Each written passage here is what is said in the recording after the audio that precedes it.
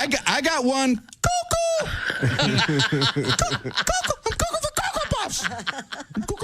And then the thing between your back door and your genitalium is the perineum. Is that what it is? Perineum? Perineum. Okay. Perineum. Just refer to it as the... That's like an azalea. In slang, can we use the word taint instead of the taint, back of course. door? My husband calls it the beach. The beach.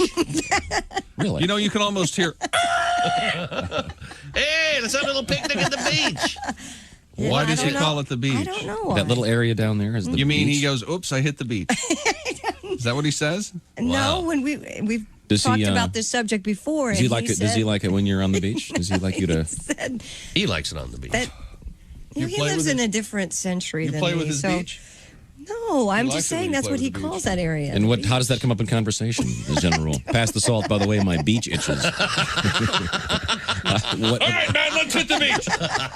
Oh, hello there, Sonny. It's Morgan Freeman. Oh, hey, Morgan. How y'all doing? Good. I'm fine. Thank you very kindly. Oh, nice. I understand you have someone there that was talking about men making noises during sexual encounters. Yeah.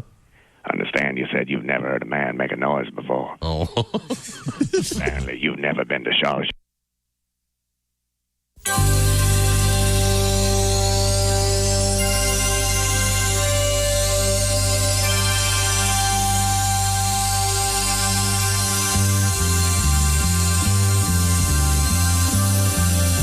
It's the Bob and Tom Show.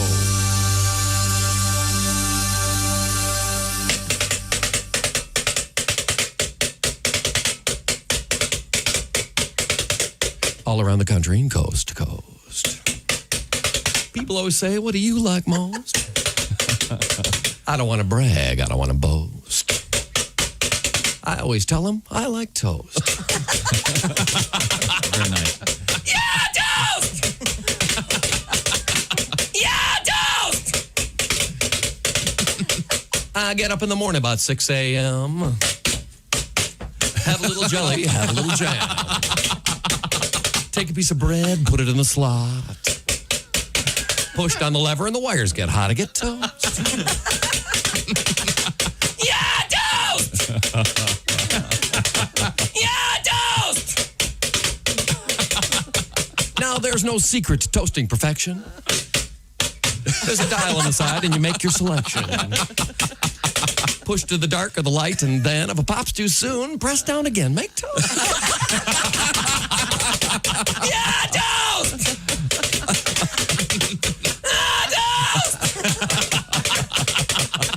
When the first caveman drove in from the dregs, didn't know what would go with the bacon and the eggs. Must have been a genius, got it in his head. Plug the toaster in the wall, buy a bag of bread, make toast. Yeah, toast!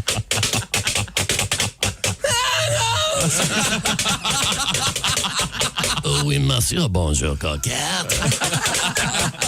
Que sentez-vous, Maurice Chevalier, Eiffel Tower. Oh, oui, Marie, baguette, bonsoir. French toast!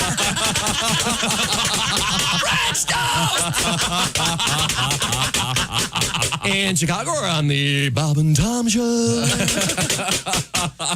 Yeah, toast!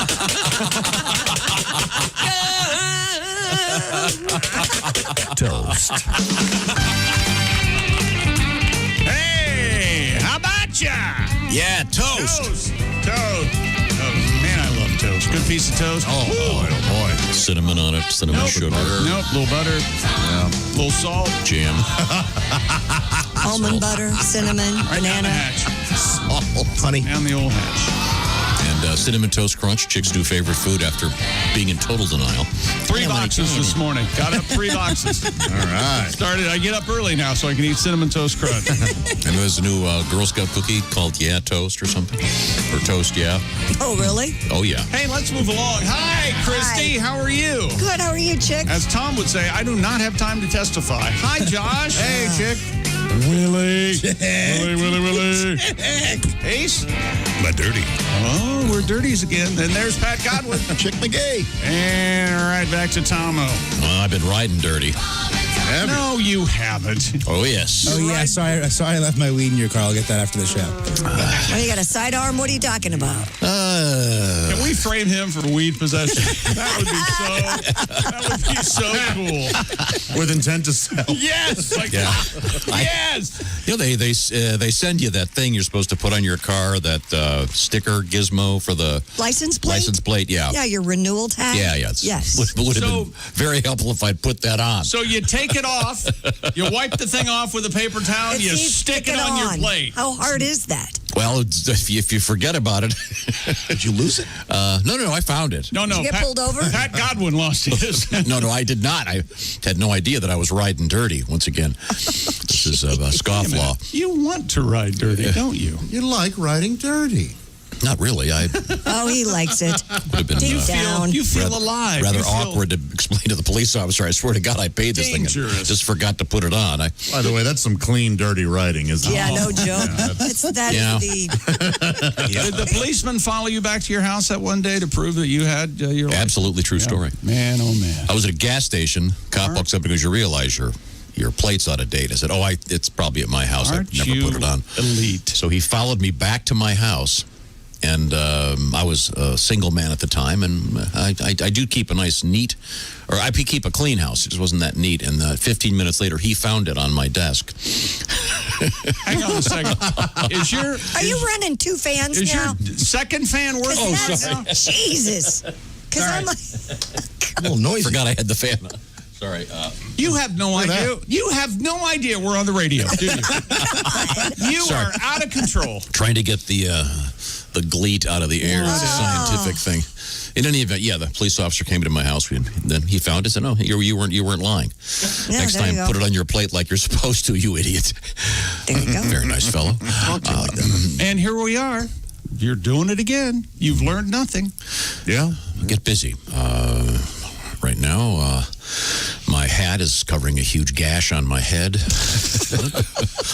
I'll blame one of my dogs. I had a huge gash on my back one time. That lasted about how many years? About 12 years. This one was caused by a lamp that's been in place there for 15 years that I walked into. Oh. A hanging light or? No, there's what are the lights that stick in your wall? A sconce? Yes. And one of those ran into it. Hang on.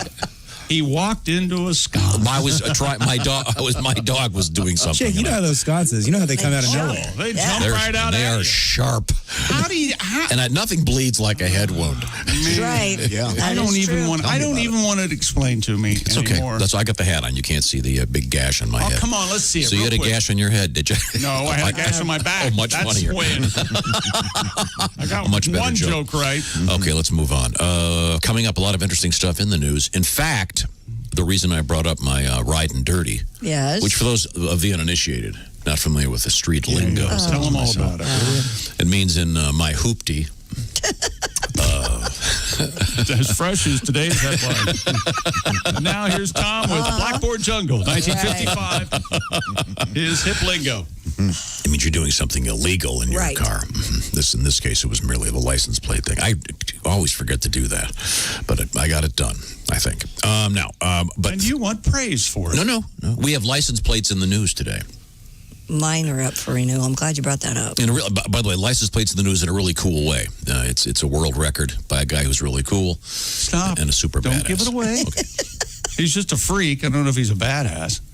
It's a big charity thing. He's a great guy. Maybe we can get him here to pound you. To pound you? I think he would admit that there's not really much of a use for what he can do.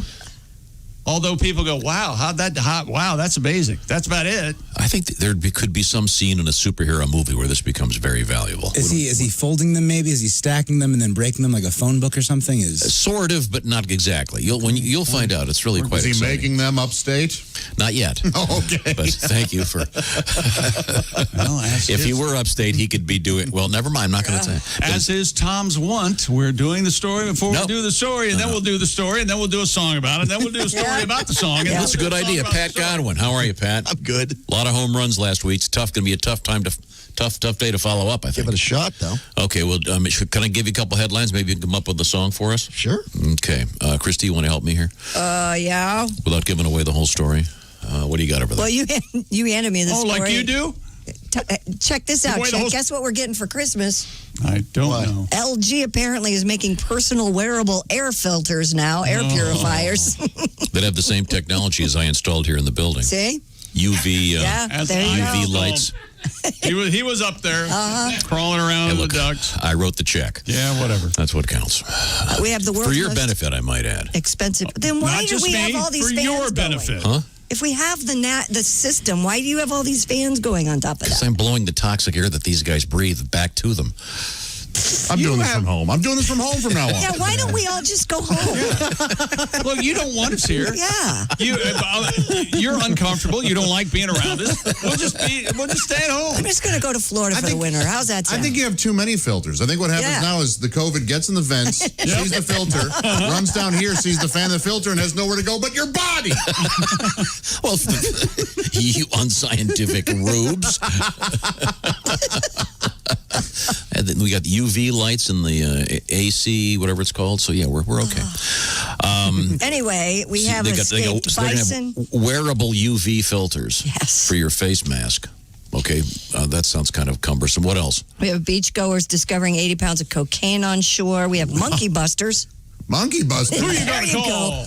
Monkey Busters! That's a great story. These old ladies. These grandmas are fighting monkeys. These monkeys are attacking their crops in this rural place in Japan. These old ladies are taking it into their own hands. I don't know. Oh, that sounds They're like a picking off the monkeys. It's great. Now, do you remember my thing about that whole town that's getting in Thailand, whatever, getting inundated by monkeys? Yep. And I said, let's hire some hunters and get rid of these things. Yep. And everyone's going, still, no, we can't kill the monkey. Oh, I'm still taking the monkeys, man, against old women. Yeah. well, we just monkeys will get some qualified hunters to that place. We'll get rid of these monkeys fast. Speaking of Taiwan, we have a 3-year-old who was sent aloft by a kite. Okay, who's seen this? I have. It's amazing. Have you seen this? Almost, no. You almost think, well, she can't be on the end of that. Oh my God, she's on the end of that. It's a kite festival. Yes. Yeah. And this kid somehow gets caught in this kite and goes flying. Yikes. It reminded me of Anchorman when Brick Tamblyn goes, yeah, we don't hold that festival anymore. Too many people died. And No, she's okay. She is okay. It's one of those things, had it not ended well, that you wouldn't be chuckling in the video and putting like. Right. Wow. Yeah, we got that. There's the kite thing. Bush has launched a beer for dogs. Any of these appeal to you, Pat? I like the beer thing. Okay. Let's go for that then. That's enough right there. All right. Bush has a beer for dogs. Yep. All that's Gotta get a little more of the coming story? up. Hope you had a good weekend. You need more of the story? I No. do, yeah. We'll get it to you. Okay. All right.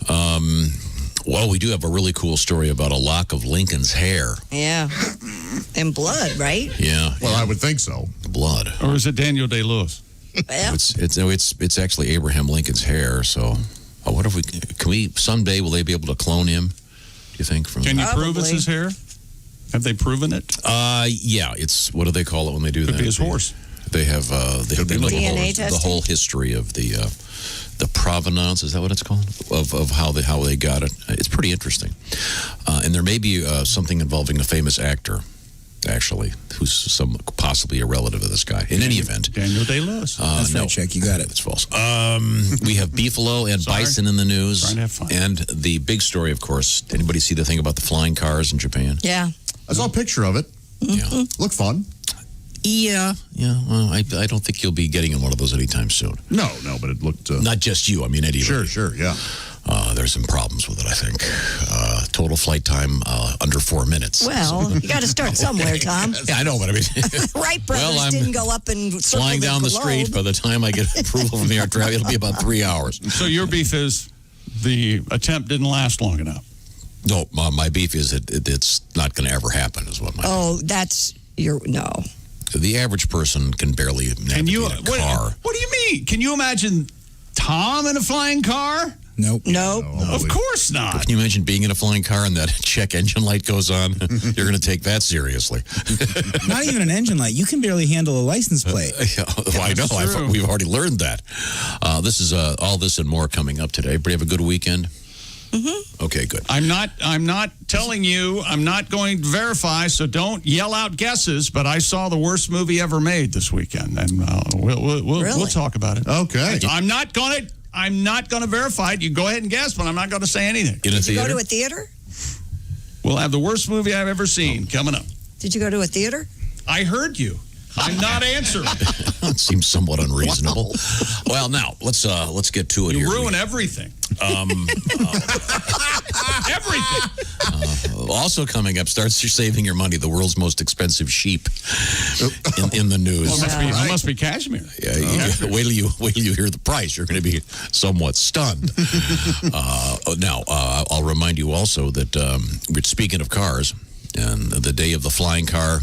Perhaps down the road. I don't think so. But how about today's cars largely run by computers? That's the new normal. They sure are, Tom. Dozens of sensors and touchscreen displays, electronically controlled transmissions. When something does break, not if or when, but when it does, it'll cost a fortune. That's where CarShield steps right in. They have affordable protection plans, save you thousands for a covered repair, including computers, GPS, electronics, and more. CarShield gives you options others will not.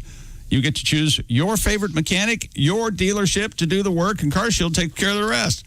They also offer complimentary 24/7 roadside assistance and a rental car while yours is being fixed. You're very handsome. Now here's your roadside assistance. That's CarShield. That's complimentary. They've helped over 1 million customers, so drive with confidence knowing you got coverage from America's #1 auto protection provider. That's CarShield, and for as low as $99 a month, you can protect yourself from surprises and save thousands for a covered repair. Call 800-CAR-6000 and mention code TOM. That's Tom. Or visit carshield.com and use the code TOM to save 10%. That's carshield.com. Use the code TOM for 10% off. A deductible may apply. And coming up, we have in sports, the sports teaser. Record, NBA, NHL, Major League Baseball, humming right along. And what happened to the Olympic flame? What happened? We'll tell you coming up. Okay, cool. This is the Bob and Tom Show.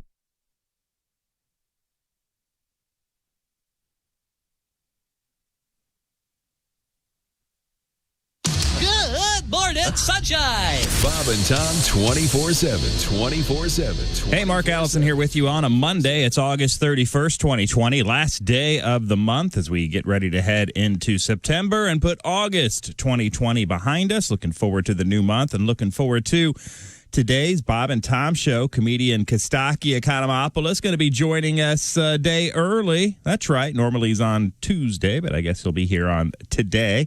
According to my schedule, and comedian Reno Collier also going to be jumping in with us via Zoom. We'll find out what's up with Reno. He'll be at the Funny Bone in Toledo, Ohio, coming up this weekend. That's right, Josh's favorite room, the Funny Bone in Toledo, Ohio. That's comedian Reno Collier coming up Friday, Saturday, and Sunday. We'll have more details on that with Reno later, right here on Bob and Tom 24/7. Hi, everybody. Christy Lee from the Navy Federal Credit Union Entertainment News Desk. Lady Gaga says she and Ariana Grande turned their tears into diamonds with the song Rain on Me. It won Song of the Year and Best Collaboration at last night's MTV Video Music Awards. Lady Gaga was the big winner with 5. Since the awards were held in the coronavirus era, many of the performances were recorded last week or were live in front of a minimal audience with cheers piped in.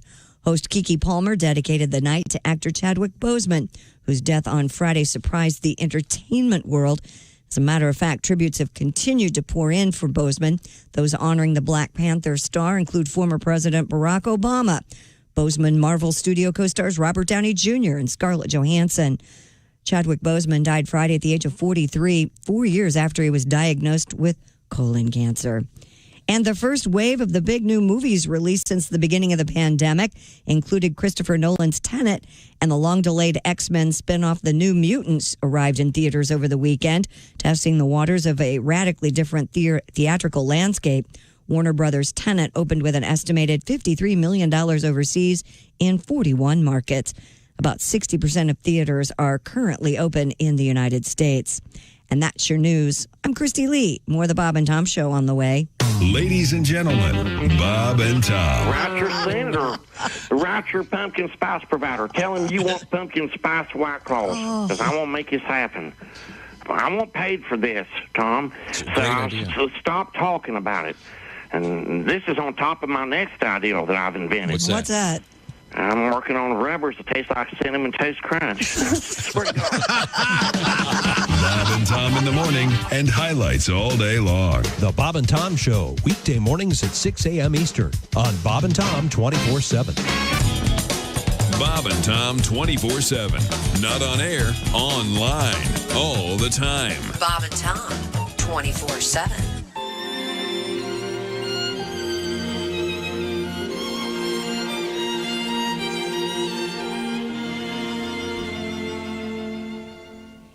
I love to watch you as the jasmine wind blows through your hair, your bedroom eyes, your pouting lips.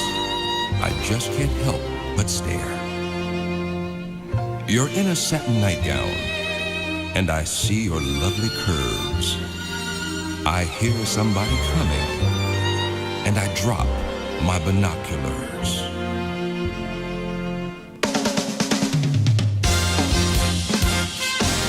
Peeking through your window, I watch you get undressed.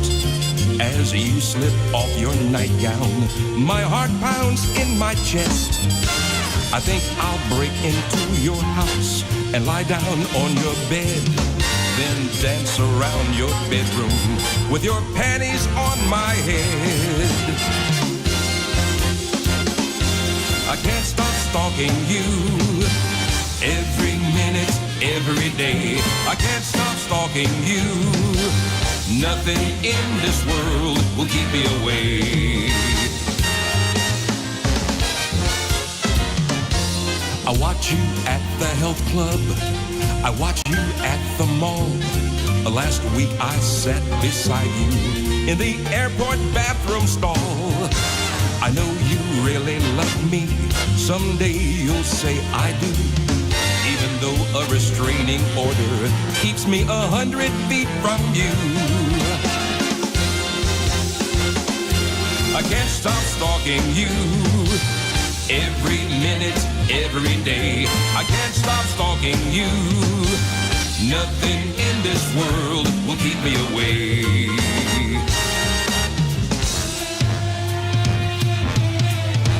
At Q95, it's the Bob and Tom Show. Christy Lee's got the forecast. Q95, Fox 59 weather brought to you by the CarX Man. Mix of sun and clouds today with a high of 82. Partly cloudy overnight, low 68. Cloudy early Tuesday with afternoon thunderstorms possible, high 85. Currently 64 degrees. Thank you very much, Christy Lee. Now, the Bob and Tom golf outing will be at Top Golf, the ultimate in driving range, if you will.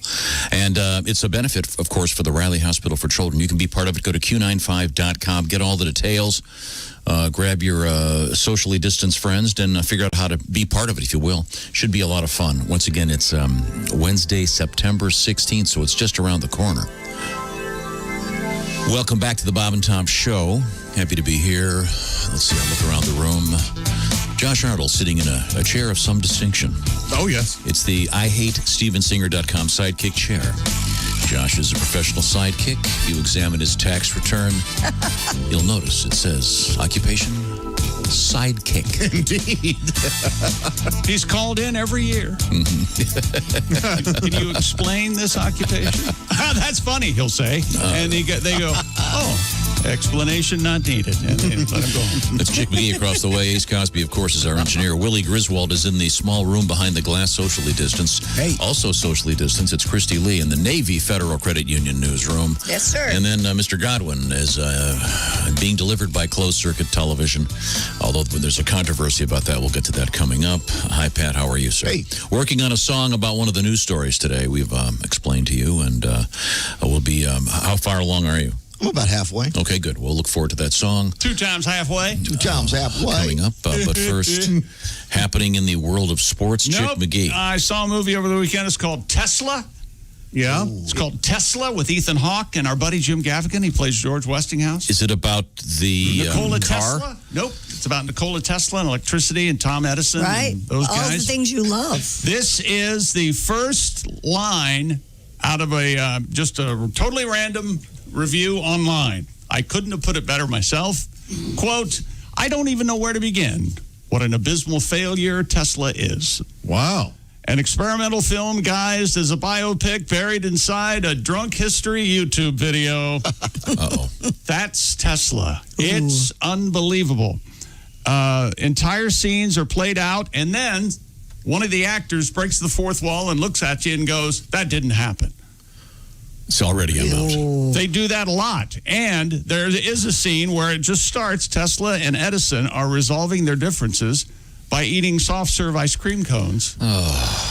Yeah, they didn't have soft-serve ice cream cones when Edison and Tesla were around. That's right. So. And then they shove them into each other's faces, and then someone comes and says, that didn't happen. Oh, man.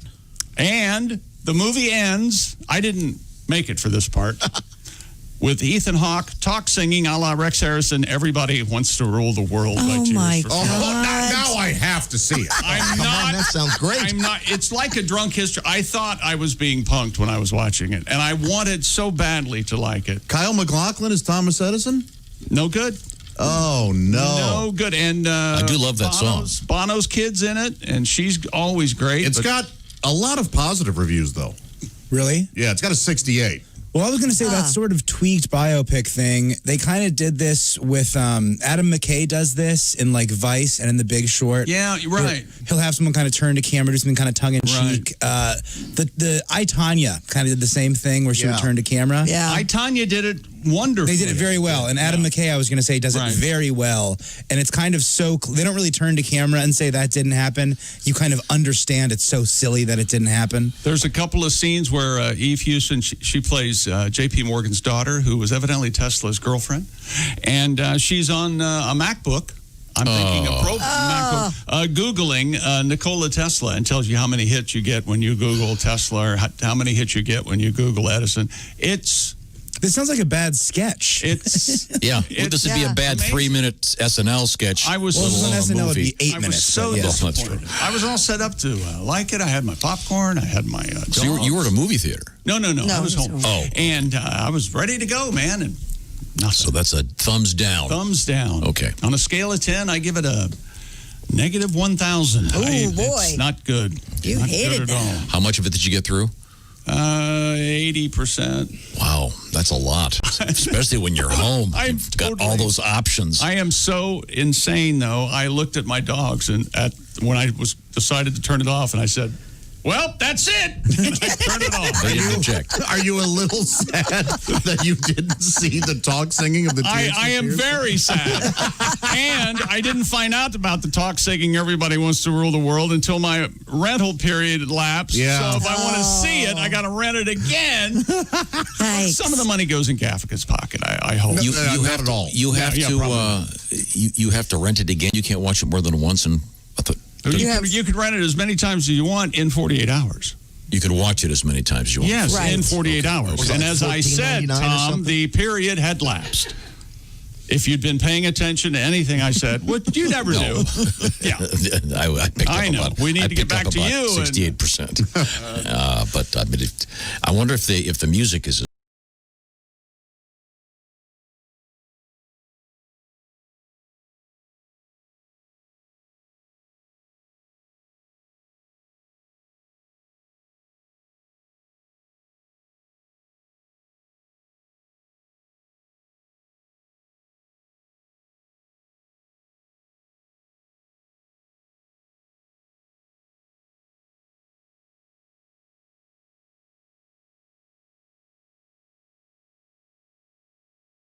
Film stupidly ends with Ethan Hawke's Tesla performing Everybody Wants to Rule the World in a manner that is as tone deaf as the filmmaking. Why? Who knows? Who knows? Man. And this director has died, and I apologize. I was going to find out what other movies he'd done, and they were okay. But I hadn't heard of anything he had done. This was...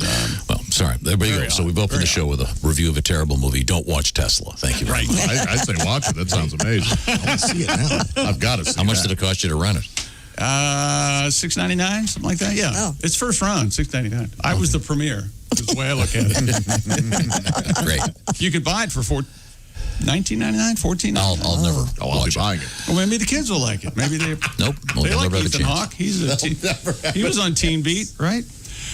Let's get to sports here. The Clippers have advanced to the Western Conference semifinals by getting 33 points, 14 rebounds from Kawhi. A 111-97 win over Dallas. Paul George and Ivica Zubac, who's here illegally. 15 points apiece for the Clippers. Turned up their defense after winning Game 5. Nuggets have forced a Game 7 in their opening round series with Utah. Celtics open their NBA Eastern Conference semis. A surprisingly easy victory over the defending champ Toronto Raptors. Would it be cool if there was a guy named John Ringo in the NBA? It'd be Paul George up against John Ringo. It would be amazing if that were to happen.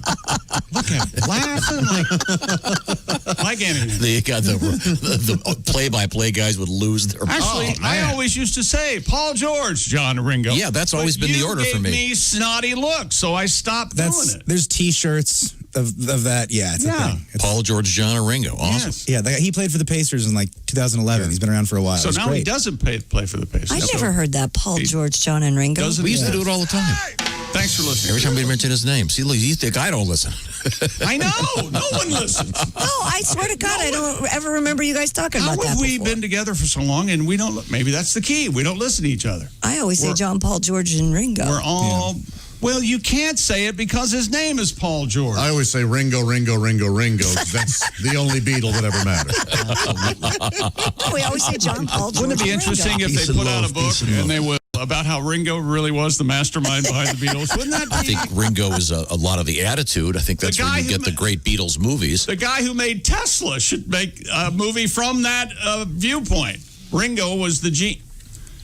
New York Islanders and Dallas Stars grabbed 3-1 leads in their Ringo came up with the phrase "a hard day's night." NHL second-round series. Absolutely. Yeah, that's something. And the Vegas Golden Knights have a 3-1 lead in their second-round series, a 5-3 comeback over Vancouver Canucks. They are... Get your Canuck out of here. I always thought the term Canuck was pejorative. No. Really? Don't know. Sounds. I mean, obviously you could use anything pejoratively, but in this case, generally, it's not. Yeah, you handsome man. Obviously it's not, because clearly it would have been altered. You go, you dumb Canuck, and that's pejorative. What'd you call me? Yeah. You Canuckin. Mother Canucker. What'd you say? Hey. Hold me back, chick. Hold me back. You might not want to try to say that again because the odds of you slipping. Yeah, there are so close. 7 different ways you can mess that one up. Okay. Yeah, we have a Japanese name coming up today that we're going to have to be real careful of. Yeah, I don't know. I think you do this on purpose just to make me look stupid. No. Yes. You're just now realizing that? I did. Now, the names, those 3 Japanese names, did I not... and that makes it harder for you when I you divided do that. into syllables that for makes you. It harder, and I've told you So when that. you say shy and the next thing is a T, we get it right. I understand. I'm not stupid. I'm sorry. It's not you, Christy. He thinks everyone's stupid. It's false. Oh. See? Come on, be honest. Come on. Oh, present company excluded. There it is. It's very funny, Tom, what you're doing. Very, very funny. The Olympic flame. Yeah. Is going on display in Tokyo. The flame arrived in Japan from Greece in March. Hi. What's it been doing all this time? Burning in a room. Burning in a room, really? It says, according to AP, it has largely been hidden away. Well, I wonder where they hide a flame. Tokyo Olympics. Why? Who's looking for it? Because it's depressing. Oh, there's the flame. No, it's not. They should have it out and go, hey, come see me in a year or whatever. Some guy's house? It will be on display. Can you shut up? No, if it's been there since March, anybody cares? It doesn't matter where it's been. Sure it does. It matters where it's going.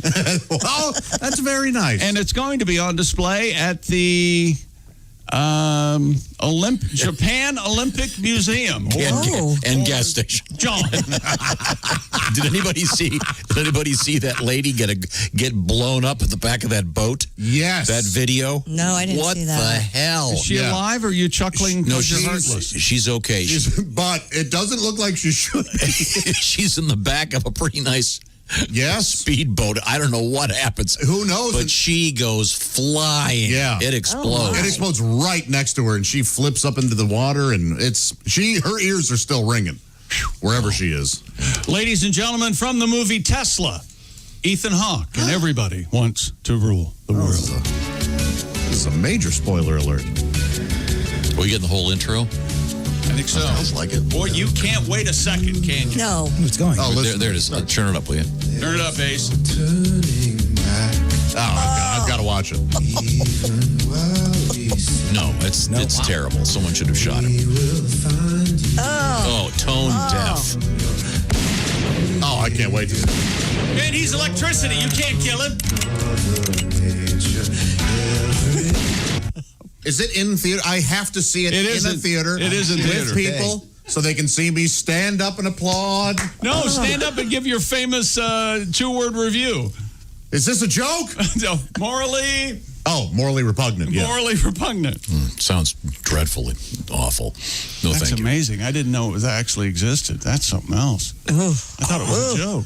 Boy, that brought us all down, didn't it? Yeah, it did. Bummed us out.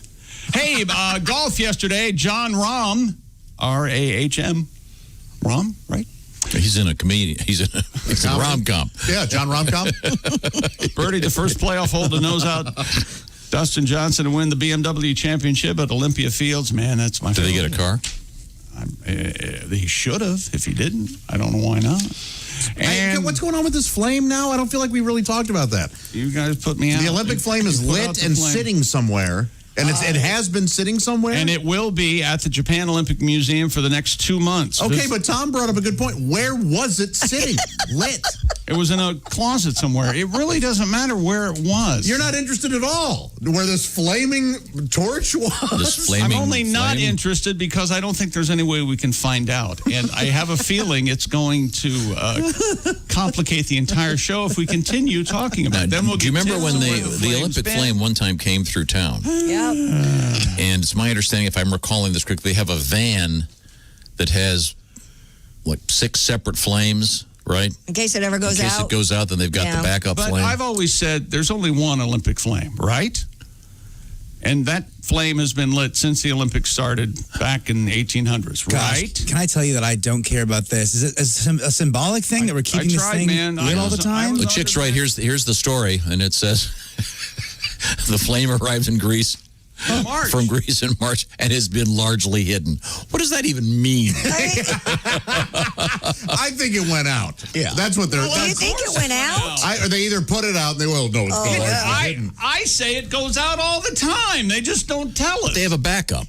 No, they don't. Yes, they do. They got a guy with a lighter. Isn't that fine? I mean, isn't ignorance is bliss in this case? Yeah, Isn't that's it? true. Yeah, really. I think Willie makes a good point. And how blissful are you about this stupid thing? Isn't this is very important to me. Isn't there an argument that all flames are the same flame? That's right. Oh. The same fire from There better not be that argument. You know, I can light your fire and still have mine lit. You know that. As Jim Morrison once said, "Come on, baby, light my fire." Not Jim Morrison. I think Ethan Hawke sings better than he does. To be quite So honest. has this flame actually been, since the beginning of the Olympics, actually been That's what burning? I just said. I doubt it. No! There's no way, but they'd like you to believe it has.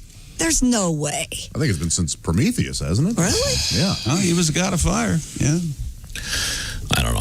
I have a feeling this has been at some Japanese diner, and they're grilling those what are they called, Kobe beef burgers. You know what? If you ever had one of those, by the way? Yeah. Wow. If you're a vegetarian and you wanna come back and join the rest of us, have one of those Kobe beef burgers. I had one of Even those if not I too was long a ago. god, oh my God, I'd be hanging out with the god of fire, right? And I'd probably Sure. be the god of hog fat or something. Especially in the winter. Yeah. Yeah. God of hog fat, though, is good. Hog fat? You make the great green beans, yeah. The god of pork belly. That's a god I'd be. All right, so what else? I think, is there? Josh, you'd be on my team here. You'd take that Olympic flame and put it to good use. Hey, listen, we don't need it for a year. Yeah. I say we start making some burgers. Come on. Who's got the match light? Let's go. Who wants some Olympic s'mores? World record coming up. Oh, I can't wait. Thank you very much. Speaking of coming up, Yes. And getting up. How about this? Get it up. Erectile dysfunction, the opposite of that. Maybe it's time you dealt with it and you're concerned about going to your doctor. You don't want to be embarrassed. This is where Roman comes in, R-O-M-A-N. Roman is a pharmaceutical distributor. You can hook up with Roman. Just grab your phone, grab your laptop, grab your computer, whatever. Roman makes it easy to talk about because you are connected to a healthcare professional that can prescribe real medication. You know, that stuff you've been seeing advertised on TV, that kind of thing. Well, it's a simple, safe, and totally discreet with Roman. The way to do it is you go to getroman.com/wood. Like I said, you'll be hooked up with a healthcare professional, and they'll see if one of these treatment plans might work for you. And if the medication is appropriate, Roman will ship it to you with their famous free 2-day shipping. Josh, that costs how much? It's free. And how much is that online evaluation? Oh, that's free. That's free also. Whole process, very straightforward, discreet, and simple. GetRoman.com/wood, the free online visit. Take care of it right now. ED. Used to be tough to tackle, but time to get part of your life back. GetRoman.com/wood. Tell them the Bob and Tom Show sent you. By the way, something brand new. If approved, you get $15 off if you go to GetRoman.com/wood. $15 off your first order of ED treatment. That's GetRoman.com/wood for that $15 off. GetRoman.com/wood. Coming up, we have world record. World record in the world of sports. This is the Bob and Tom Show. Got a comment? Our email is bobandtom@bobandtom.com. More Bob and Tom next. State law.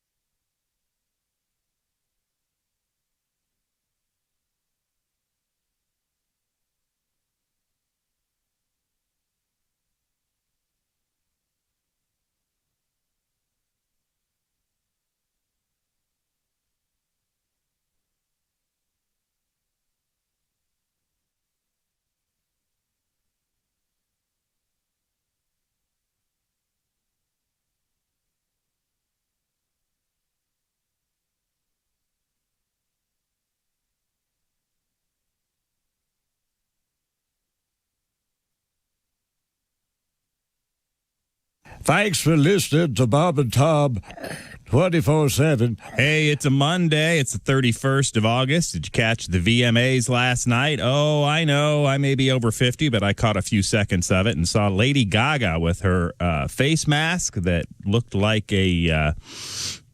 kept her the volume of her mouth moving, kind of like with a line. It was digital. It was way cool. Lady Gaga always on the cutting edge of fashion, especially when you talk about wearing a mask. No one does it better than Lady Gaga on the VMAs. Christy will have more of that coming up in entertainment news in a moment right here on Bob and Tom 24/7. I'm Chick McGee with your Bob and Tom Sports Update. Major League Baseball interleague play yesterday. The Battle of New York. Yankees win twice over the Mets, 8-7 and 5-2. Tampa Bay beats Miami. St. Louis beat Cleveland. Boston over Washington. And the Dodgers beat Texas. American League winners, Detroit, the White Sox, Toronto, and Seattle. National League, Cubs, Pittsburgh, San Diego, San Francisco, and Atlanta. NBA winners from the bubble, Boston, the Clippers, and Denver. And NHL winners, Dallas and the Islanders. And the Olympic flame in Tokyo is going on display. It arrived in Japan from Greece in March and has been largely hidden away since the Olympics were postponed until next year because of the pandemic. It'll be on display at the new Japan Olympic Museum for at least the next 2 months. I'm Chick McGee, and that's your Bob and Tom Sports Update. Ladies and gentlemen, Bob and Tom. Christy, what's the grossest thing you've ever found in your food? I've never been, I think Unlucky maybe a enough hair or something, but my mom said she was eating a snack cake out of a vending machine. She got a particularly clumpy piece of sugar, and she was sucking on it and sucking on it, and it didn't dissolve. no. When she pulled it out of her mouth, she saw that it was an entire fingernail. Oh, Josh, the whole time I knew it was going to be a fingernail. Still hurts. I mean, not a clipping, the whole nail that had been. Bob and Tom in in the morning and highlights all day long. The Bob and Tom Show, weekday mornings at 6 a.m. Eastern on Bob and Tom 24/7. Hey, this is Larry the Cable Guy, and you're listening to Bob and Tom 24/7. Boy, better get up, get some exercise. The following is a paid commercial announcement for the Joe Johnson Memory System. Hello, I'm Joe Jefferson. Do you forget things you wish you could remember? Do you forget people's names? Do you forget important dates? Do you forget information that's important to remember, like important dates? Or perhaps you even forget people's names. That's why I created my new memory system called the Joe Jackson Memory System. With the Jeff Jackson Memory System, you'll be able to remember long lists of items in great detail.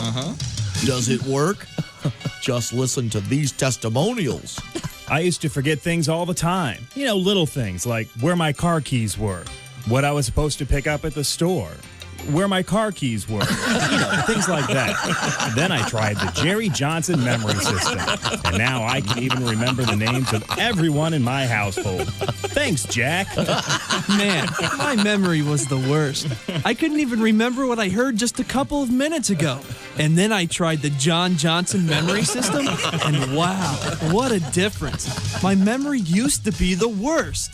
Do you know there was a time when I couldn't even remember what I heard just a couple of minutes ago? Thanks, Jerome. Yes, with the Johnny Jasper Memory System, you'll never forget anything important ever again. To order this Jake Jensen Memory System, just call 1-888. That's 1-800. Again, 1-877-5. 1-888-5.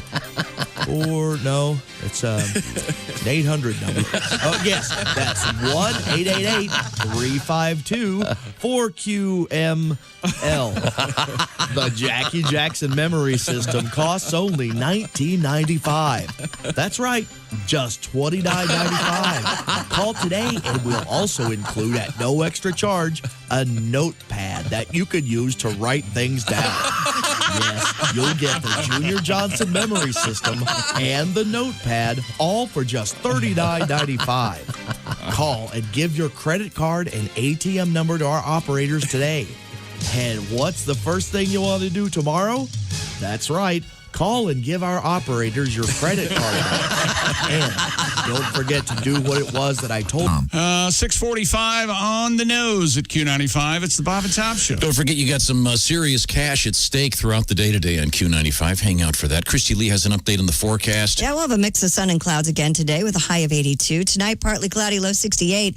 Cloudy early on Tuesday with afternoon thunderstorms possible, high 85. 64 currently. Coming up, it's the Bob and Tom golf outing. And I'll remind you, it's a benefit for the Riley Hospital for Children. And we'll be at the Top Golf in Fishers.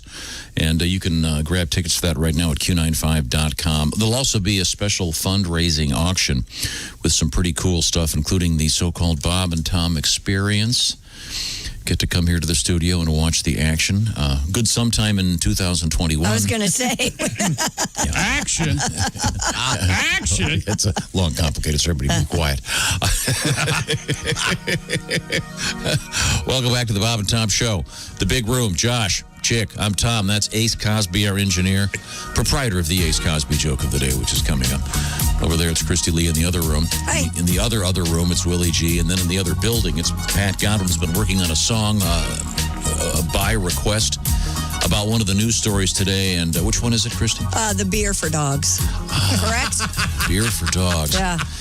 It's a true thing. Yeah. And it's a cool thing, too. Yeah. It's a charity thing that they're doing. It's really sharp. You got to be careful, though. I heard after a dog has one beer, he's basically had 7 beers. Oh. Right. Oh, that's all that. Yeah, the math is different. Way different.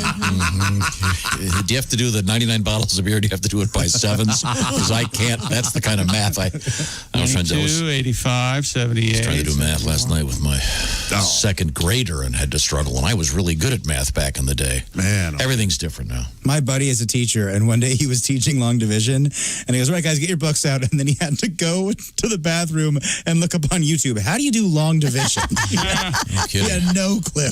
Take your calculator and in any event, Don't you just love YouTube? How to install a heated floor in 3 minutes. It's on there. Everything is on there. Yeah. I found the most obscure thing on there once involving getting a truck back into neutral. And it was so complicated. Didn't you tell me there was a button on the bottom of the car or something?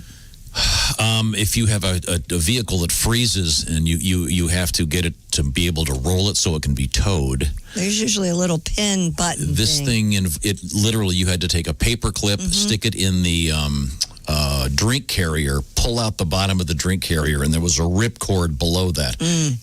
Talk about something you'd never think of. Wow. But there was just some guy, and he was just sort of this real sweet Southern guy. Here's what you do.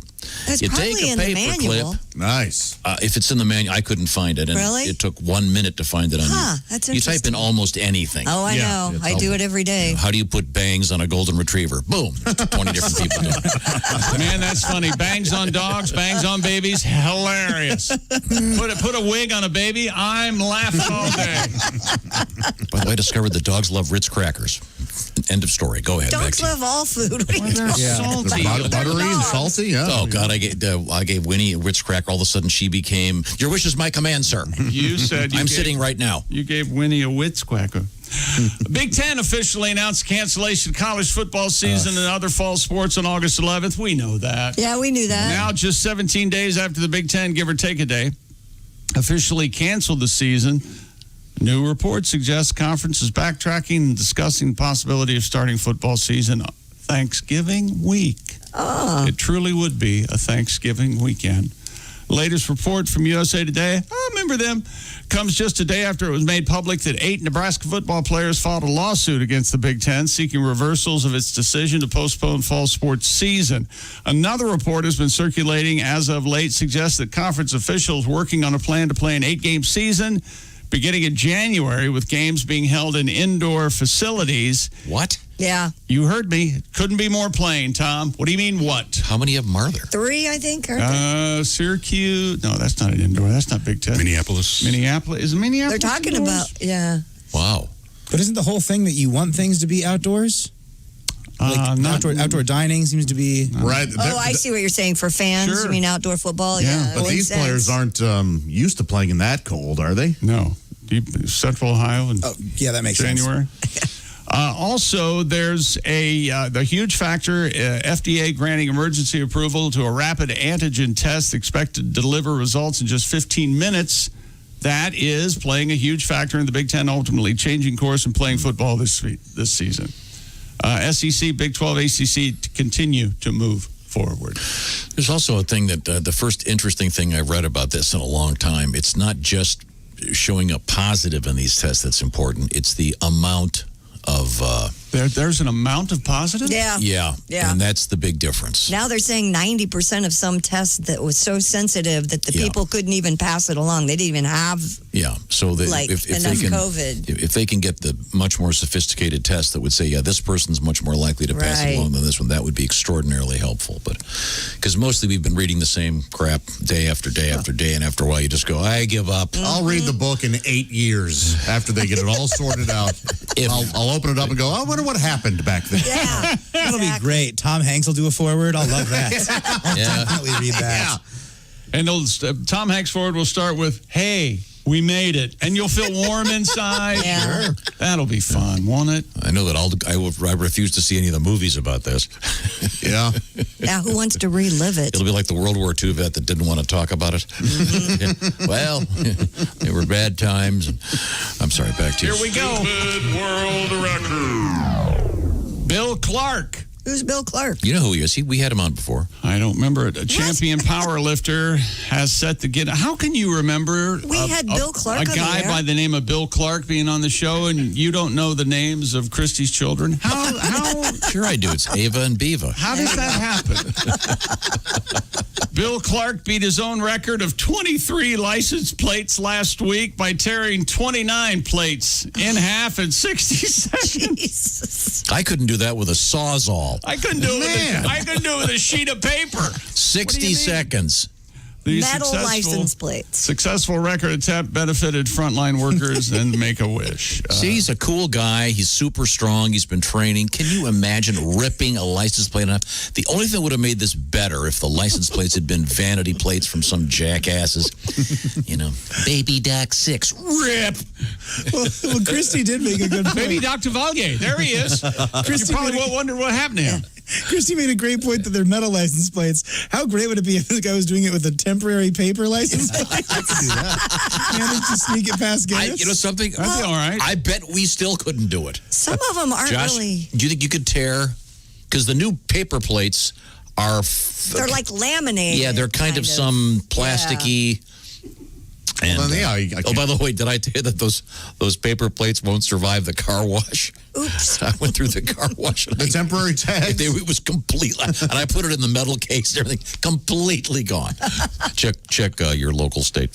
Clark said he initially did not want to attempt the record, but said, with the charities and everything else, I decided it'd be a good thing to do. You got a problem with that? No, sir. No. That's right. I'll tear you in half. Come in here and start throwing rocks at your car. Why? I'm having fun. Because the guy's a cool guy. The problem is the guy can't hand them to him fast enough before he tears them up. Are his hands all bleeding? Does he have gloves on? No, he's wearing a golf shirt. Oh, my. He kind of twists them in half. Oh, he's having trouble with that one, but he got it. Oh, man. That guy, you don't want anything to... Keep him happy. Now that I see it, I think I could do it. Are they in the restroom? Right? They look like they're in the office at Office Space, Office Space movie. To me, it looked like they're in some sort of gym locker room, like they're in the men's room. A little bit. That's crazy.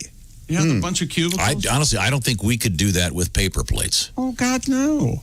And that's got to be dangerous. If you slip, wouldn't you slice your wrist I open? would think. Do you know there's someone out there, a license plate expert? Well, the license plates aren't made from what they used to. They used to make them out of cold rolled steel, and now they're just...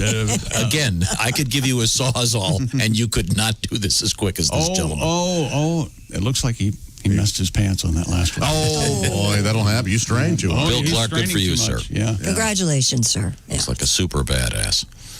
Very, very strong man. And that's sports. Okay. Wherever you go, whatever you do, always be a good... Wait, there's more? This just in. What? Julio Mora slipped away from his parents to secretly marry Waldomina Quinteros one February day. Both families disapprove. 79 years later, they're still together at 110 years of age, and she's 104. Both are lucid and in good health, and he's quoted as saying, Lucid.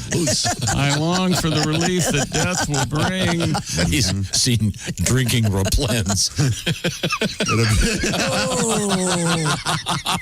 Can we come back with that story, please? There are longer marriages, but right, at the moment, save none it. between We'll be right people back. so old. This is the Bob and Tom Show. Want to share something? Send us an email. BobandTom@bobandtom.com. This is the Bob and Tom Show.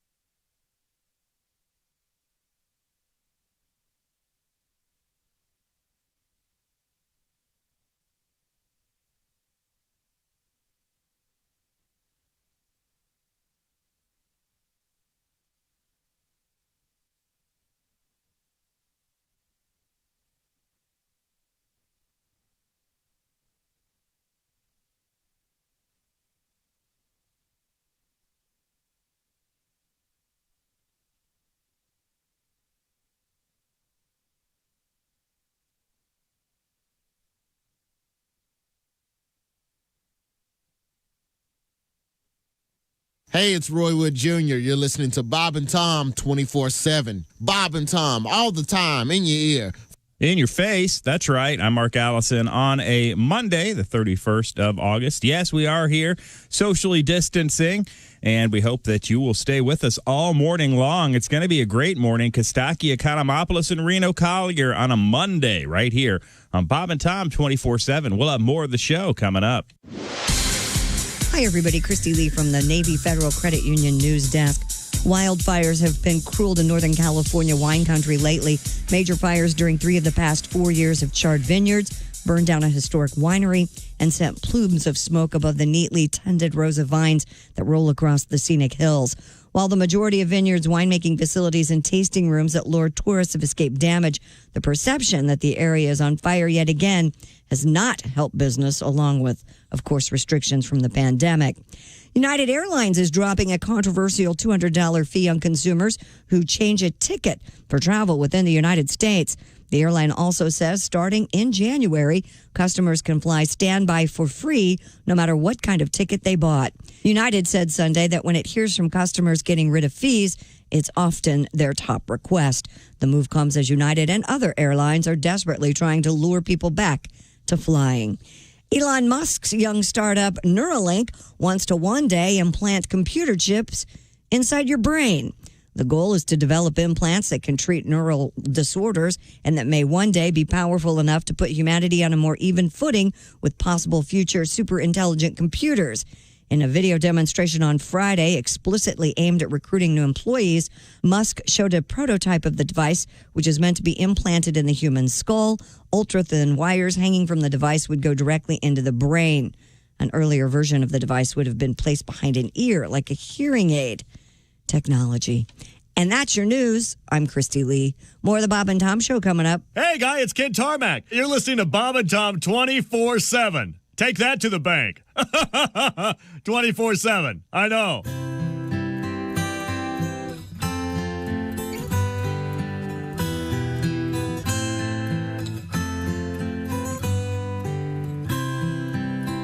We met at the convenience store.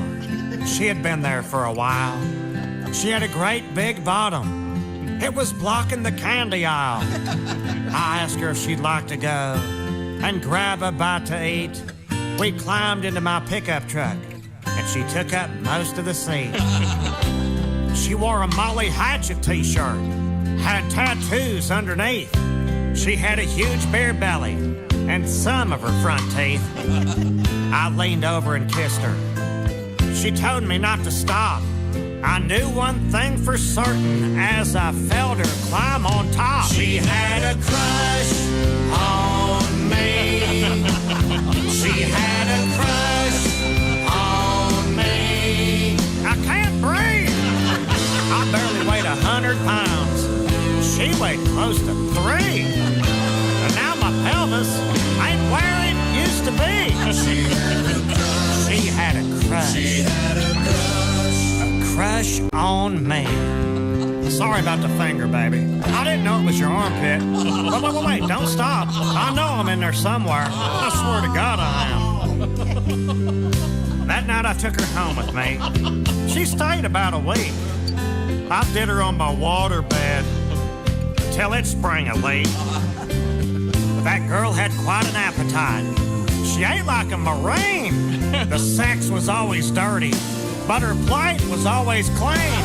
She had a crush on me. Is that gravy? She had a crush on me. Yep, it's gravy.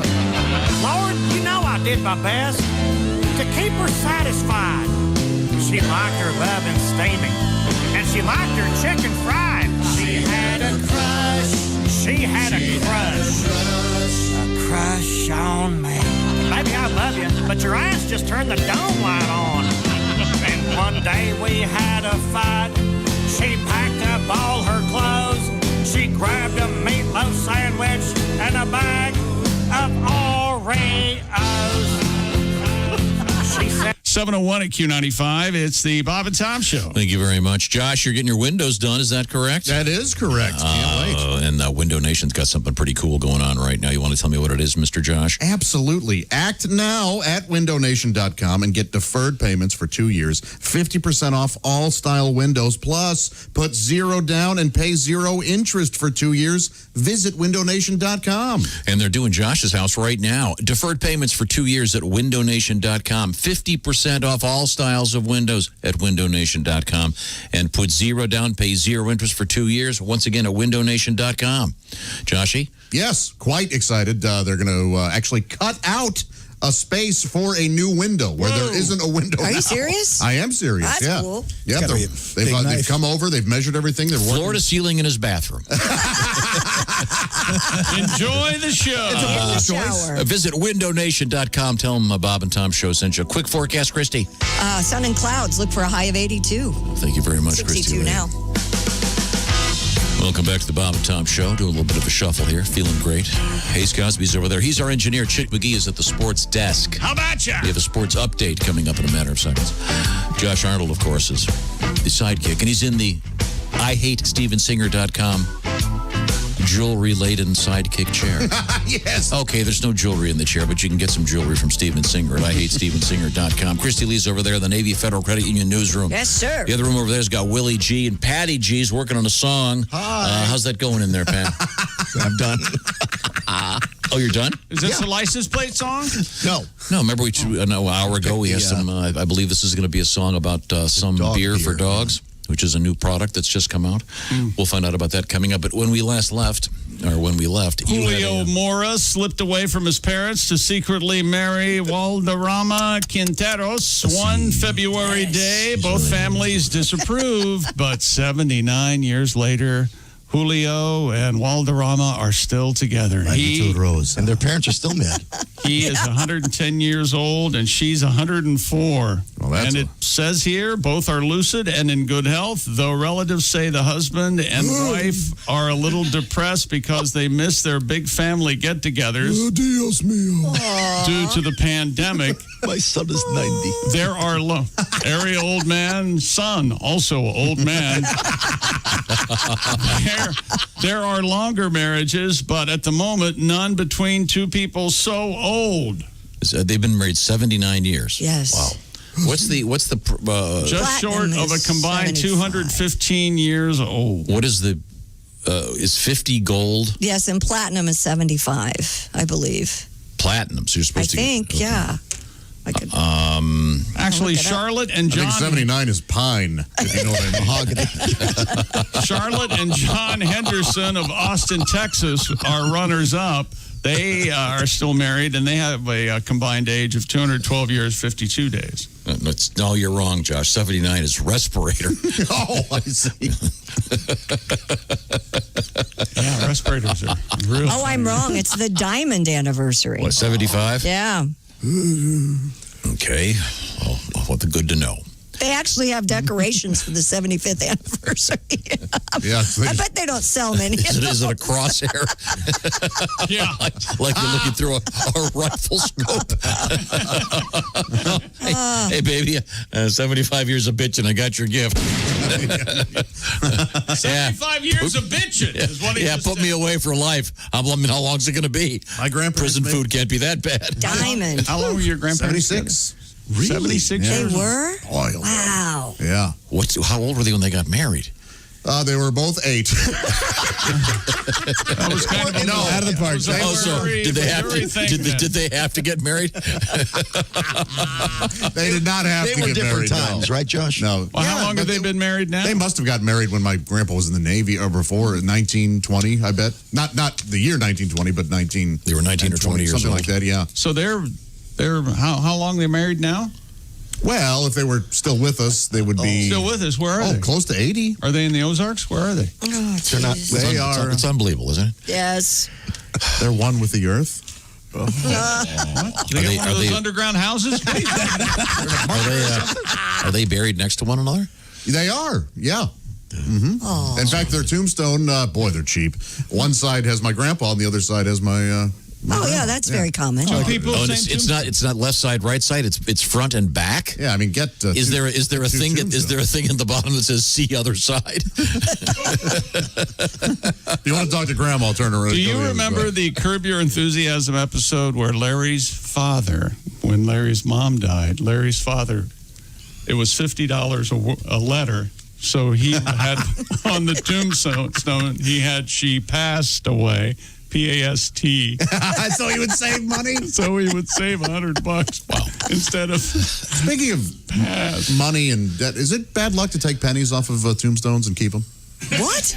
I sometimes walk around the cemetery and just take the pennies. Why do people put pennies on tombstones? You've never seen that? No. I don't tend to go to graveyards much. Who says the living people are putting the pennies there? Is that right? What's the point? Is it supposed to... A safe passage, yeah, that kind of thing. Okay. I hope they pay the ferryman. Pay a penny? The toll is a penny? Yeah, no joke. Well, it's a cheap ferry. A dime will get you there a little quicker. Oh, well. What about the flowers? Can I take those? No. Yeah, see, I take the pennies. So did your grandparents die? Very close to one another, and we knew that would happen, yeah. Oh, that's sad. Yeah, she was contagious. Are these the ones? These are your grandparents that lived in the assisted living facility. Boy, this has become the new DeLand. And I remember you saying me banned from the Christmas. And am I right in saying that they had the service for your grandfather at the actual facility right next to the rec room? You're absolutely correct. It was right next to the rec room, and we have the audio from that. I just in honor of your grandpa. Start the service. Could somebody go next door? I know it's the wheelchair ping pong tournament. Tom is adding to it now. Brave Navyman and nice new wrinkle to it. Sorry, this is where my grandma would have called me a Weisenheimer for such a bit. She used Weisenheimer? Yeah, she liked to call me a Weisenheimer. Did they come see your shows? Once. Sadly, it was the Toledo Funny Bone. My grandparents killed themselves. Where in the will, they said, please leave all of our money to Josh. He clearly won't make a living in comedy.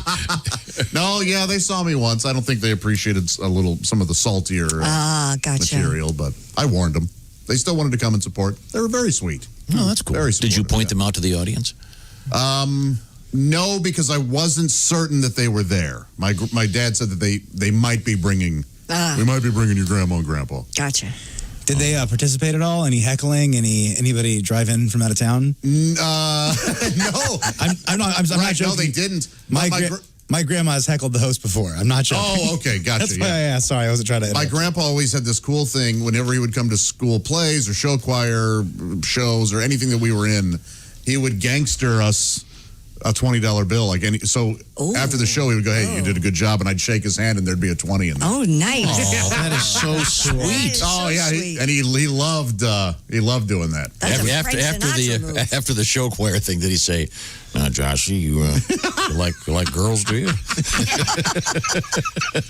Yes, he knew that I liked girls. I would often tease my grandma because she would go, "How come you're not married yet?" I go, "Grandma, I'm gay," and then she would punch me. She was of a different era. Hey, so's your grandpa. Can't believe we have these kids. Had to get a popsicle. You need to stop talking now. Okay? Well, I mean, my dad can't call me and yell at me. Anything's fair game. Wow. Well, who brought it up again? Oh, I know. It was Chick McGee. Oh, it's my fault. Okay. Glad to see my work life is depicting my private life. It's my fault. All right. Okay, let's see. Where were we? Is that sports? Yes. Okay. I have kind of a record. Here you go. Story. Here's Chris. Go ahead. The world's most expensive sheep has sold at auction. Pedigree Texel Ram Lamb Double Diamond. Lamma-damma-ding-dong. I'm sorry. What is the name of this little critter? Pedigree Texel Ram Lamb. His name is Double Diamond. Was sold to 3 farmers at the Scottish National Texel sale. If his name were Betty. On Thursday. Oh, sure. But then it'd be a Ramble-lamb. Yeah.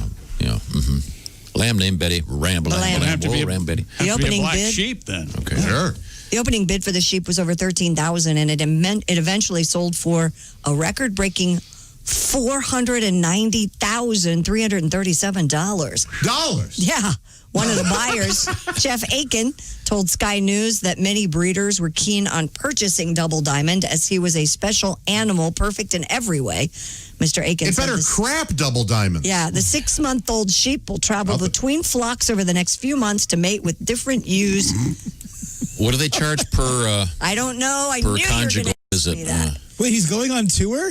Yeah, he's going on tour. To sleep with sheep? Sleep well, with they don't different really ewes. sleep. It's more of a They mate. Pump, yeah. Yeah. conjugal. Oh, There's very little sleeping going on. For $490,000, that sheep better be able to knit a sweater and talk about it. Yes, no kidding. There's more of this. Apparently, they say he'll make his money back in less than a year. So then it must be a lot. You know, it's a singing sheep. Do you guys know that? Oh, I didn't. Because a reporter said, hey, so do you sleep with all kinds of animals? And Oh, I know what he said. Go ahead. Can you do it together? So Pat and Tom know what he said. Yes, Only you. You know, the Los Angeles Rams, or the St. Louis Rams, they had the cheerleaders were called the Embraceable Ewes, EWES. You know that, right? I did not know that. Yeah, That's funny. Are they still? I do not know if they even have a cheerleading. Because I can see that would be considered politically correct in two different ways. Yeah, you can't really embrace them. Yes. Well, you can embrace Well, them. if they were for the Washington Football Club, apparently. It was. I don't know what they have to Everybody do. was I know what they have to embraceable. to get him to sell the team, but so far it ain't it. And Wow. Have you ever seen one of these sheep auctions? No. It's really difficult because everyone keeps falling asleep as they're counting sheep. Boy, that's funny. Can you imagine a guy going, all right, You think so? Let me get a head count here. 1, 2, 3. Hey, he keeps dozing off. When you were a little kid, did you ever actually try that? Yes. See if Yes, it worked? of course I did. I don't think it works. Maybe for you. Did nothing for me. Yeah, no. of course it doesn't work. You know, But it's always funny. It's always funny in cartoons though, when they have that and they show the sheep jumping over the fence. Yes, there was a Sesame Street bit that they did it, and I thought, I'll do that one night. Try propofol. That'll put you to sleep. Oh, yeah. Say what you want about Mike, but he got a good night's sleep. Yeah, I did. He's still enjoying it, apparently. Okay, very good. So anyway, almost $500,000 for one sheep. Yeah. He's only 6 months old, too. So how do they know that he can even do it? And how do they get an ROI? How do they make money off this guy? Just by charging? This says they take him from town to town. Yeah. And, They charge him for every all these towns look the same, man. Yeah. That's the sheep there? I really sold that. Do you know what they That feed only made them? it worse, I think. No, what? Do you know what they feed a sheep? No, where they feed a sheep. Mutton, honey. It's a breakfast cereal. Once again, laughing like it's funny. I don't Laughing like it's funny. I don't get it. What would you feed a sheep? Yeah, what would you feed a sheep? Sheep chow, of course. Oh, all right. Purina makes a nice sheep They're in a chow. pasture. They eat pasture food. Okay. Well, I'm sorry. Nothing gets past their eyes. Now, if you have let's just say that you bought this almost $500,000 sheep and you needed to protect your sheep and your stuff. I say you'd want to set up some cameras and some alarms from our friends at Simply Safe Chick McGee. You need a sheep camera. That's right. Simply Safe. This is the do-it-yourself home security system you've heard us talk about. That's right. Simply Safe's got everything you need to protect your home, and you can install it yourself. And all the equipment arrives to your house in a big old box, and you can set it up under a half hour. It says here under an hour. I say under a half hour because I've done it. You did it twice. Twice, as my mother would have said. Professional monitoring keeps watch day and night and ready to send police, fire, medical professionals, or perhaps your dog sets off your motion sensor. They'll be right there standing on your porch wondering what the problem is. You can set it up yourself with wireless magnetic technology. No contract, no pushy sales guys, no hidden fees, no fine print. All this starts for $15 a month. And for a little extra, get an app for your smartphone. You can arm and disarm from your phone and see your cameras on your smartphone. Head to Simply Safe Tom right now. That's simplysafetom.com and get a free, listen to this. What? SimplySafeTom.com. Get a free HD camera for our listeners only. Wow. Free camera, Tommy. At SimplySafeTom.com. That's right. U.S. News World Report named it the best overall home security of 2020. That's SimplySafeTom.com for the free HD camera. only for Bob and Tom Show listeners. Protect your stuff. That's what it's all about. Thank you very much. Coming up, we got a little bit of Donnie Baker on the way. I understand we have a couple of other guests today, including Kostaki Economopoulos and Reno Collier and Pat Godwin's new song coming up. Is that right, Pat? Sure. Very excited about that. This is the Bob and Tom Show. Oh, how I do get sentimental about me carefree days as a lad. We never had toys that were store-bought. We would improvise with things that we had. We made forts out of cardboard boxes. Yardsticks were swords or were spears. But of all these things, none gave the hours of fun like me mother's gigantic brassiere. Oh, me mother's gigantic brassiere. It was of the finest label, canvas, lace, and stainless cable. Me mother's gigantic brassiere. Yeah! Oh, I leapt from the roof of the garage, though I was but 6 or 7 years. Oh, I would have broke me back, but I clung fast to the straps of me mother's gigantic brassiere. Oh, me mother's gigantic brassiere. Wing nuts, cleats, and spoiler, brass grommets, and cup holder on me mother's gigantic brassiere. We tied the bra between 2 trees. The neighbor boys, they did declare. We ended the attack with 6 pumpkins and 2 cats flung from me mother's gigantic brassiere. Oh, me mother's gigantic brassiere. Delicate flower appliques, 8-track tape and safety chains on me mother's gigantic brassiere. One time we used it to slow down our dragster or parasail behind our boat. Then there was the time it was used to airlift an injured skier off a treacherous mountain slope. But most I think of my father's pride when wash day it was done, as he hoisted it up the telephone pole to billow in the sun. Oh, me mother's gigantic brassiere. With an awning and screen door, could sleep 2 family of 4. It's me mother's gigantic brassiere. Oh, me mother's gigantic brassiere. Reinforced hydraulic winch, reflective tape, and 3-point hitch on me mother's gigantic brassiere. Bob and Tom. Reluctance to accept that you are gone. Request to turn back time and rectify my wrongs. Repetition of the title of the song. Enumeration of my various transgressive actions of insufficient motivation.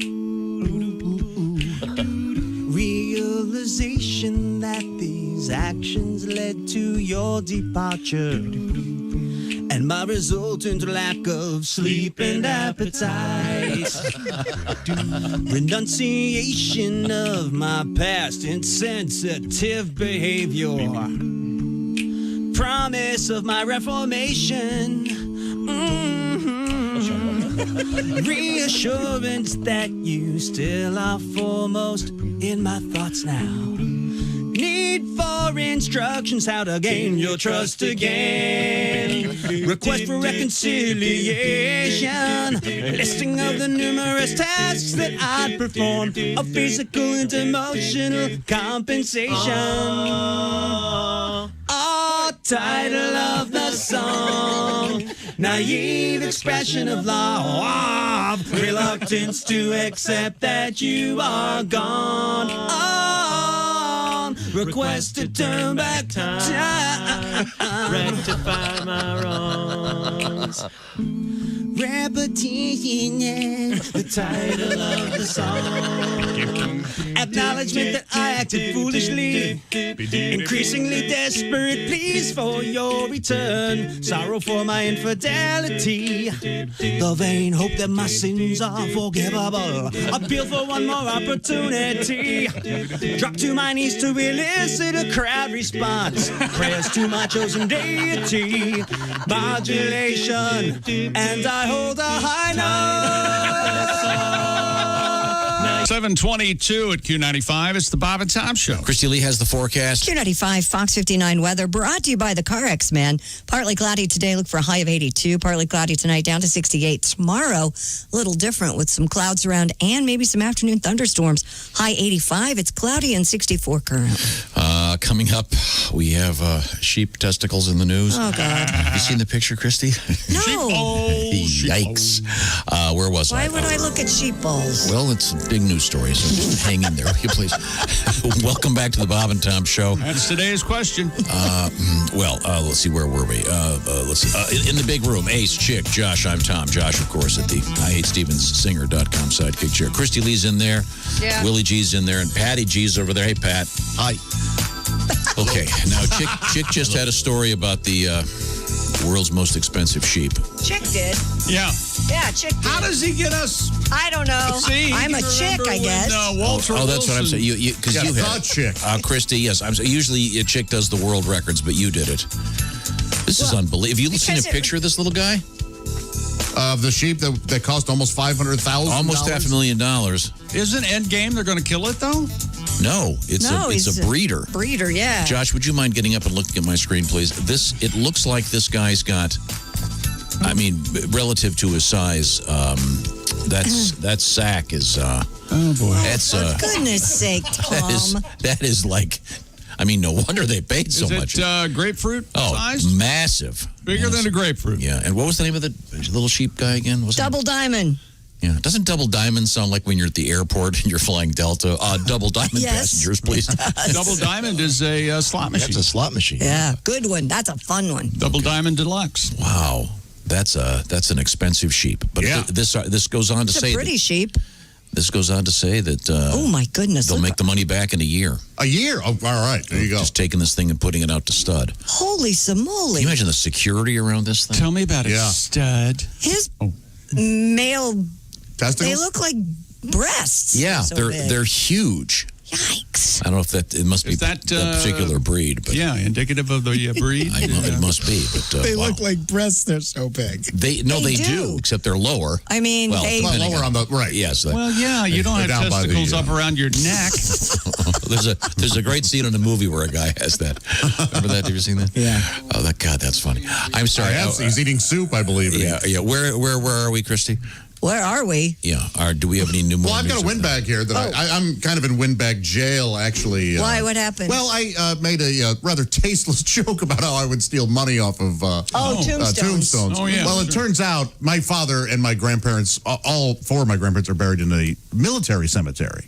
And so this is very common in military cemeteries, where if you've visited the grave of a veteran, you leave a penny, and then you leave higher denominations depending on whether you trained with them or served with them. Oh, I had no idea. So my originally tasteless joke ended up being inadvertently way more tasteless than I thought. Yeah, so much worse. Yeah, right, which I apologize. You wanted it to be tasteless. I didn't want it to be this tasteless, so I certainly apologize. But your dad was a super badass Vietnam combat veteran. Sure. So he said. My favorite story that your dad would tell would be they'd be going through the jungle, and they'd be sort of wiping away these, or moving away these giant vines, and every once in a while one of them would be a snake. So forget about the fact that other human beings are hunting you. Right. You've also got deadly snakes dangling. But it could have been the mushrooms he was eating. And the way he put it, he said these snakes were so big they didn't hiss at you, they growled. Okay. I think I'd like to be stateside for They would growl? Yes. Yeah, wow. Well, he said they made this weird sort of noise, but anyway, so that's okay. Well, I didn't know that either. Well, it's good, very good to know. Good to know. Now, Christy Lee once again at the Navy Federal Credit Union news desk. What else is happening over there? Well, keeping with our animal hunk, police in Plymouth, Connecticut are searching for an escaped beefalo. Beefalo? Yep. According to the Hartford Courant, the beefalo, a cross between bison and domestic cattle, escaped from the Plymouth meat processing business on August 3rd. Authorities attempted to confront an animal believed to be the beefalo on Wednesday, but they retreated when the animal showed signs of charging. Whoa. The 800 to 900 pound animal is believed to be in thick woods and is considered dangerous. I had not heard of a beefalo. Well, first of all, now we're naming animals after the food they're going to become? That's kind of depressing. Well, the beefalo's been around for quite a while. I know, but the name. I mean, we did that with chicken. I guess, but you don't look at a bull and go, yeah, that's a hamburger. Or what he fillet. said was bull, not ball. You don't look at a ball and say. I feel bad for the beefalo. I'm trying to find a picture of a beefalo here. So it's half. What is it again? Half buffalo. Go beefalo. Go beefalo. Beefalo's at large. Go beefalo. Go beefalo. Go beefalo. Oh, see, what day is this? Okay, here's a beefalo. It looks just like a cow. Well, what did you want it to look like? It's got to be a little. I bit wanted it to have meatier. like the buffalo hairdo. You know what? I knew there was something odd down this road. I didn't know what, but I knew. And the picture of the one here, the buffalo hair. He could, if this beefalo thing doesn't work out, porno may be the next step. Oh boy! Yikes! He's the Lexington Steel. Of the, is it well endowed? Yeah. So can a beefalo? I guess they can stay in the wild indefinitely, right? Can't they eat just grasses? Apparently, and just hang I would out? think. I'd say, we've always sort of agreed, an animal escapes a slaughterhouse, it's free. Yeah, you got out. Give it to them. Yeah. Right. I feel the same way about Cuban refugees. I say if you're out there and you're in one of those do you have rafts, a book over there? one of those, I'm with them on this. One of those rafts made out of an old car. I say, get these guys here. Yeah. We want some great Americans who had the balls to turn a 57 Chevy into a raft. It didn't sink once. Sign them up. Yep. Yeah, we need your ingenuity. Well, same deal. The beefalo, maybe this is just a bad example of one, but first of all, good luck catching this All guy. the beefalos have just like 12-inch hangers. Really? Yeah. Really? I'm not even. Well, that's where you get looking tube steak. Good Lord. That's where your hot dogs go. Well, in this case, this is a tube steak to feed 40. Come on. Lord, huh? Okay. You got to get that foot-long bun, I can tell you Anybody that. in here watch Yellowstone? I do. Do you? Yeah. Have you seen him riding the bison? Have you seen that episode yet? Yeah. It's a great show, isn't it? That is a great show. Did you know you could ride a bison? No. You got to pet him first. I figured you They might don't be able. really like it. I figured you could ride a bison once. Yeah, I think that applies to virtually any large animal. You can ride a great white shark, They don't. albeit briefly. They don't buck. By the way, the original this beefalo that's lost, the original press release identified the animal as a neutered male, but on Friday they said wrong. We've got proof here. Yeah, so. Oh, I see Godwin's got his guitar out. I do. Oh, do you have a song? Do you have a song about the loose beefalo? Oh, leave him alone. Let the beefalo roam. Yes. He escaped from the slaughter today. He's a tough one for sure. He escaped from the herd and lived to see another day. Oh, he won't be on a range or a grill or an oven today. Oh, the meat can be bought, but this boy can't be caught. So have a salad. You're too fat anyway. Beefalo song for you. You know, beefalo are also known as cattle. Really? Huh. Oh, They are? Cattle. Catalo sounds like beefaroni. Well, that sounds like Catalonian, Yeah. which is already a word. But again, beefalo, you don't It's name in them. this article all about bison. You want me to read it to you? No, All that's about okay. bison. Oh, that's all about bison. I'm just right saying, beefalo, it seems kind of cruel to name him after the food. Maybe it's just me. Okay. Are there any other critters that are like We that? do that with everything. Yeah, Well, no, usually you change the name, right? Yeah, I mean, okay, chicken, I guess you Fish. eat chicken. Right. Fish and chicken are a little different, but... Pasta. Sure. Well, no, I stand corrected. Thank you. How stupid of me. So it's half, what is it, half buffalo? and half cow. Now, wouldn't it be cool if it was half split vertically? So, like the front half not is a a cartoon. buffalo and the back half is a cow. Or horizontally. The legs could be, I guess they wouldn't be that much different. I bet it's delicious. We You know have what the most bison famous in thing the made out of news. beefalo is? Oh, what's that? Oh, of course. Yeah, you don't know this? You never had beefaroni? All right. Wait a minute. Look, he All did right. something. None of us did anything. He actually, Yeah, we were just kind of sitting here. You're right. We have more bison in the news. Ranchers, cowboys, and law enforcement officials in Nebraska have been trying to round up over 100 escaped bison, according to KRVN. We're on your side. About 125 bison got loose in Phelps County early Wednesday. The sheriff's office told the Grand Island Independent that within hours, 5 bison had been hit and killed by vehicles. Oh, my God. Boy, I can't imagine. How are the vehicles? Oh, yeah. How in Judging the by the size of these bison, yeah, no kidding. The newspaper reports about 100 bison have been rounded up as of Saturday. Officials have been trying to round up the animals, though many had already wandered several miles. Sheriff's Lieutenant Jamie Tilson said, quote, "This time of year, buffalo don't round up easily. Apparently, they can cover a lot of ground in just a few hours." Wow, I'm looking at this picture. That looks like this one is ground beefalo. That's a large truck right next to him. So I'm sorry, the bison is different Could from have left out that part. the bison's different from the beefalo. Yes. Yes. Yeah. Okay. A bison is a bison. Maybe Sounds they like should a kid's book. Yeah, they should get Ted from what is it? Ted's Montana Grill. Yeah. You ever had those things? I have been to Ted's Montana Grill. Those are very The bison burgers are very good. and they're celebrating. This has been a big year. Why? It's the bicentennial? Is that what you were going to say? Oh, my God. I couldn't even get it out, Josh.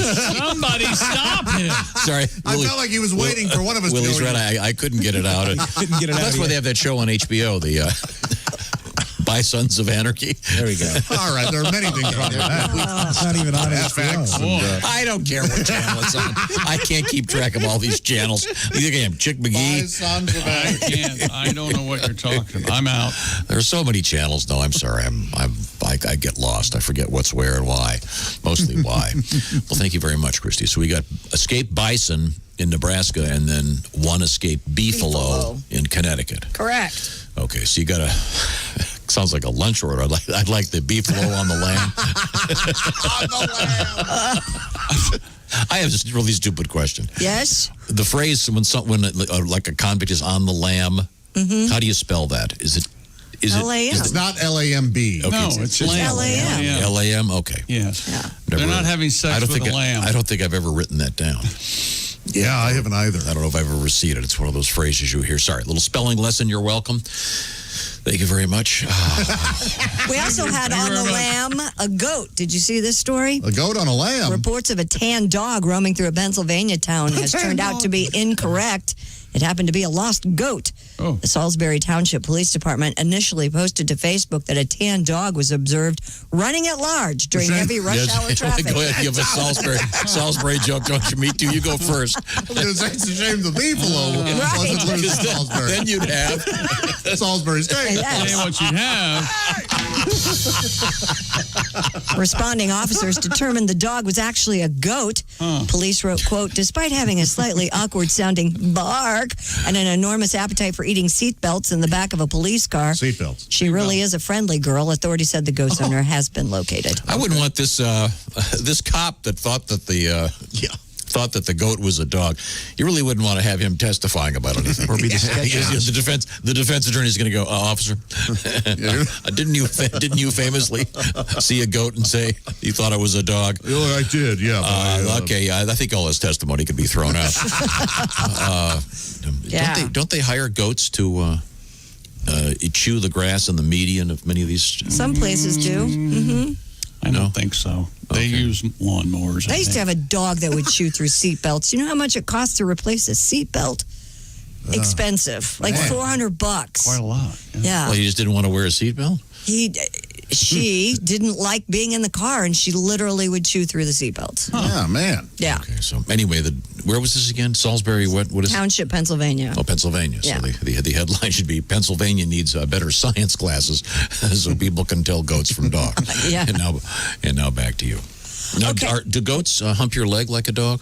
Yeah. That's a good question. Will they? Oh, absolutely. No, they're obviously horny. Feed them. They are horny. They're horny there. You got to pet them first. Speaking of petting, we have a petting zoo in the news coming up. Okay, Yeah. very good. Also coming up in just a few minutes, I understand, according to my little text machine here, we got a little bit of Donnie Baker on the way. His little text machine. Or we'd call it a phone. Oh, no, I'm reading more about the beefalo. Oh, yeah? Now what? I'm not going to tell you about it. It's a discouraging word. Seldom do we hear. Man. Will he do something about your dad? Sky's not cloudy. When we come back, we'll hear how Christy Lee, after replacing one seatbelt, replaced the dog. No, I lived with her 14 years. Oh, okay. Well, that sounds Bless her nice. heart. Thank you very much. And we're still looking for the Olympic flame. When we find it, we'll let you know. This is the Bob and Tom Show. Just got to get a hold of us. Call, fax, mail, or email. Get all the contact information you need at bobandtom.com. This is the Bob and Tom Show.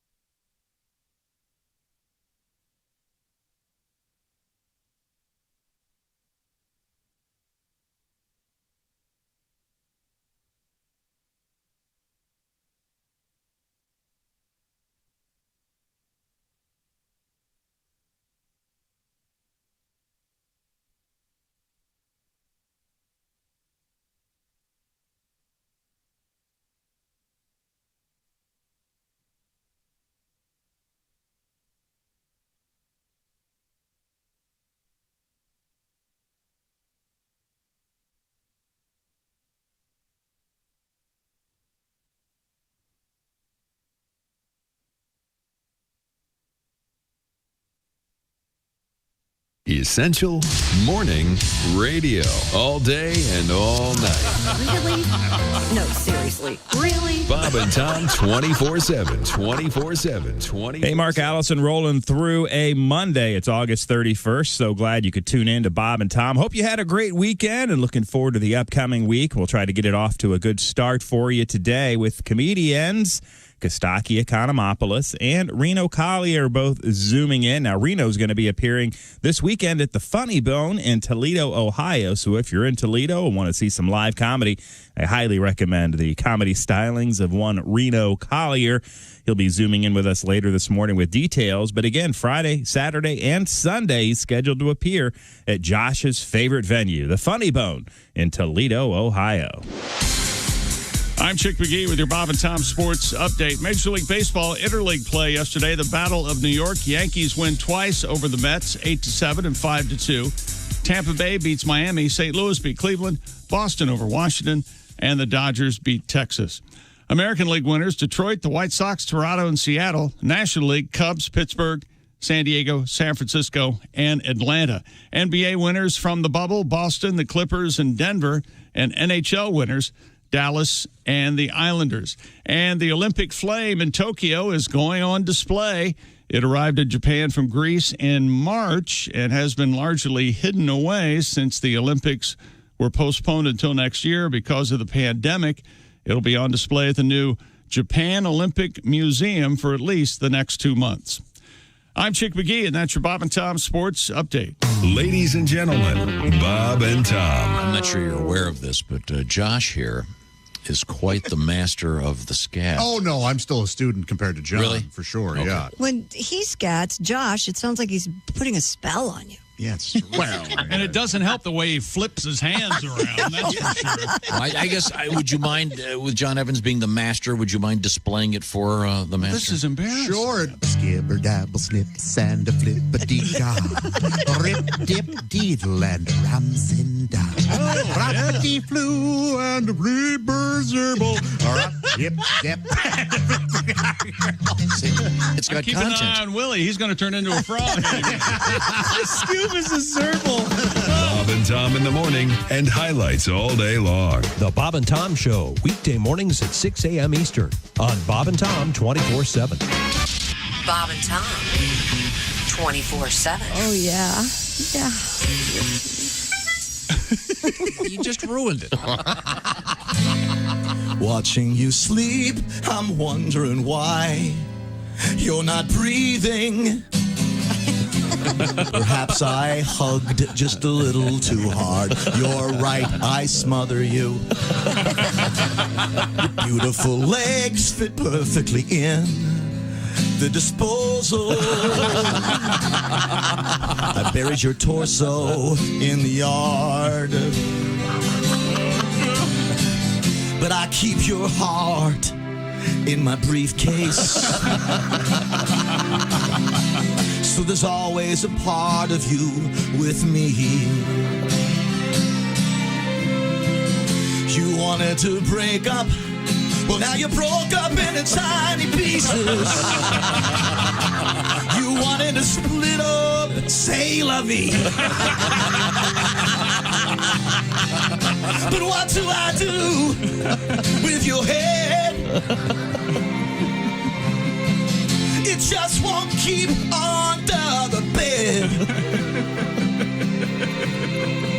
I'll put it in a hat box and I'll mail it to your mother. She won't care if it's postage due. She'll just be happy to see we're through. The last words you said to me were, I can't breathe, not say la vie.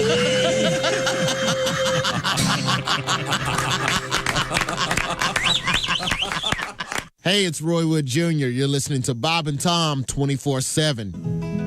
My wife and I will miss staying up and watching Ted Copulate. Ted Copulate during rerun week. My wife spends her days wondering which episode will Channel 4 play. And every night after Ted's climb. Oh, man. Cinnamon Toast Crunch. 7:43 at Q95. It's the Bob and Tom Show. Hope you're listening to the guy there. Your shot at some serious. Your shot at some serious cash coming up throughout the day on Q95, including, sometime. Let's see now. There's Christy Lee with a quick forecast. Q95 Fox 59 weather brought to you by CarX. Partly cloudy, 82. Partly cloudy tonight, 68. Cloudy with an afternoon thunderstorm possible on Tuesday and a high of 85. Currently, we have cloudy skies and 64 degrees. Thank you very much, Christy Lee. The Bob and Tom Golf Outing, Top Golf, Wednesday, September 16th. Out there in the breeze and raising money for the great Riley Hospital for Children, one of the greatest places on earth. You can help out. There'll be a special auction, et cetera, et cetera. Welcome back to the Bob and Tom Show in the big room. Ace, Chick, I'm Tom. That's Josh. Of course, at the IHateStevenSinger.com sidekick chair. Don't forget jewelry anytime, of course. One of those, what do you call it, Josh? Just because. Yeah. The just because gift. Oh, look at this bracelet for no particular reason.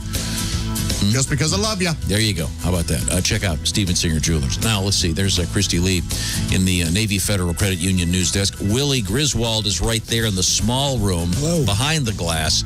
And then being delivered via some electronic gizmo. It's Pat Godwin in the other building. I just walked by. I heard Pat rehearsing something. I think we got a song coming up, Pat. Just a camera. Very excited about that. Just a camera.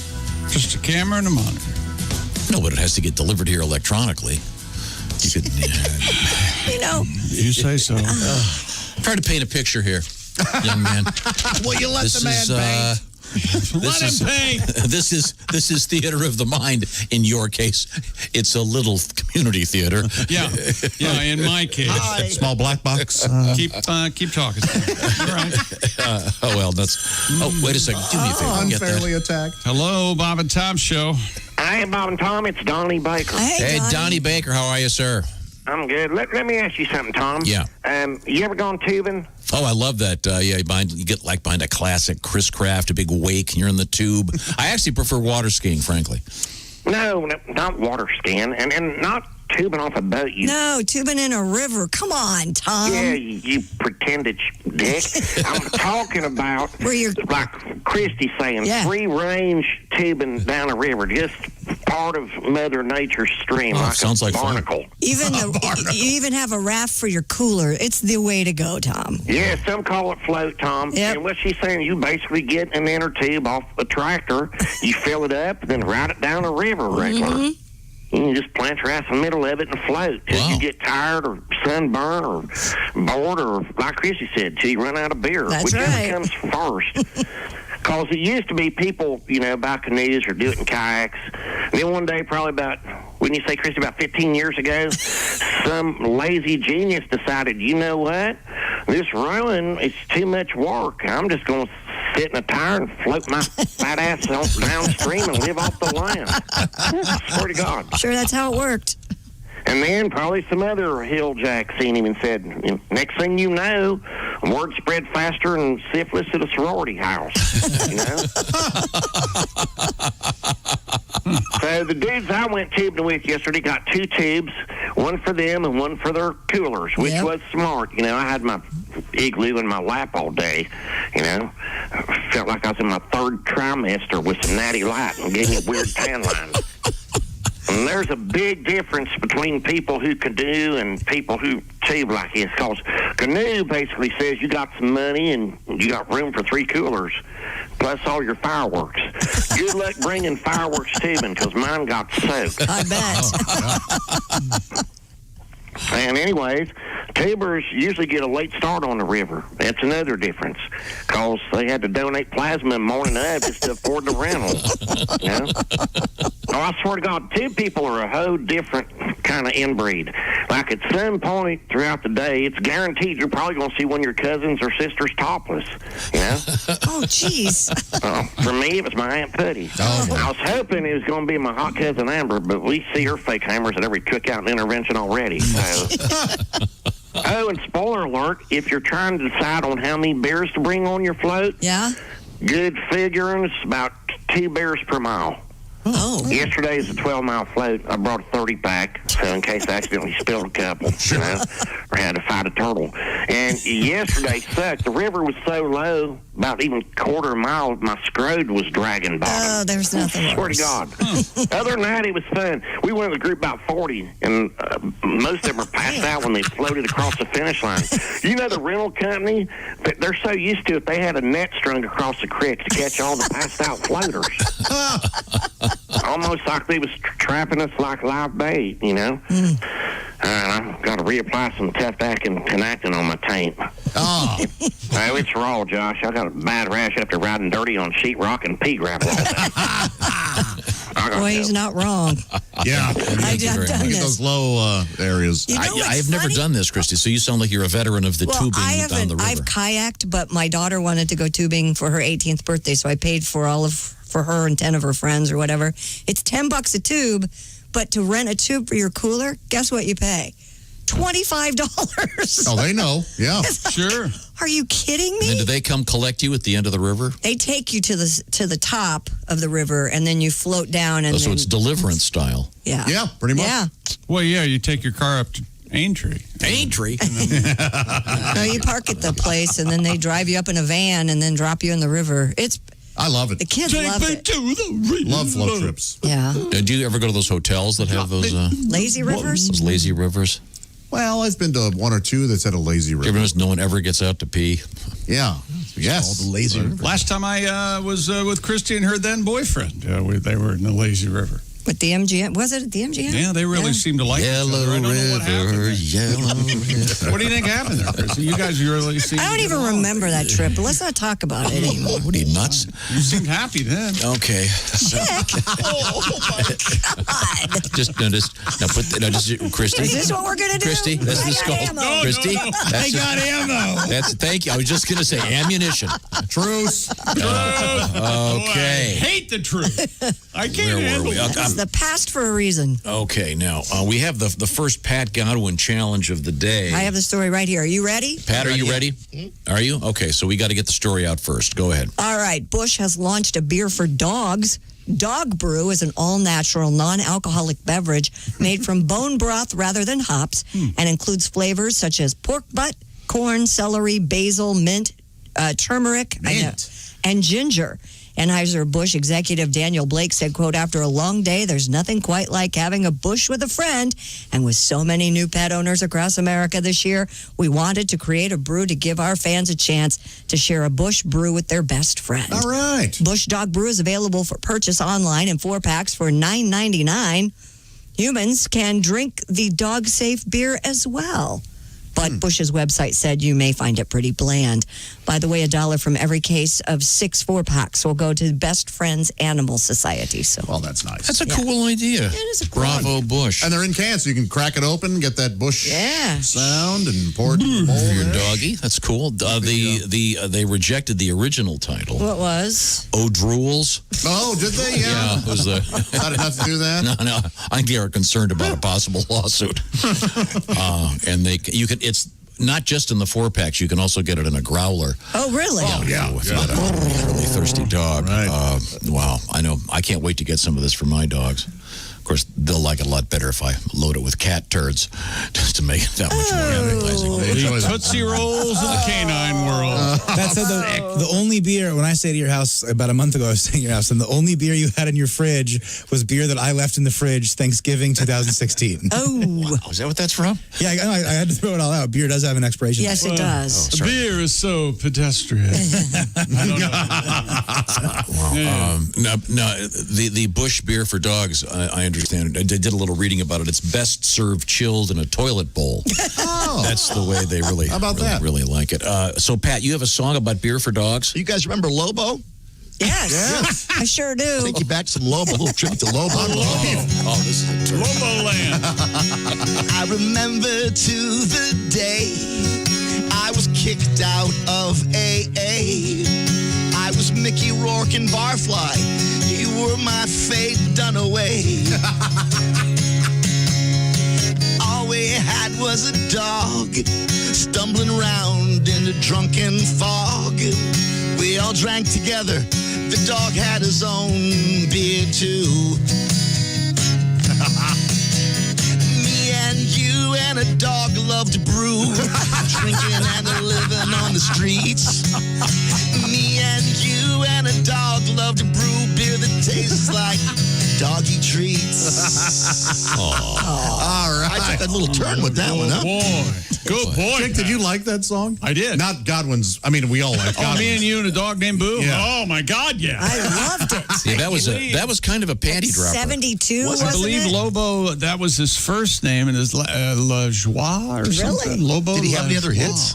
Oh, yeah. Really? Like 2 or 3. Well, there's the great band Los Lobos, no relation. No. Sure, Nope, yeah. that doesn't have any really place in this conversation, but thanks a lot. Appreciate We're it. talking, okay, Lobos. Give me, what are your top 3 Lobos? Go. Well, the lone Lobo, the only. The New Mexico Lobos. Yeah. You don't want the top 3 Lobos? Not going to play along? What do you I don't get have a top 3 Lobo. What do you have? Well, you got your. Got your Lobo. You were talking yourself into a corner. Yeah, not to be rude, but I don't want to play hashtag no Lobo. Did you ever see the Los Lobos cover band that was just woodwind instruments? I know what this is. Los Obos. Are you ready? You didn't think it would be worth it. Lobos a Means nickname. wolf, right? That's a nickname. His Roland Kent Lavoie. Whoa. Huh. Roland Cantlavoie. Okay. That's right. He's but who 77 can't? years old, lives in Tallahassee, Florida. Oh, he's still around, huh? Boo is not. Me and you. No, Boo. No. Oh, remember, Boo is- don't expect me to be your friend. Remember that? Oh, yes. No, oh, hell yeah. Man, oh, man. Me and you and a dog named Boo. Yeah. Traveling and living off the land. They're homeless. Yeah. I never. They were. It always showed up on some. It would show up on a compilation CD. I'd love you to I would want buy. me. And, Oh, that's a good one. I know that I'd one. love you to want Oh, that's a good one. That one, yeah. Oh, boy. Okay, well. Oh, boy. Man, Sounds like fun, though. He's a Congratulations. hit machine. Congratulations to Bush for coming out with a beer for dogs. Non-alcoholic, of Yeah. course. Yeah. Hey, by the way, today's National Eat Outside Day. Like we haven't been jeez. doing that for Wow. 4 I thought you were going to months. say it was National Eat Out. That's what I thought you were saying. No, Eat Outside Day. No. When we come back, when we come back, Fair enough. Thank you. we have coming up Kostaki Economopoulos, comedian, Reno Collier, comedian, and a couple of little surprises. Oh, and did you ever want to get your climbing gear out and tackle Mount Rushmore? You'll end up in jail when we come back. This is the Bob and Tom Show. Text us at 888-262-8661. More Bob and Tom next. State law.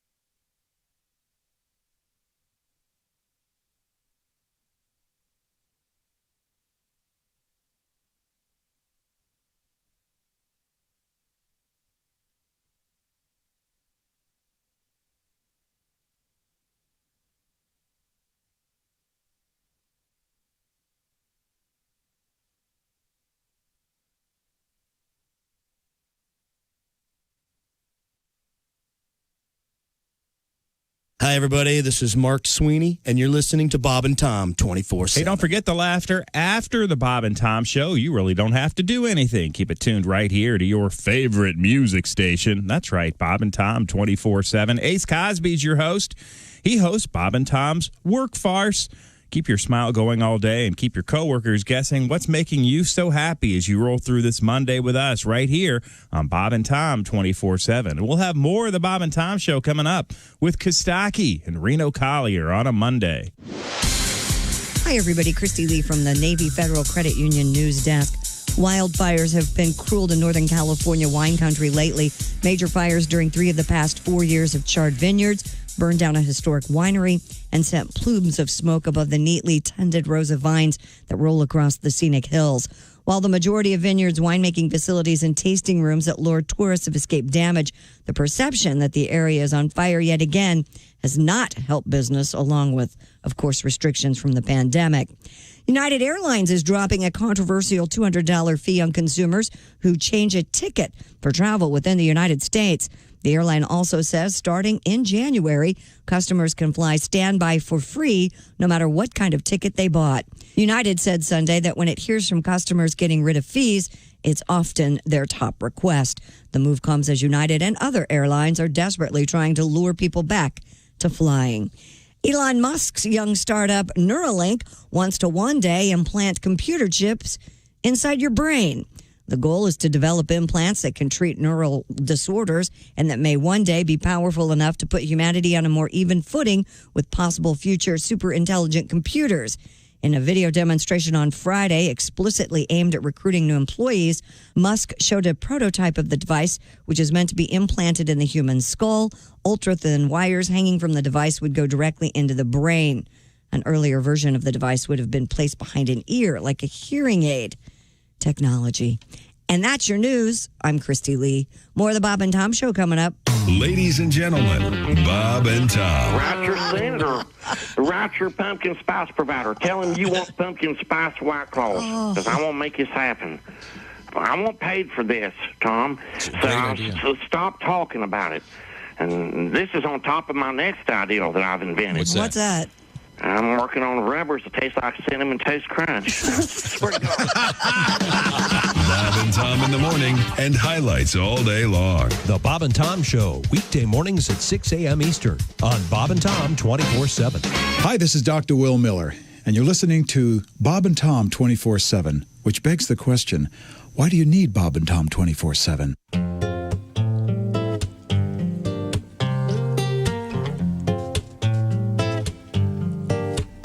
I'm just a middle-aged Middle Eastern camel herding man. I got a 2-bedroom cave here in North Afghanistan.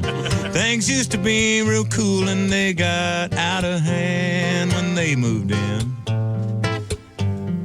They call themselves the Taliban. Ooh, yeah, the Taliban. Taliban, baby.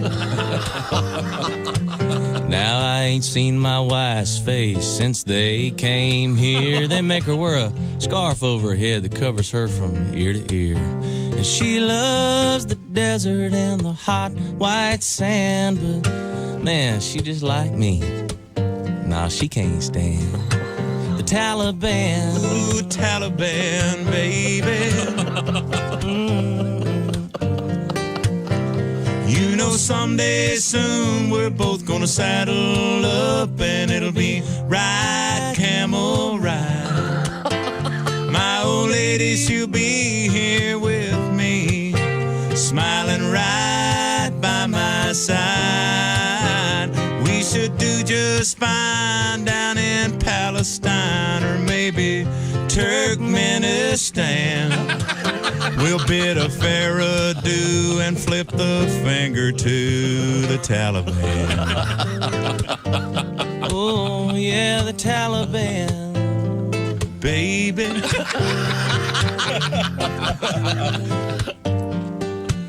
Now they attack New York City because they... Hi, 802 at Q95. It's the Bob and Tom Show. And once again, Christy Lee as the Car X-Man doing the weather. Q95, Fox Okay, 59 sorry I weather. asked. Just do it right. A mixture of sun and clouds today and a high of 82. Partly cloudy tonight, down to 68. Cloudy early tomorrow. Then we have afternoon thunderstorms that threatening. Look for a high of 85. I like that. They're a threatening. I love that. Yeah. Currently 64. I want to say hello to my friend Dr. Lanter because Ace Cosby and I, of course, both have the multifocal lenses inserted inside our eyeballs by Dr. Lanter. Thank you very much, Earl. Chick McGee had the LASIK surgery. Yep. I can now drive without glasses. I can read without glasses. Number between 1 and 10, Josh, go. A 3. 3. Go to an expert like Dr. Lanter and his team of eye care professionals. Right there on the page. Wow. See glasses? No. Thank you very much. I can wear prescription shades, which I do all the time. That's so nice, being able to get... You mean off the rack shades? Off the rack. Yeah. What did I say? Prescription? No, I threw away my prescription shades. Yes. That was painful. Those were expensive. Dr. Lanter is my man. He can be yours too. Lanter. Check him out on Facebook. Welcome back to the Bob and Tom Show. If you think that we've got it together, You're wrong. think again. We've got each other. Who thinks we don't have each other either? Who thinks you're right. we've got it together? Where did that start? Sometimes that there's a certain polish on this show that can be deceiving. You can think to yourself, wow, these guys know what they're doing. Nope. Yes. No clue. That's why on this program, at times like this, it's important to have a mission statement. Because as you know, everywhere you look these days, everyone has a mission statement. Oh, yes. Some company that makes mops, we have a mission statement. Yeah. Really. And maybe we like to clean stuff. We at O Cedar want you to... We here at Wally's Spermicide have a... remember, Wally's when you don't want it. Our mission statement, ladies and gentlemen, is... Thank you very much. Happy to be here. Now, I can't help but notice, I look at the electronic board up there, and I see coming up, comedian Kostaki Economopoulos. The monitor? Huh? The monitor? What did I call it? Electronic board. Same thing. And then I see later on today, Reno Collier. So the handsome factor way up. One of them has somewhat suspect facial hair. Not going to say who. Let's see. In this room, it's Ace Cosby, of course, proprietor of the Ace Cosby joke of the day. And obviously, we'll pause before we get to that because we're Nope. Oh, my God. It's the time right now. Ladies and gentlemen, these aren't jokes. These are the op-ed page of cultural thought with Ace Cosby. Why did the vampire read the New York Times? I'm all right. why? Why did the vampire read the New York Times? He already had the best circulation. Okay, all right. Cute. Not bad. Cute. It is. Yeah. It was cute. Yeah, cute. Yeah, cute. Yeah. Oh, that is nice. Thank you very much. Let him. Christy Lee is over there in the Navy Federal Credit Union newsroom. Willie Griswold is in there behind the glass and then being delivered via electronic something. It's Pat Godwin. Yes, sir. Top 3 monsters. Number 1. Top 3 monsters? Like Universal not number monsters? 1, Gilman. No, Frankenstein. Because you're undead, man. Come on. I know, but you gotta go Frankenstein. Most realistic is the creature from the Black No, Lagoon. that is in your mind because it Number 2, scared you so Wolfman. badly. All right. And number 3, I think the creature from Black Lagoon. So I want to reframe this, as they say constantly on television and radio now. Gotta hate that. They sure do say it a lot. The optics as we reframe the Beltway. Impactfulness of the Best dressed. Well, monsters. Frankenstein's the Frankenstein. only dressed Well, monster. Dracula. No, wrong. Thank you. It begins and ends with Dracula. Dracula's pretty well dressed. Usually wears tails. Yes. very flashy. And then Always has a tie. Frankenstein pre-Don Johnson had the sport coat and the T-shirt. Sure. Yeah. I always loved the fact that they had him then dressed what? in a sport coat. Then And what? I think probably Wolfman has flannel shirt and jeans most often. Right. What about the women? Bride of I would say Frankenstein? third would be the Bride of Frankenstein. She Yeah, was it pretty has to good. be. And to this day, whenever I see someone that has that streak of white hair, it creeps me out. Oh, really? Oh yeah, just there was one of the news guys had that. I think. Top 3 things that freak you out. Oh, My goodness. oh, we can't. This talk all morning. This is going to take a lot of thought here. Yeah. Yeah. Okay. Is number 1 streak in the hair a lady's? No. That's way down the list. Now, welcome back to the Bob and Tom program. Pat Godwin, great song, Pat. I want to hear that again today about the dog and the beer. And once again, Well, then get 24/7. Bush has the. Do we get a vote? Okay. Bush Beer has a new beer for dogs. Yeah. Is your fan on Non-alcoholic. Pardon me. Is your fan on again? Yeah, sure it is. Oh, sorry. What are you doing?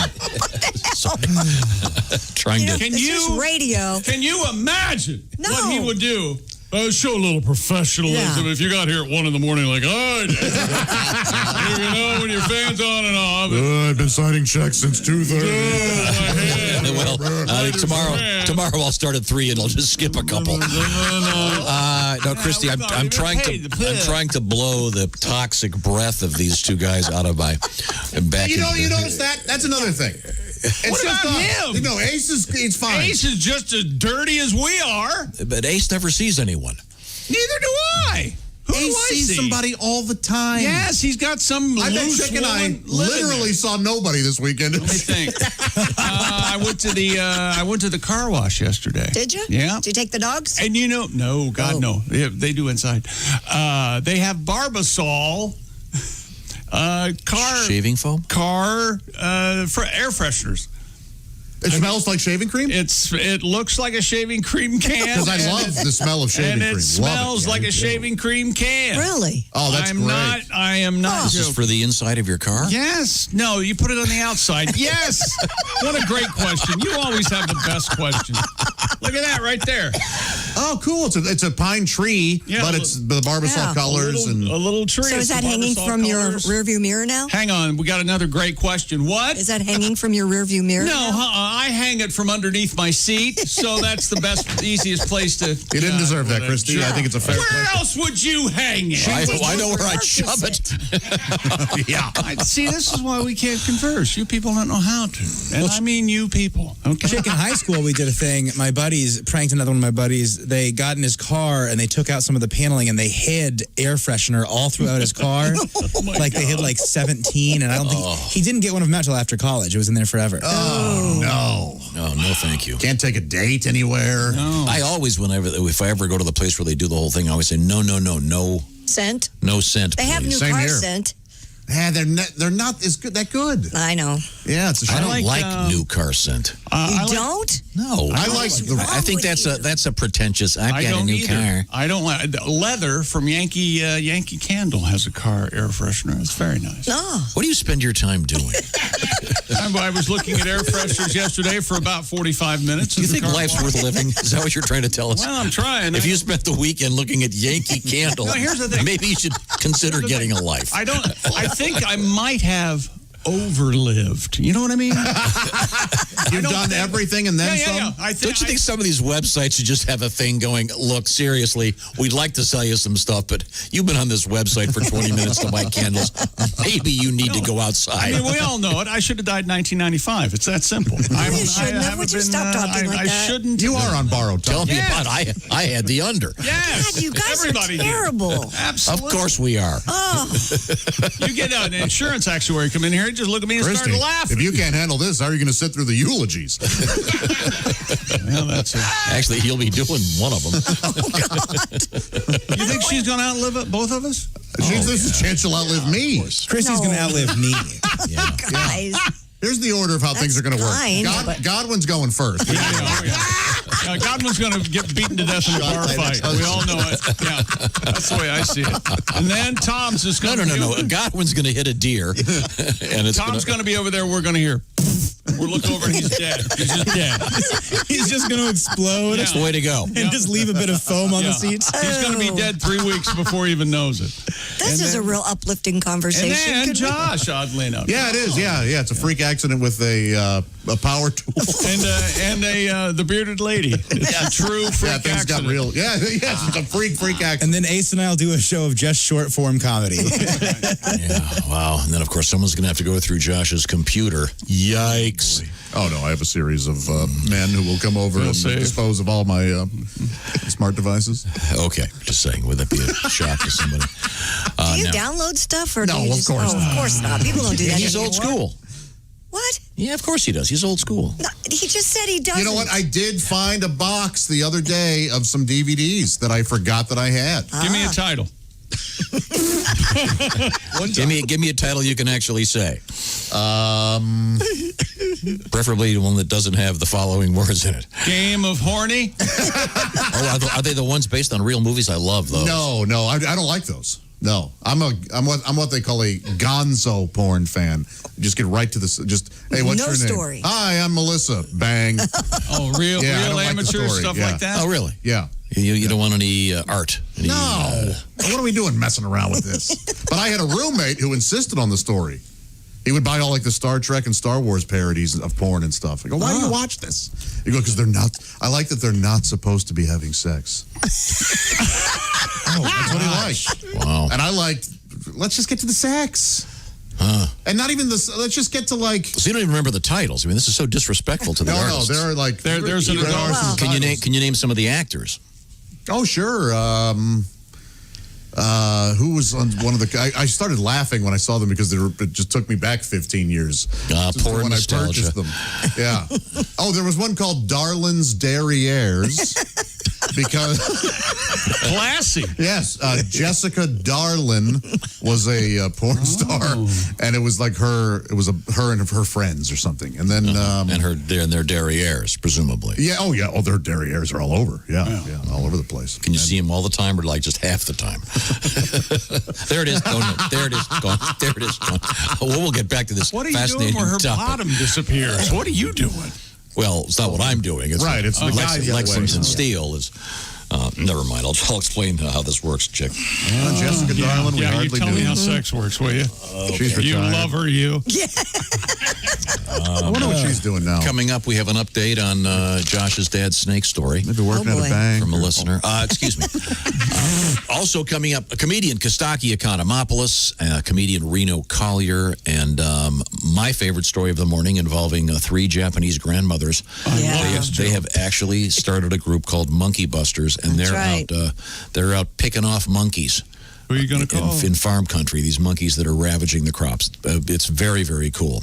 Now, right now, I want to remind you about the Sleep Number bed, my favorite bed. I got to tell you, I'll be honest with you. Now, the reason they call it the Sleep Number bed is every bed has an adjustable firmness based on what you like. And it's called the Sleep Number. What's your setting? Mr. McGee, for your sleep 100 number. firm. I like a firm Very firm. mattress. And then 100 conversely, Christy Lee. I'm a 35. Once again, so that's like a slate pool table versus a marshmallow. And you perhaps want to pick something in between that firmness level, and you can adjust it. Once you get that bed home, you can make it whatever you want. So you're not stuck with the bed that you were lying down in some sleep store with some pushy sales guy with bad breath. No, it's the Freedom Bed. It's the Sleep Number bed, and right now it's the biggest sale of the year when all the beds are on sale. And we all know right now this is a very important time to get plenty of sleep, because sleep is a natural immunity booster. And an emollient. Now, here's what we do. You go to your Sleep Number store and enjoy the biggest sale of the year. All beds are on sale. Limited time, by the way, you can save 50% on the Sleep Number 360 limited edition smart bed. So shop your way at the Sleep Number store. Just go online and get all the information you need. sleepnumber.com/BT show. You will love your Sleep Number bed. I know I love mine. Sleep, very important right now. And we're just reminding you that perhaps it's time to get a very long-lasting and adjustable Sleep Number bed. When we come back, comedian Kostaki Economopoulos. This is the Bob and Tom Show.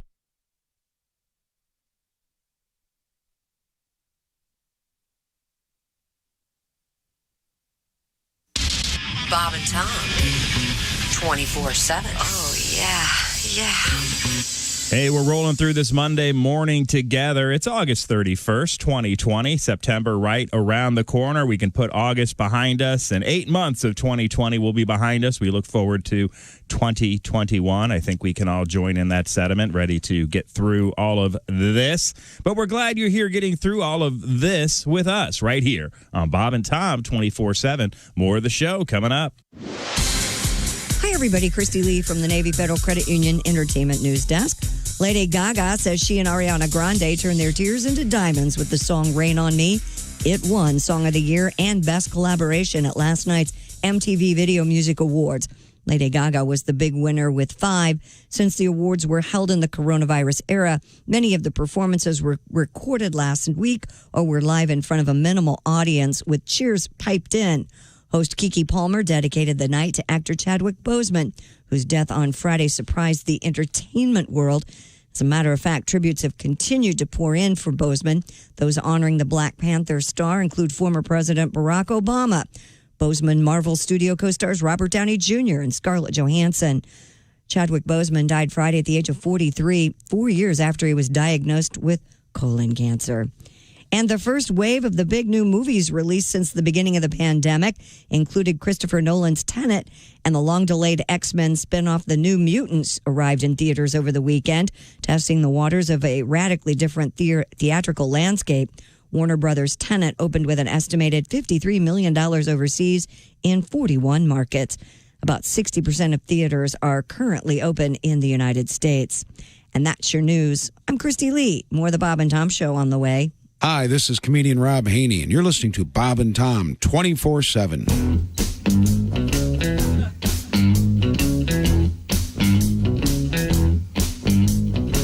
I saw her driving in a Plymouth. A cellular phone was in her hand. I couldn't stop myself from shouting, "You'll be damned! You'll be damned! You'll be damned!" I'm surely burning hell. Heathen! Heathen! Heathen! I can't get her out of that car. I saw her through the bedroom window. Remote control and VCR. Hey, what's that other thing she's holding? Well, looky there. Looky there. Looky there. Like a mule eating a carrot. Heathen. Heathen. Heathen. I can't get that out of my mind. I took her back down to the village. I tried to teach her wrong from right. That's when I learned that she'd been courting a Mennonite. A Mennonite? A Mennonite? And that ain't right. Heathen. Heathen. Heathen. He ain't even wearing a beard. His name was Chuck. He drove a truck. He came to get her, and the two of them kissed. I wanted to fight with all my might. Then I remembered I'm a pacifist. Oh, now I'm left with just her memory. Sometimes I find it hard to sleep. And despite those nasty rumors, I just count my sheep. Count your sheep? Count your sheep. Yeah, they were trying to imply that I'd taken the sheep and... Heathen!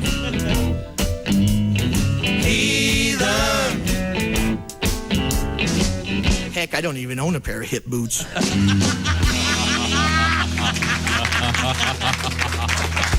But he knows how to use them. The Electric Amish, ladies and gentlemen, on this special edition. Bob and Tom, well-meaning, but yeah, they're all messed up. More than slightly confused. That's the voice of Chris Porter. I knew he'd weigh in with something important. Chris Porter, comedian. Now, do you get back to Kansas City often? Are you? I get back to Kansas City. I was back last April for a wedding. And through a bunch of weird experiences, I've become friends with Justin Verlander. He's a pitcher for the Houston Astros. Yeah. At the time, he was pitching for the Tigers. They were in town playing the Royals, but they had a night off, so he and I went out and had a couple of drinks. And he said, no, watch this. He calls the waiter over. He goes, who's that chick? And he goes, well, I don't know who the chick is, but everyone at that table's Mumford & Sons. He sends them a bottle. They come over. Turns out it's not Mumford & Sons. 8:21 at Q95. It's the Bob and Tom Show. Christy Lee's got the weather forecast. Q95 Fox 59 weather brought to you by CarX. Partly cloudy today and tonight. High today 82, low tonight 68. Tomorrow cloudy skies with afternoon thunderstorms possible. High 85, 64 currently. Thank you very much, Christy Lee. We're going to talk with Kostaki Economopoulos in a matter of moments. I see him. I'll remind you that we have the Money for Something thing happening, which means pay close attention. You could find yourself winning $1,000 many times today. So listen carefully to Q95 for the cash. Welcome back to the Bob and Tom Show. Again in the big room. I'm Tom. That's Ace. There's Chick. That's Josh. Through the glass in the Navy Federal Credit Union newsroom, it's Christy Lee. Willie Griswold is over there in his own little room. And then in the other building, it's Pat Godwin. Great new song, Pat. I want to hear it again. A tribute to Loose. Was it Loose Bison or Loose Buffalo? Or the Beefalo? Beefalo. The Beefalo. I could tell it made an impression. Well, no, it's confusing One of because those things. Well, I want to hear it again. I'll ask our guest if he's familiar with that. Now we're talking with Kostaki Economopoulos in Los Angeles, California. Hello, Kostaki. Hello. Hey, guys. Hi, nice to see you. Kostaki, do you know what a beefalo is? A beefalo. It's no. See? Is it? You could probably guess, but I hadn't heard of it either. It's our food. It's a critter that's half buffalo and half regular cattle, right? I like Kostaki's definition. It's bar food. Yeah. Bar food. A beefalo? Yeah. A beefalo taco? Who wants one? Well, there's one that's escaped from a Plymouth, Connecticut meatpacking plant. Right. And it's like an 800-pounder. So it's in thick woods and considered to be dangerous. Yeah. I was not familiar with the beefalo. I'm kind of disappointed that they named this thing after what it's supposed to become, which is a food. Seems, it's kind of awkward. Seems rude. Yeah, you wouldn't name a pig. Well, they're called hot dogs. Why wouldn't you? Just seems cruel. Oh, there goes walking ham. Yeah. I'm sorry. So we had beefalos, and then we had bison, and there's a whole bunch of bison escaped in Nebraska. So we got that going on. So we'll get to that great song again from Pat. In the meantime, what's happening in California? How are you doing? We're all right. We're going on a trip this week. We're headed to, we're going to drive to Atlanta. Oh, my. A toddler. Have you seen a toddler and a dog? Yeah. I wanted to ask you, have you seen a map of the United States? Yeah. Yeah. What's the matter? Too comfy at the house? Too laid back? I think that's a good question. Yes. So how many? I haven't lately. Who else is going to be in the car? Wife, kid, me, dog, stuff. Yeah, it's gonna be brutal. How many stops? How many stops? How many? What's the max? I don't know. It's gonna be a lot. Kostaki is like any red-blooded American fawn. No stops. No stops. That's right. No stops. Well, I mean, are you planning on staying overnight somewhere? 2 nights, 3, or? Yeah, we're gonna play it by ear. And Okay. we're thinking of doing a lot of driving at night so the kid can sleep. And, Yeah. that's the plan. All But right. we'll see. Do you have an iPad for her? Yes, downloaded some things. Yeah, yes, that's the key. absolutely. That's the key to That is the success in key. today's world. That is right. You know, when I was a kid, it would be my aunt at the wheel. She had that little triangular window open just enough to have a high-pitched noise that to this day I can no longer hear. And she'd be smoking cigarettes the whole time and driving 5 miles an hour under the speed limit. Yeah. And she'd also have the radio on so you could tell it was on but couldn't actually hear the music. Oh, Unless the Carpenters came on, then she'd crank it. Oh, she sure. liked yeah, the Carpenters, did she? Oh, God. Do you have a rule, Tom, on a trip like that? You're in charge of the radio, right? If you're driving, you're in charge of the radio. It's your radio. Yeah, chick. That's right. Sure. You hear this, Kostaki? Because he's a man. I'm with Tom. I like the premise, but Yeah. The reality, on the other hand. Well, good luck on the trip. That's Thank a long you. haul. So who are you going to go visit? His mom. well, yeah, we haven't seen the moms in a long time, so we're gonna make an extended. Oh, the trek. moms. That sounds like a great sitcom. Are they both there? The moms. They're both there-ish. The other mom is a short drive away relative to our drive. So, what, Miami? Yeah, that's right. You have lesbian moms? Oh, no. No, I applaud you. Oh. no. The other grandma. Oh, We got Your two mother-in-law. You can say mother-in-law. So you your got mom and mother-in-law are sleeping together? You got to time it just right, Kostaki. Because if Definitely you a time it sitcom. perfectly when you leave Los Angeles, it can take you 4 hours to get out of the city. You hit Atlanta right, it'll be at least 6 hours. That's right. Once you Yeah, hit that's Atlanta right. traffic. Yeah, this could easily be a month trip. Yeah. Well, good Are luck. we going to talk about that photo you posted on social media? Did you see this, Tom? No. He was completely naked, laying on the couch, Right? but the towel that I you was were laying on wasn't underneath your buttocks area, which I found interesting. Somebody has examined this photo, and I think her name's Christy. No, it Well, I sweat a little, like mostly torso. So I Okay. threw the towel down All and right. fell asleep. And then, of course, my wife took a photo. Well, what else is visible? He's lying on his side hugging a pillow, so there's nothing pornographic, if you will. Adorable. No money shot? No money shot. Adorable. But I just thought if Tom sees this photo, he's going to freak out There you go, because Tommy. the towel isn't underneath your. Yeah. It looks like the famous Burt Reynolds Cosmopolitan thing a with little, yeah. So we don't get to see little Kostaki in there? No. Tom right now is visibly ill, Kostaki.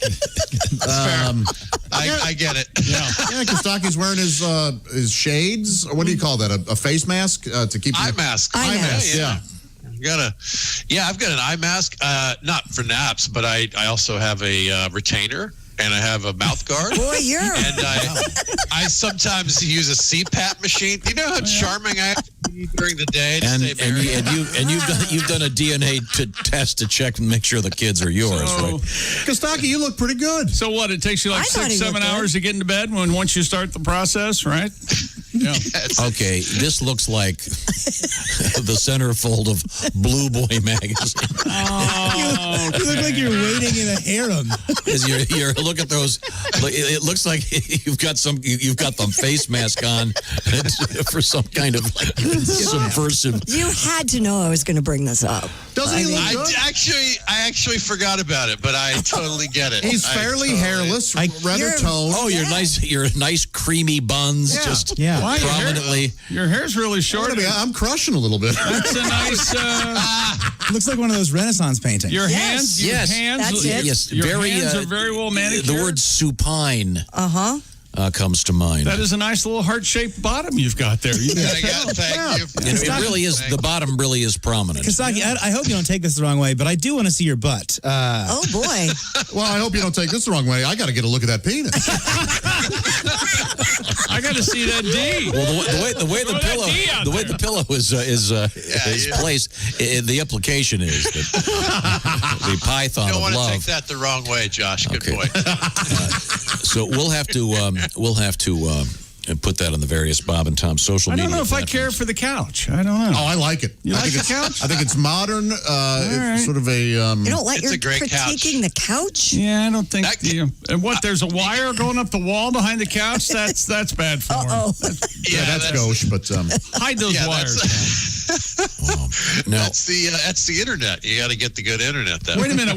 Are those misused socks on the floor there beside you? This is an actual photo. This was not. I was asleep. I took my socks. It was hot, and those socks are awesome. By the way, if you zoom in, I don't know if you can tell. Those socks actually say "Carpe the F out of this diem." That is cool.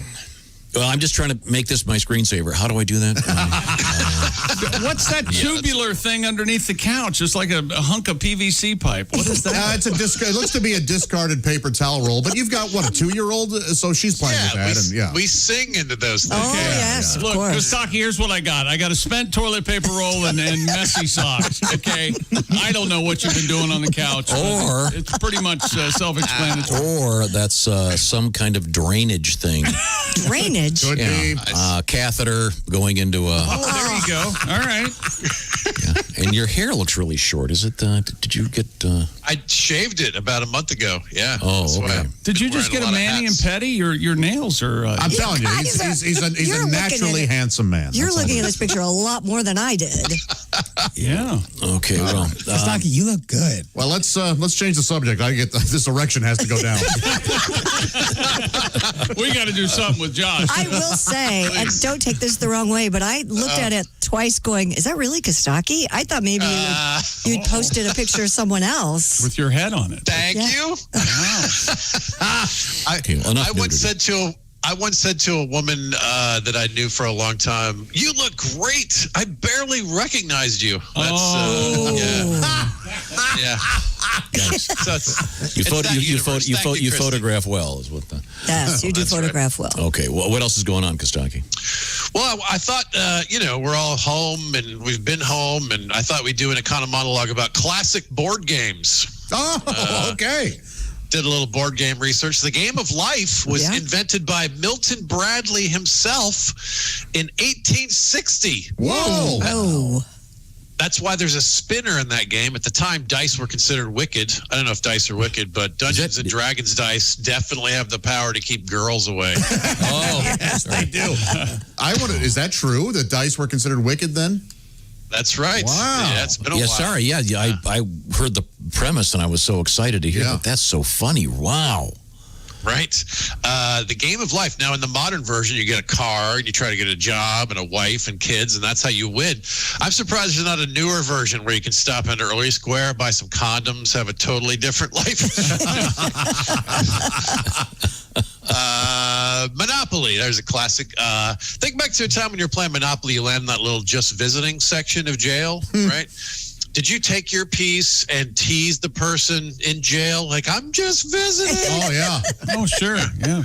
My family hated that. Then in high school, we went on a field trip to an actual prison. Equally unpopular there.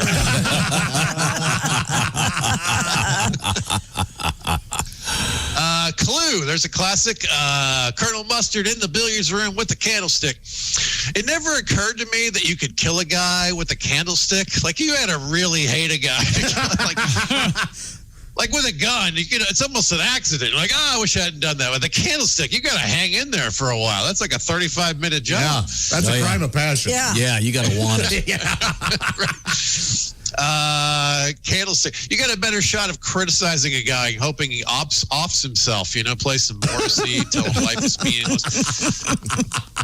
A candlestick. I will say, one time my wife dragged me to a candle store, and I did wish I was dead. We had that discussion earlier today, believe it or not, with a chick spending quite a bit of time at the Yankee Candle website. Loved it. Clue was published by a company called Waddington's, which was later bought by Parker Brothers, which is since bought by Hasbro. The lessons of Monopoly, not lost on game makers.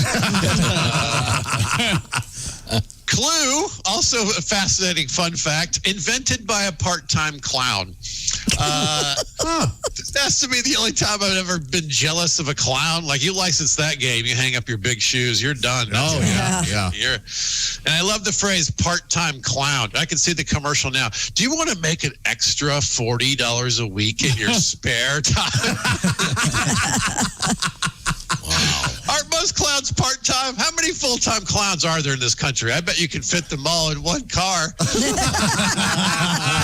By definition, I would think. That's a great show.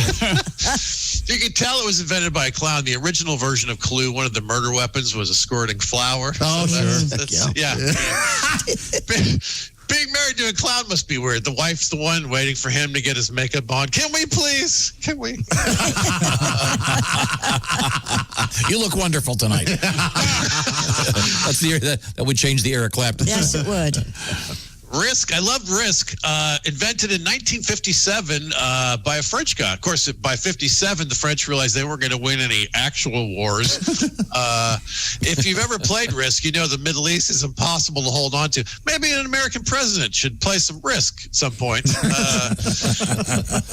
What you want to do is start in Australia, load up armies in Indonesia, and move through Asia that way. That's clearly the lesson of Risk. The Ouija board.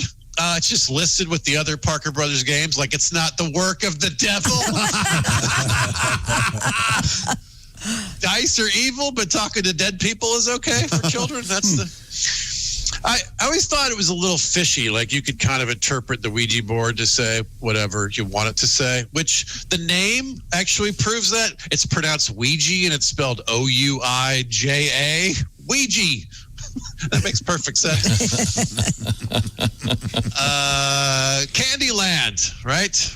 Oh, yeah. Wonder why our kids eat crap. There's no broccoli land. There's no well-balanced breakfast land. No, it's Candyland. You can't play that game sober. It has no strategy. I'm like, okay, kid, we're going to try a new game. This one's called Shots and Ladders. And finally, Pictionary. It's always frustrating when you get into the competitive groove of that game and you get a really hard word and the other team gets a cake word. Like, they get snake, you get melancholy. Yeah, you got to draw a candle. Yeah. I'll let you do the melon joke. and a collie. Yeah. Cantaloupe next to Lassie. Yeah. That's going nowhere. Got to be a really good artist Yeah. to have that work. Very good, Kostaki. Thanks, guys. Judging by this photograph of you, you really need football to start. That is. Hopefully, the next time I call you, we're talking football. That is rough. I haven't played Monopoly in many, many years. You hate Monopoly. Yeah, I'm not good at it. Oh. How do you not be good at it? I don't know. I just can't do it. I could say there's too many nuances, I think, with Monopoly. All right. I didn't know you could. I didn't know you could visit the jail. Yes, when you're not in jail for any reason, you land on the square. It's called just but you visiting. always, Now, can you take your little man or whoever, your iron, whoever the hell, Sure. token? Can you take it? Can you take it and go up against the other tokens in there and have like a conjugal visit? Have you ever done that, Kostaki? Have you ever? Yeah, banging away with the little dog and the thimble. Scotty and an iron? Yeah, that's a good idea. Didn't they get rid of the iron? Yeah, I think they did. Do you put money in the middle so when you land on free parking, you? I haven't Yes, played we Monopoly do. in 40 years. Yes. I never Yeah, liked it. we did put money in. Yeah. Didn't they get rid of the thimble too? Oh, I think because it was a Thimble's thimble gone. of. So the thimble's gone and the iron's gone. What, did women stop playing? thanks. That's dear Josh. How about those dames? Huh? Well, Kostaki, when do you leave for Atlanta? Tuesday night. Good luck, everybody. Good luck. Wow. Yeah, be careful. We haven't been anywhere. We haven't gone anywhere for 5 months. So this is An adventure. Yeah. we're diving in. Yeah, you'd think so, huh? You think you'd put your toe into the grocery store first? No, we're just going to go to Atlanta. When is the last time you put gas in your car? It's been a while, actually. Yeah. Our battery died. We didn't move the car for that long. Oh wow. Oh, well, then it'll probably die on the way. Oh, sure. By the way, There's a reason they call it Death Valley. Once they die. Just keep that in mind. Once batteries die, they're never the same. Okay, thank you very much, Kostaki. You're the best. Yes, great have a safe trip. Great stuff. Very funny, Kostaki. Very good as always. And you can find Kostaki, by the way, if you just write out Kostaki, Kostaki, on Wikipedia. And then search everywhere. Naked Men, and there he is. Yeah, every Wednesday he's got his Facebook Live thing going on. Check it out. Now, at this point in the show, I have to call on Christy Lee to inform me more about Navy Federal Credit Union. That's Christy? right, Tom. And if you're looking for ways to save more each month, and who isn't, look no further. Navy Federal Credit Union offers members great ways to lower their interest rates and save more. One easy option, Josh. Well, to transfer your credit card balance to a new Navy Federal Platinum credit card and save with their low intro APR. Since it's Navy Federal's lowest rate card, the Platinum card is perfect, especially for large purchases that you might need extra time to pay off. You know, another great way to save is by refinancing your auto loan from another lender with Navy Federal. I knew that. Members save more when they refi with Navy Federal because you enjoy low rates and flexible payments and terms. Plus, when you refi your auto loan from another lender with Navy Federal, you'll get a $200 bonus. That's free money, people. It's easy to drive off and save. So apply online or on the mobile app. Visit NavyFederal.org to learn more. At Navy Federal, members are the mission. Terms and conditions apply. Credit and collateral subject to approval. Refinanced loan must be at least $5,000 to be eligible for the $200 bonus. Message and data rates may apply. Insured by the NCUA. I've been trying to tell him, you got to breathe. Every time he does his James Mason disclaimer. Terms and conditions apply. Thank you very much. Navy Federal Credit Union. Coming up, we have a special surprise. Also coming up today, comedian Reno Collier, Monkey Busters, and Abraham Lincoln's hair in the news. This is the Bob and Tom Show.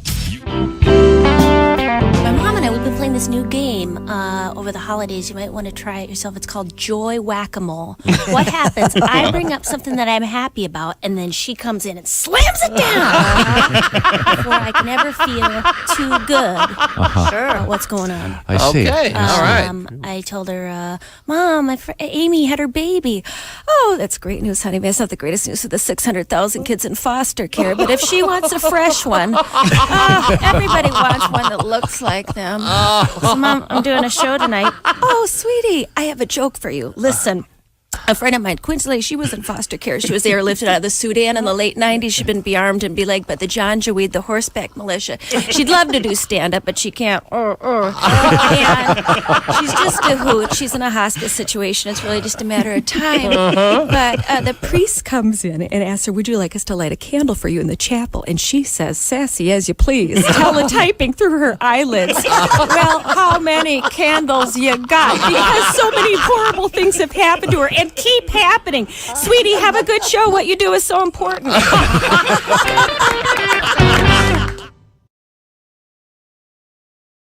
Hi, this is Bob and Tom 24/7. My name is Jim Gaffigan. I have to go and, well, I just had a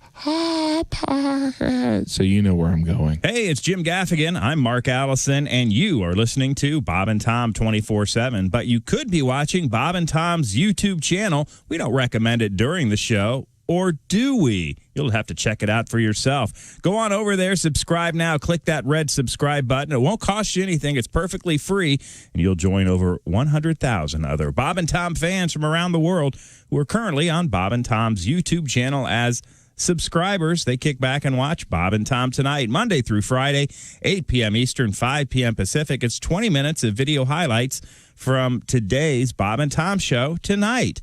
That's 8 p.m. Eastern on Bob and Tom's YouTube channel. Check it out today, won't you? I'm Chick McGee with your Bob and Tom Sports Update. Major League Baseball interleague play yesterday. The Battle of New York. Yankees win twice over the Mets, 8-7 and 5-2. Tampa Bay beats Miami. St. Louis beat Cleveland. Boston over Washington. And the Dodgers beat Texas. American League winners, Detroit, the White Sox, Toronto, and Seattle. National League, Cubs, Pittsburgh, San Diego, San Francisco, and Atlanta. NBA winners from the bubble, Boston, the Clippers, and Denver. And NHL winners, Dallas and the Islanders. And the Olympic flame in Tokyo is going on display It arrived in Japan from Greece in March and has been largely hidden away since the Olympics were postponed until next year because of the pandemic. It'll be on display at the new Japan Olympic Museum for at least the next 2 months. I'm Chick McGee, and that's your Bob and Tom Sports Update. Ladies and gentlemen, Bob and Tom. Christy, what's the grossest thing you've ever found in your food? I've never been, I think Unlucky maybe a enough hair or something, but my mom said she was eating a snack cake out of a vending machine. She got a particularly clumpy piece of sugar, and she was sucking on it and sucking on it, and it didn't dissolve. no. When she pulled it out of her mouth, she saw that it was an entire fingernail. Oh, Josh, the whole time I knew it was going to be a fingernail. It still hurt. I mean, not a clipping, the whole nail that had been... Bob and Tom in the morning and highlights all day long. The Bob and Tom Show, weekday mornings at 6 a.m. Eastern on Bob and Tom 24/7. Hi, this is Bob. And this is Tom. This is Bob and Tom 24/7. Audiences are flocking to Comedy Central this summer to see what will happen next on the wacky reality show I'm with Busey. A regular Joe, Adam De La Pena, hangs out with Gary Busey, and the two get into kooky situations as Gary hands out his out-of-this-world words of wisdom. Now, public broadcasting has taken a cue from Comedy Central and is debuting its own reality series. Adam De La Pena is having crazy adventures with another celebrity, and PBS is right there with cameras to capture every nutty minute. Dude, what is this place? This is the coolest nightclub I've ever been in. Check out that huge dome ceiling. This is not a nightclub, you imbecile. We are in a planetarium. I want to show you the vast universe we are a part of. Coming to PBS, it's I'm with Hawking. Super physicist Stephen Hawking takes Adam around through his typical day and shares some of his brilliant theories and observations. Now I understand. The universe started billions and billions of years ago and is likely to continue for several billion more years. You are less than a blink of an eye in the big picture. How does that make you feel? Kind of hungry, I guess. I thought we were going to go out and grab a burger and then hit some clubs and pick up chicks. When I hang out with Gary Busey, we do wild stuff like go out into the desert and perform Native American rituals. What kind of stuff are we going to do? We are going to sit in my office and work on unifying general relativity theory with quantum theory and the implications this could have on our understanding of universal expansion and the development of black holes. Your voice is funny. Could I drive your wheelchair? Adam, since I am unable to move my arms, will you please hit yourself upside the head for me? Forget about I'm with Busey. PBS has paired up one of the most brilliant minds in science with a witless, talentless nobody. It's the funniest astrophysics reality show of the season, I'm with Hawking. Okay, Steve, repeat after me. Do you feel like I do? I will not. This is a very expensive piece of scientific equipment that allows communication for me. I am not going to do Peter Frampton impressions with it. All right, then. Can you type in, open the pod bay doors, Hal? Here's an interesting fact, Adam. There is no scientific proof of the existence of God. Even so, I am now praying that he will see fit to strike you down with a 300 megaton asteroid. Sure, it might destroy the Earth, but frankly, it would be worth it to be rid of you. So, if you're so smart in astronomy, should I date an Aquarius or a Capricorn? There's a man I'd like to see laying on a couch. 848 Q95. It's the Bob and Tom Show. Supine. Nudie. We're just looking up how long it takes from L.A. to Atlanta. 31 hours. With a kid and a dog. It's a straight line across the country. Good luck. Okay. I'm sorry. Don't forget the Bob and Tom golf outing details. Q95.com. It's a benefit for the great Riley Hospital for Children, so make it there. Welcome back to the Bob and Tom program. Happy to be here. Happy to be anywhere. Yeah, why not? Today's the 31st of August, 2020. The year continues. Don't you wish you could hibernate? Hey, wake me up when this is over, won't you? Yeah, could they do like a medically induced coma or something? Could someone do that? They could, I guess. Enough money? That'd be very popular. You just have to take care of your waste, things like that. But you could. Oh, like in that movie Alien, where they go in the pods. And, yeah.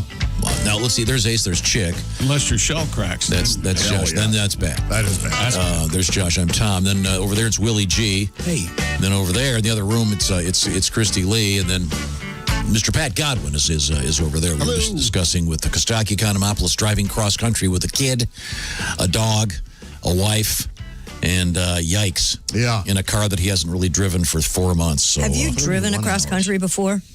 Various, yes, kind of. Yeah. Remember last year I drove the whatever that was, 16 hours straight. We drove from the Midwest to California 3 times when I was a kid. Quite a trip. God. I've done it. Yeah. That's but it's different when you're, Pat, when you're by yourself. Oh, sure, yeah. But when you've got a I did kid. it from San Diego to the Midwest, but the degree of difficulty went way up with the traveling companion. That's a shame. Through the roof. I assume that every move you made was wrong, right? No. Yeah, absolutely wrong. Yeah. The only one I've done is Illinois to Colorado, and all I got to say is, boy, is Nebraska long. You don't think you know how long Nebraska we know the is. song corn, soybeans, corn. Well, good luck, Kostaki. I assume he'll go the southern route through Death Valley. It's a straight line from L.A. to Atlanta. Did he just miss 31 hours? I know that LA didn't have that bad of traffic since COVID started. Did he just miss all the traffic, so he's heading to Atlanta? Yes. Well, it's getting pretty bad again. So in any event, L.A. to Omaha. We were discussing we were discussing board games, and he mentioned Monopoly. Yes. Which I'm not very good at. You're a Scrabble guy. I know. I like Scrabble. Yeah, Monopoly. I don't have that kind of time. That's about the only board game you play, right? Yeah, Monopoly's the shorter version is very popular in the former Soviet Union and in Russia. It's pretty easy. Have you ever played it in Russian style? No. Yeah, you just take all the money, divide it up equally, then you quit. Oh, okay, yeah. But it doesn't really work that way. It turns out that someone's siphoning off most of the money and building themselves. Anyway, what is your favorite board game? You know, and Monopoly knew that they had a game that could get out of hand, and you could be there for 3 or 4 days, because there's that short version you can play that nobody really understands. You're like assigned money. It's kind of like the Soviet version. Right, yeah, no, we knew it would. Could you I like the game Stock Market. Hello, Bob and Tom Show. This is Dick Hitzwater sitting in for Dougie Style, and this is some other news. Dougie Style. It took me 5 seconds. Yeah. Paleontologists have unearthed fossil evidence of hibernation in Antarctica that suggests some animals have been hibernating for at least 250 million years. 250 million years? Boy, are they going to be surprised when they wake up. Yeah. That's what happens. That's what happens to me when I go to bed drunk and forget to set my alarm clock. A worker at Walt Disney World was struck in the head by a theme park patron who became upset when told that a mask worn by one of his children did not meet safety standards. Cops say Enrico Toro, 35, was at Epcot in Orlando, Florida, earlier this month when he allegedly battered a 29-year-old security guard at the park's check-in area. Before hitting the security guard, Toro reportedly told famed member of the Seven Dwarfs, Grumpy, "Hey, Shorty, hold my beer." The suspect was taken to the Disney jail, where he was last heard singing, "It's a small cell after all.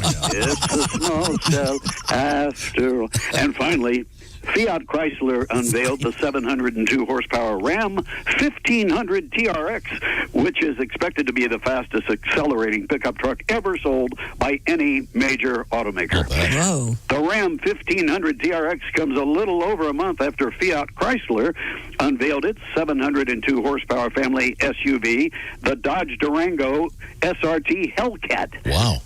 The the SUV, is designed to go from 0 to soccer practice in just 4.2 seconds. Okay. Great thing about an SUV with that much power is when the kids ask, "Are we there yet?" The answer is always yes. Well, this is Dick Hitzwater sitting in for Dougie Style, and this has been Some Other News. I miss Dougie Style. Yeah. Thank you very much. And now we have something a little bit special from our friends at Home Depot. This segment is brought to you by the Home Depot. Hi, this is Tom. I'm talking with Danny Watson, home and garden specialist from Home Depot. And Danny knows just about everything about how doers get more done at Home Depot. Danny, what's the latest? Good morning, Tom. Well, Tom, in 2017, Home Depot rolled out our One Home Depot, and that was a strategic plan to create a seamless, convenient shopping experience across our stores and online, just to make it One Home Depot, make it easier for our customers to shop.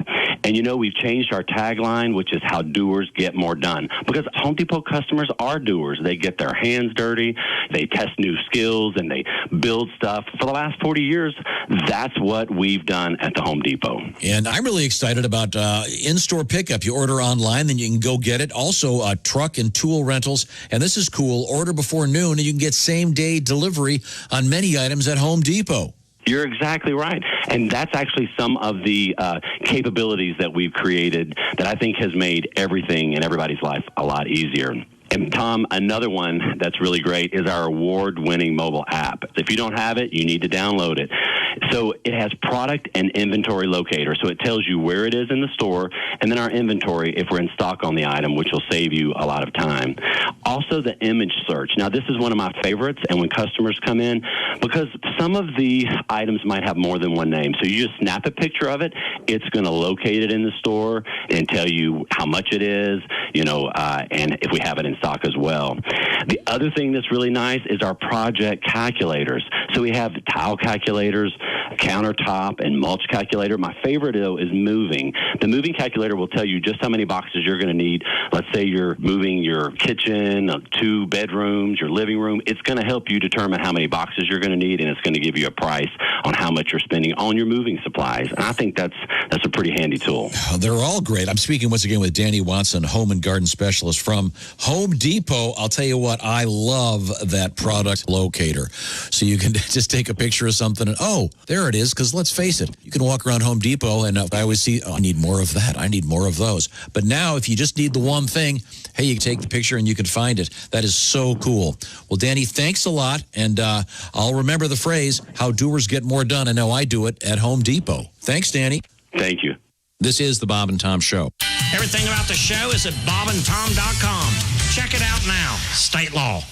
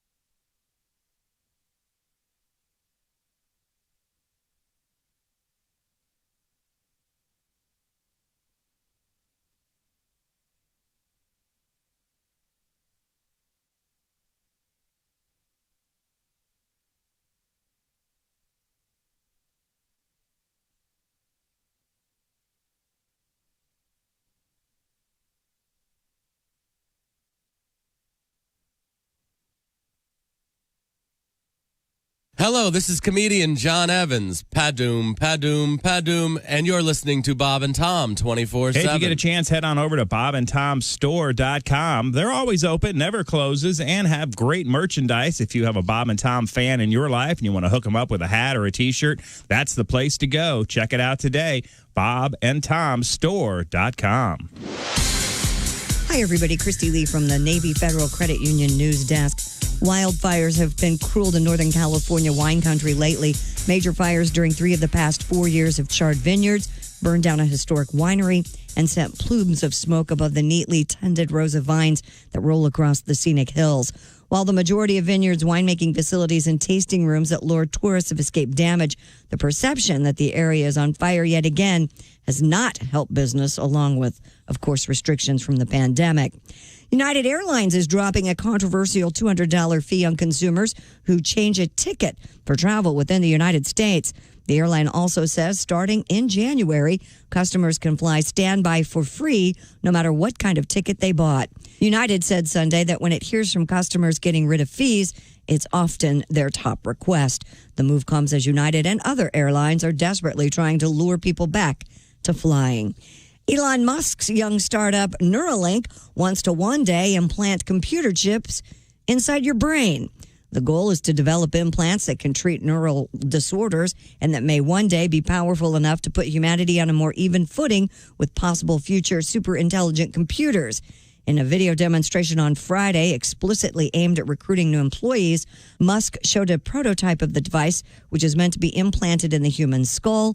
Ultra-thin wires hanging from the device would go directly into the brain.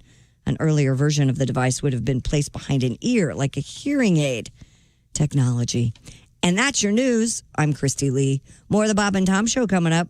Ladies and gentlemen, Bob and Tom. I'm not sure you're aware of this, but Josh here is quite the master of the scat. Oh, no, I'm still a student compared to John. Really? For sure, Okay. yeah. When he scats, Josh, it sounds like he's putting a spell on you. Yeah, it's Well, and it doesn't help the way he flips his hands around, that's for sure. I guess, would you mind, with John Evans being the master, would you mind displaying it for the master? This is embarrassing. Sure. Skibber dabble snip sand a flip a dee da rip dip deedle and rams in da rappity flew and rebirds herbal dip dip. It's got Keep an content. eye on Willie. He's going to turn into a frog. Scoop is a serval. Bob and Tom in the morning and highlights all day long. The Bob and Tom Show, weekday mornings at 6 a.m. Eastern on Bob and Tom 24/7. Hi, this is Bob. And this is Tom. This is Bob and Tom 24/7. 24/7.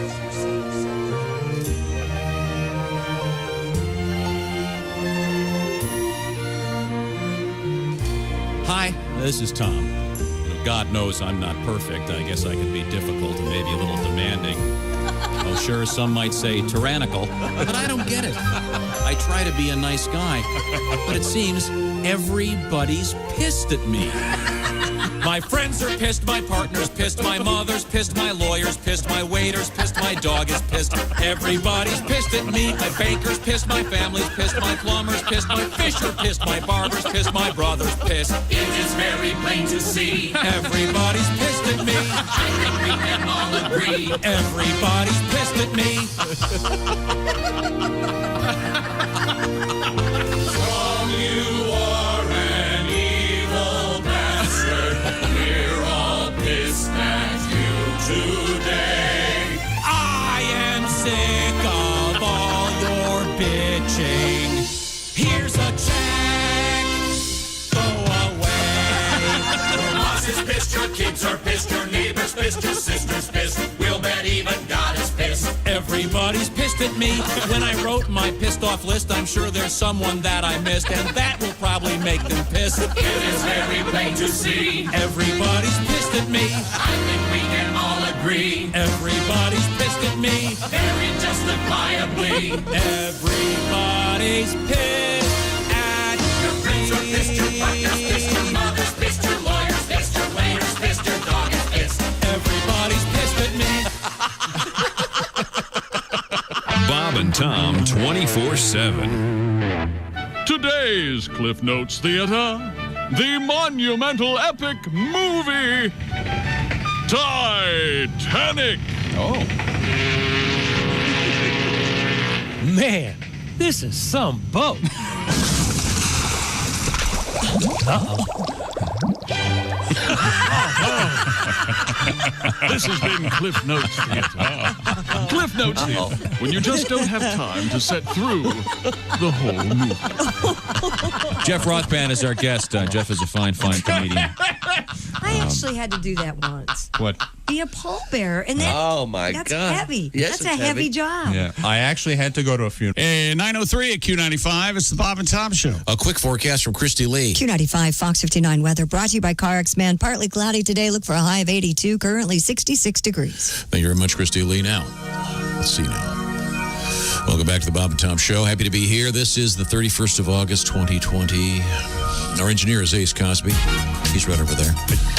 Jake McGee's across the way at the sports desk. Once again, in the IHateStevensinger.com sidekick chair, it's Josh Olive. Christy's over there. Willie G is over there. Patty G is over there. And right now we turn to Christy Lee. Josh was watching the crazy kite. That's thing. what I'm watching right now. It's funny you would bring that up. It's if you haven't seen this, Oh, my gosh. a little girl got swept up by a kite and goes flying. But Yes. she's okay. She's whipped around in the air, and it's rough. Yeah. But she is okay. Yeah, otherwise we... Of course. Yeah, we wouldn't be doing the story. But it's A nerve-wracking. toddler in Taiwan has returned to the ground safely after being lifted away into the air by a kite.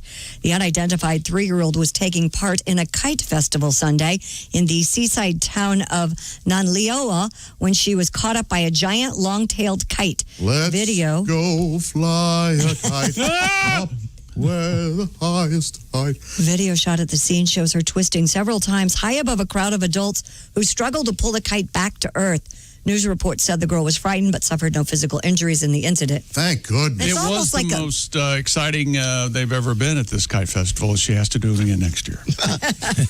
It's almost like a big silk. It's even, Yeah. it doesn't really look like a kite as we know them. Right, a giant ribbon type thing. Yeah. I can't make a kite fly, let alone have one pick up one of the kids. Man. But you have trouble kite flying, huh? I've never been that great at it. It's pretty thrilling when you get it. Ends up usually in some high tension wire or nearby tree. All right. I've never understood the physics of a box kite. That's Yeah. a weird thing. How do they get those to fly? Yeah, it's just a damn This, box. this looks like a gigantic. I mean, this thing looks like the spinnaker on a sailboat, but it does. That's relatable. What the hell's a spinnaker on a sailboat? Oh, kind of the big thing. Never mind. It's a big puffy sail. When Jackie and John were sailing. Look at the spinnaker. I want to make fun of that. Over the weekend, I was playing a video game where there's a boat, and I go, "Oh, the enemy is on the bow." And they go, "What do you mean?" I go, "Sorry, the front of the boat." I am turning into you. Yeah. You say starboard and port instead of... Well, sure. Yeah, for everything. What's starboard is which way? Port is left. Toward the stars. Port and left both have it's always four. easier. Port and left both have 4 letters. Yeah. Ah. Unless the shore's on the other side, then it's toward the port. Right. Well, you can be portbird. Why don't they just say left and right? Maritime. There's a romance to maritime. Okay. Same reason they say knots and all that crap. Yes, it's this is Bow and stern. Is that what they are? They got their own language. You've got to see this girl being lifted up by this kite. It's nerve-wracking. And of course, in the interview afterward, she said, "Let's do it again." Again, Daddy. Yeah. Again. Maybe not. I don't know. What do you think? Think she liked it? I don't know. She looked like she was frightened. Horrifying. Okay. What else we got, Christy? Well, speaking of Japan and flying, a Japanese company's flying car has successfully taken off. Japan's SkyDrive Inc. carried out the successful flight with one person on board. In a video shown to reporters Friday, the vehicle that looked like a motorcycle with propellers lifted several feet off the ground, hovered in a netted area for 4 minutes. Tomohiro Fuzakawa, who heads the SkyDrive effort, said he hopes the flying car can be made into a real-life product by the year 2023. The machine so far can fly for just 5 to 10 minutes, but if that can become 30 minutes, it will have more potential. Yeah, I would think, including exports to places like China. If you're on a flying car, you'd want it to go like hours, wouldn't you? So you wouldn't have it to. does look more like a flying motorcycle. It's got a whole bunch of propellers, and I don't know. It's in this giant cage. Yeah, well, in case it fell. Right. Yeah, that's why they did it that way. What do you mean in case it fell? Then it would land in the net. It would land in the net in case it falls from the sky if it's not successful. They didn't want to practice it in a field because then it would crash. Oh, so if it goes sideways. It would hurt somebody because there was a person on board. Yeah, I don't think you want to be an early adapter on this one. No way. It's where you want to. You don't want to get the first year. You know, that old thing. Let them work the bugs out. Yeah, sure. You know, the one where the motors go out and it plummets to the earth. But this is electric. Yeah, this whole thing seems nuts. It's electric. Staying in Japan. It looks like it, but it looks kind of like those sort of motorcycle-like things from Return of the Jedi. Yeah, it does. Yeah, they kind of do. I mean, that would be incredibly cool. But I don't see this happening. They probably told the Wright brothers that too, so you never know. I think these things cost like $10 million a piece to build. Oh, well. Well, once again, that's why they had the nets. They want to crash and burn. Yeah. Okay, good. Let's stick in Japan. What else we got? 3 grandmothers in Japan have formed a group called Monkey Busters to combat monkeys for damaging their crops. Masako Ishimura and Tatsuko Kinoshita and Mayuka Il, who live in the rural Hikarishi town. I want you to know you're doing a hell of a job. You nailed them, Christy. I had some Mayuka eel the other day with a California roll. Did you? Boy, Yeah. delicious. Well, They've joined forces. Tatsuko Kinoshita. Yes? Sheeta. Following Cheetah, that's what I said. following a Metamucil regimen. Tom. You just are fascinated by the beehive. It's unbelievable. Back to you, Christy. They have joined forces after attending a class from the Japan Agricultural Cooperative that showed locals how to prevent monkeys from ruining their crops. You know how you do it? You shoot them. Yeah. It's one way. Yeah. Well, that's not the way they're doing it. With scarecrows and anti-animal netting proving to be ineffective at protecting the valuable crops, the 3 women decided to take matters into their own hands, banding together and arming themselves with air guns in order to scare off the monkeys. What kind of scarecrow do you make for a bunch of monkeys? Charlton Heston? Hey, now. Again, I'm of the school, shoot them. Just like that place in whatever it was, Thailand, where all the monkeys were taking over some city. And they're actually, remember, They were sterilizing They're them. sterilizing them one at a time, and Yeah. they're reproducing too fast. You got to try, right? You No, can't you just- trim the herd. Come on. Well, I don't know about Get some quality hunters and go pick off the monkeys. If you can do it without shooting them, good. Well, you can't. You don't know anything. You don't know if these monkeys help with the ecosystem. You don't know if these Hey, you monkeys can't just get rid of a species. are important. Bust a capuch in your ass. Capuchin! Capuchin your ass. Oh, Captain. Okay. Yeah. Is it Instead of a capuchin cap. monkey? Capuchin monkey, yes.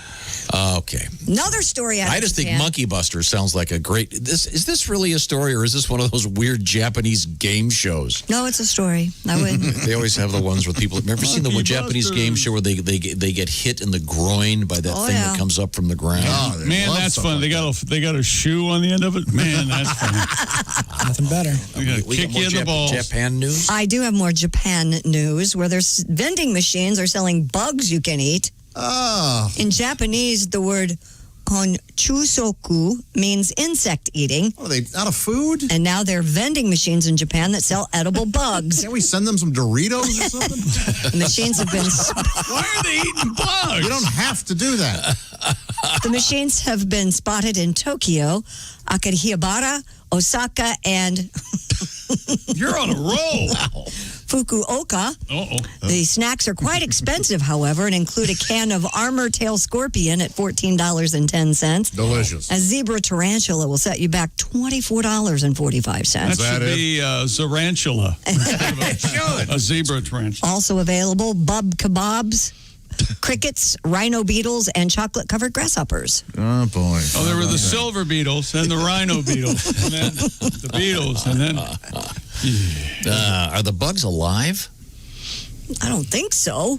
You don't eat them live. Especially not do the you? chocolate covered No. Yeah, well, clearly. Hey, this thing's making a mess. They're better if they're alive. You don't want to eat the dead bugs. That'd be sick. We had a grasshopper jump in the car yesterday, and you try to get the grasshopper out of the car. It's unbelievable. You know what they say? You can take the grasshopper out of the car, but you can't get the car out of the car. Isn't that bad luck? Grasshopper in the car? I don't know, but it was Cricket in the scary. house. You got 3 days, Chris. You're not supposed to kill him. 3 days, Chris. We didn't kill him. He jumped out. Oh, well, if you eventually. killed it, you'd live. But So in this vending machine, do you have to buy the caterpillar before he becomes a butterfly? Yes. You don't want to eat butterflies. No. Unusual creatures in the house. A grasshopper means a distinguished guest will arrive. A ladybird suggests visitors, and a frog indicates money is coming. Oh, really? a frog? There you go. A frog. Find a frog in the house. All right, well, all this happened in a car, so. Nothing here on car. Christy? Who says I don't live in my car, Bugs Josh? in cars. Go ahead, chick, take it. Well, Google that, won't you, please? Christy, give me the teaser. Well, coming up, we have a guy who climbed Mount Rushmore. I don't recommend that. Lincoln Abraham in the news. And beachgoers discover something very special that washed ashore in Miami. A mer person? No. Oh. Not a mer person. Damn it. Let's see, it's Miami. I'll give you one guess. Either drugs or a Cuban. Yep. You got it right. Okay, we'll see one which or the other. You know my philosophy on this. If you're coming in from Cuba, come on in. I love those. You see those rafts made out of those old cars? Yes. We want that person to be a new American. They've got it together. If only they'd had a Cuban on Gilligan's Island. They sure. One episode. They could, yeah. One episode. I always wondered, the professor can build a radio, but he can't fix a boat. Josh, they've actually got a pretty good Cuban at the sandwich down the road if you want to go grab one later on today. Oh, I love a good Cuban. I love the Cuban breakfast. Me too. 2 poached eggs, beans, right? That's good stuff. Yeah, we all know what a Cuban breakfast is. Okay. Ace, do you know what a Cuban breakfast is? I did not. Oh, there, see? Educating the engineer. You're welcome. I want to remind you that with the increase in cyber learning, which a lot of us are dealing with right now. Nothing. And but the ones where they have your kid just sit in front of a computer for 8 hours, good luck with that. Yeah, they're going to be playing. They're going to be playing some video game within a matter of moments. But it is important to keep your kids' personal information safe. There are risks associated with using mobile devices. Review the security settings and privacy policies for any social media sites that they use. Caution against checking in with their apps to announce their location. Make sure that they're not sharing any sensitive personal information online. These words come to you from our friends at LifeLock. Every day we put information out there that puts us at risk when we put it on the internet. And LifeLock steps in to detect a wide range of identity threats, like, for example, your social security number showing up for sale on the dark web. With LifeLock, they detect your information, and they know that it has potentially been compromised. When they do, they will send you an alert. I just dealt with this a couple weeks ago. Ended up on the phone with someone at LifeLock, and she was amazing, incredibly helpful, and very, very bright. It was really good to get it all sorted out very quickly. No one can prevent all identity theft or monitor all transactions at all businesses, but you can find out your information is in the dark web, and that's very, very good to know. Get your free dark website scan at lifelock.com/scan. Pick the plan that's right for you and save up to 25% off your first year with the promo code TOM25. That's a free scan at lifelock.com/scan and 25% off with the promo code TOM25. Coming back with comedian Reno Collier and another song from Pat Godwin. This is the Bob and Tom Show. Now I know we're gonna try to do the big orchestrated version of Fred at some point. Are we? And we doing that now? Okay, so we're getting the. Are we ready? The official. Y'all just tell me. I'll go. We got the official Fred. Are the Fred singers out there at this point? We have to get some singers out here for this one. This is a song. This is actually the first experience that Rodney had with the Bob and Tom Band and Orchestra, and we brought Rodney in and did a recording of this song, which ended up being what the deal that got Rodney his record. Yeah, I record guess. deal. I can remember the first time I did the show, and I did like 2 hours of this, and of everything I knew. And then I remember you asking me, well, you got anything else? And then I said, I got this stupid Fred song. And then that was the thing that kind of stuck. And out of all the things, and if I don't sing it, by God, I hear about it too at the shows. You son of a bitch, I drove 400 miles. Here you sing the Fred song. Looks like you're going to be doing it a cappella in my pickup truck. How many of the Fred singers do we have out there? Do we just have Wendy? Because we have no idea where the Fred singers are. Well, there's one. Okay. I'm not sure there is any. Okay, well, I know I can sing part of the Fred song. I can do it from right in here. Okay. You wanna, sure. Fred. Got it? Right. Very good. We can all sing. I think we all know this one, so everybody sing their Fred part. He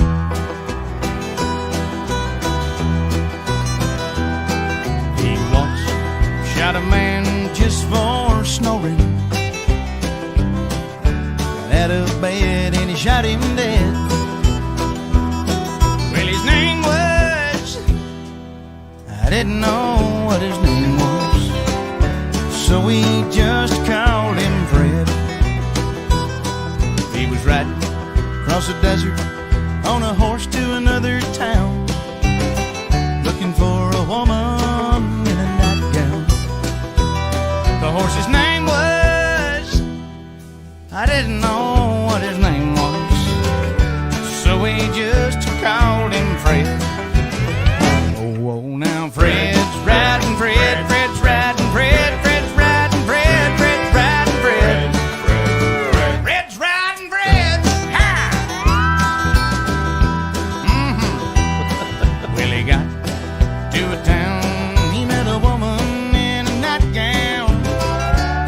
was wearing a brown belly brown. Well, her name was, I didn't know what her name was. I got you, didn't I, boys? Let's stop for a second. I didn't know what her... You guys want to try that again? I didn't know what her name was. So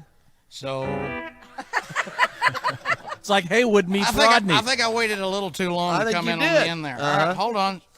Well, when we got... know what her name was. I didn't know what her name was, so we just called her Fred. There we go.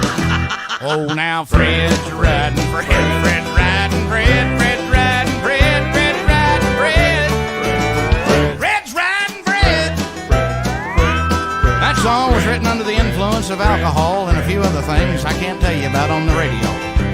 Had you been drinking alcohol at the time of hearing the Fred song, you'd be, well, I should say by saying that alcohol has a tendency to make you think things are actually funnier than what they really are.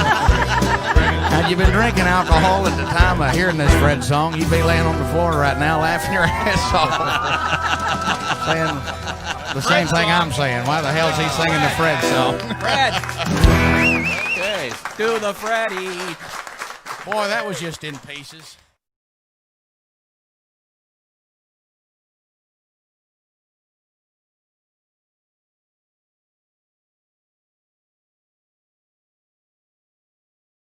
Like doing everything you can think about the fishing worms. Cushy ones. The ones that wiggle and squish. There's only one thing I don't like doing with fishing worms. And that is, of course, to catch fish. I hate them fishing worms. Fishing worms. Everybody's wishing they had fishing worms. Find them in the backyard, underneath some leaves. Make them little dresses. Just leave off the sleeves. That's fishing worm. Fishing worm. Fishing worm. Fishing worm. Fishing worm. Hi, this is Greg Warren, and you're listening to Bob and Tom 24/7. We're talking with Yes, 921 at Q95. It's the Bob and Tom Show. It certainly is. Thank you very much. And Christy Lee has the forecast. Yes, Q95, Fox 59 weather brought to you by the CarX Man. Partly cloudy today, 82. Partly cloudy tonight, down to 68. And then cloudy early on Tuesday with afternoon thunderstorms possible, high 85. 68 degrees currently. Thank you very much, Christy Lee. Now, the Bob and Tom golf outing is a benefit for the great Riley Hospital for Children. You can be part of it. Go to Q95.com, get all the information. We'll be at Top Golf, which is a 21st century driving range, and it's a blast. Multi-tiered, you know what I'm talking about. And it will be doing all the safety things, et cetera, et cetera, et cetera. Wednesday, September 16th, Top Golf in Fishers. You can be part of it. Once again, Q95.com for all the information. Thank you, Yingling, Napleton Kia of Fishers, and OmniSource, the official metal recycler here at the Bob and Tom Show. Welcome back to the Bob and Tom Show. Let's see now. There we go. A little shuffle there from Duke Tomato. Chick McGee's across the way. This is Tom. That's Ace. The handsome man in the IHateStevenSinger.com sidekick chair. Couldn't be here today, so... That's weird. So Josh is there. All right, happy to be here. I didn't know. That's not what I meant. The very handsome Josh Arnold is over there. The lovely Christy Lee. Yo. Did I just say Clisty? Sorry. Well, lovely I've been called worse. Christy Lee. I Sorry. can't imagine. I mean, bit my tongue. She is wearing a hoodie. Oh, very clever. See, those are hooded. See, Yes, yeah. The Navy Federal Credit Union newsroom has Christy Lee. Willie G is over there. Hey. Patty G is over there, and currently adjusting his camera from somewhere in Tennessee. It is comedian Reno Collier. Reno, once again, you've got your camera positioned so that we can see the curtain in the funeral home you're calling. Yes. Yeah. Is the decedent, It's freezing in here. Is the decedent right behind you? Yes, he is. He is. No. He's I don't know what I'm going to do with him. Okay. Now, y'all want him? Reno, you are in fact back on the road doing stand-up comedy, which has to be great.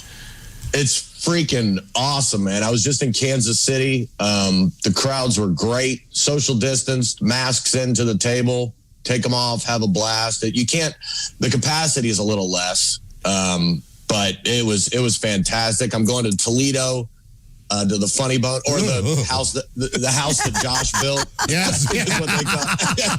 Now, for those new to the show, Josh is a very fine stand-up comedian, but you just had one particularly bad series of sets in Toledo. Yeah, every show was bad. And it's a beautiful club and great people, and they just didn't care for what I had to say. That's very unusual. Josh is hilarious. It's scaring me to go funny. because he's so funny. I'm like going, what happens there? Like, are they going to snatch me or something? Or maybe we could I'm get. excited. I wonder if they have the equipment. We could get Josh to do a special on-tape intro for you. I don't want to jinx him. Yeah, no. I'll eventually get back there. It won't jinx me. Well, yeah. Yeah. Well, they wanted to keep the capacity down, so they said you were actually on the show with me. Funny stuff. Pretty much sums it up. Now, I'm sorry. Now we're speaking once again with comedian Reno Collier. And Reno, we often at this time investigate the world of history, and today's no exception. We need the introduction, please, as we prepare to talk about things that happened on this day. Time now for Today in History. You know, this is going to be in the form of a quiz. With today? Thank you, Leonard. Josh, you don't get this because then you'll get it too easily. I am very smart. The body of Mary Ann Nichols was found on this date in 1888. Do you know who that was? Mary Ann Nichols? Mary Ann Nichols. When? 1888? Yes, hold on. 1888, and where? London, England. Whitechapel, we'll say. I know what this is. Jack the Ripper. Yes. The chick from one of the prostitutes. Hey, have you guys seen the documentary? I think it's called American Ripper, where they connect the guy who killed those people at the World's Fair in Chicago. Like they set up the dates where like Jack the Ripper started in London, then all of a sudden these murders started in the United States. Was that H.H. Gregor or whatever? Yeah. Is that the Death Hotel or something he set up? Yeah, murder house? Yeah. Murder house. Yeah. Pretty it's crazy. I got no jokes for it. I've never seen it, but are they suggesting he was Jack the Ripper? Yeah, they almost prove it. It's his great-grandson or something, and he goes and investigates it, and the date's set up where the murders started in London, then they stop, right? And then this guy, they see him on a ship manuscript or whatever the hell it is, and then he goes to London. Manifest, yeah. And then he goes to London, to Chicago, they start there. Okay. Then he leaves the United States, and they start back in London. All right, we're all pretty bored, but we'll check it out, yeah. Yeah, it's fantastic. There's a movie. I lost our spice here. Watch me tie this in.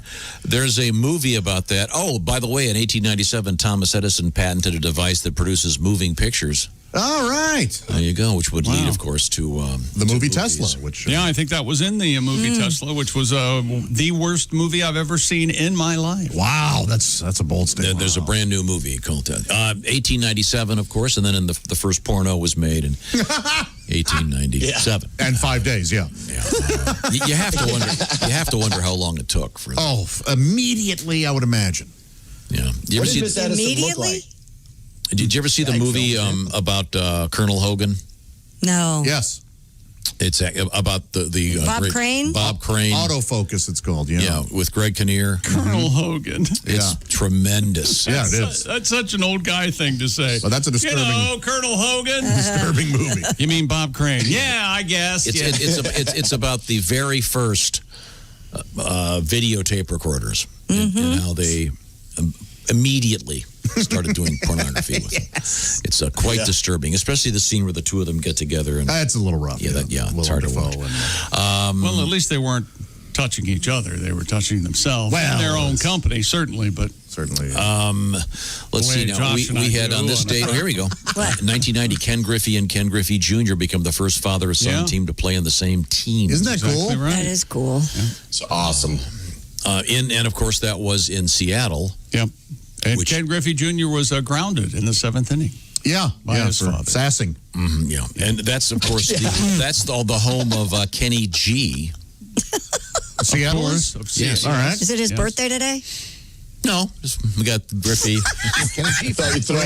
We have three Kenny G's, essentially, is what Ken Griffey Jr., Ken Griffey Sr., and Kenny G. What does the G stand for? Gorlock. Kenny Gorlock. I think it's Gorlick. Oh, I know it's something like that. I don't know. Gorlock is An evil was my mascot in. Oh, okay. Maybe it is college. Webster College. You know what he's talking about. University, please. 1994, the Pentium computer beats Gary Kasparov. The John. What did it do to Gary Kasper? What did it do? Not Casper they were the playing Ghost. chess. Oh, I thought it was the porn. It beat Kasparov. That's what I heard. He's a friendly ghost, Joe. but he's never that friendly in the TV show. Well, Isn't there? Wasn't somebody put up on Twitter Casper's first Christmas or something like that? And he goes, "Did that count the one he died at or something?" Yeah, let's not forget Casper was a dead child. Oh my gosh! Never forget. Let's just get right to birthdays then, shall we?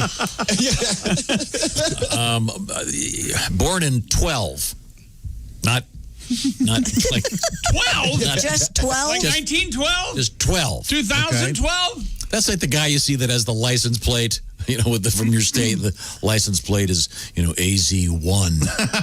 Wow. So this is 12 AD.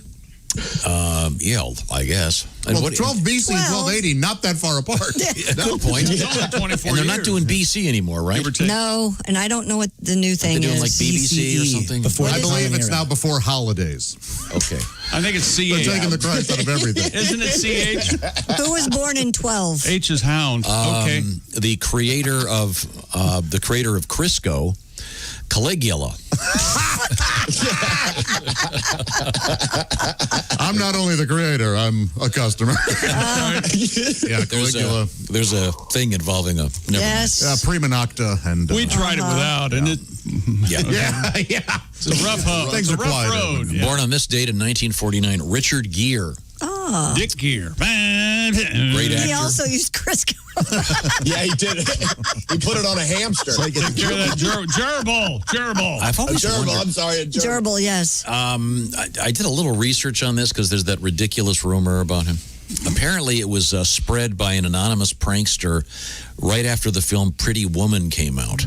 Oh, really? And apparently, fax machines all over Hollywood were flooded with this fake press release, purportedly issued by the Association for the Prevention of Cruelty to Animals, with the whole thing about the gerbil and Richard Gere. Boy, who did he make mad? Yeah.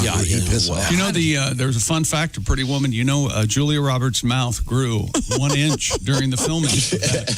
That's fine with me. It grows an inch. Yeah, she was a prostitute. An inch in every year. It's eventually going to engulf her entire head. I love a big mouth. But there are no Yeah. facts to that story, and although we did a little tribute to it. I want a woman who can suck on my hand.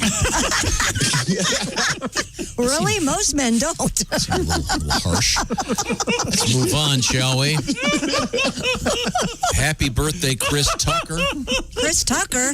Chris Tucker? Yeah, Chris, he's the guy from the I dislike him Rush Hour. intensely. Yeah, I Rush know Hour who he show. is. He's Yeah. super funny. Have you guys rewatched? talk like this. What do you think?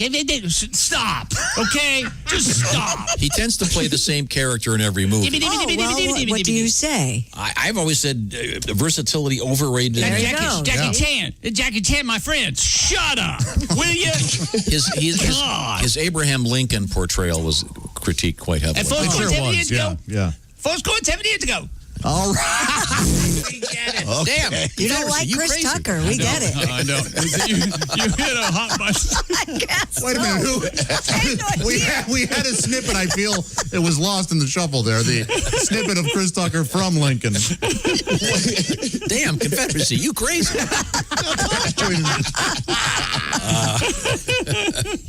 And finally, happy birthday to Larry Fitzgerald.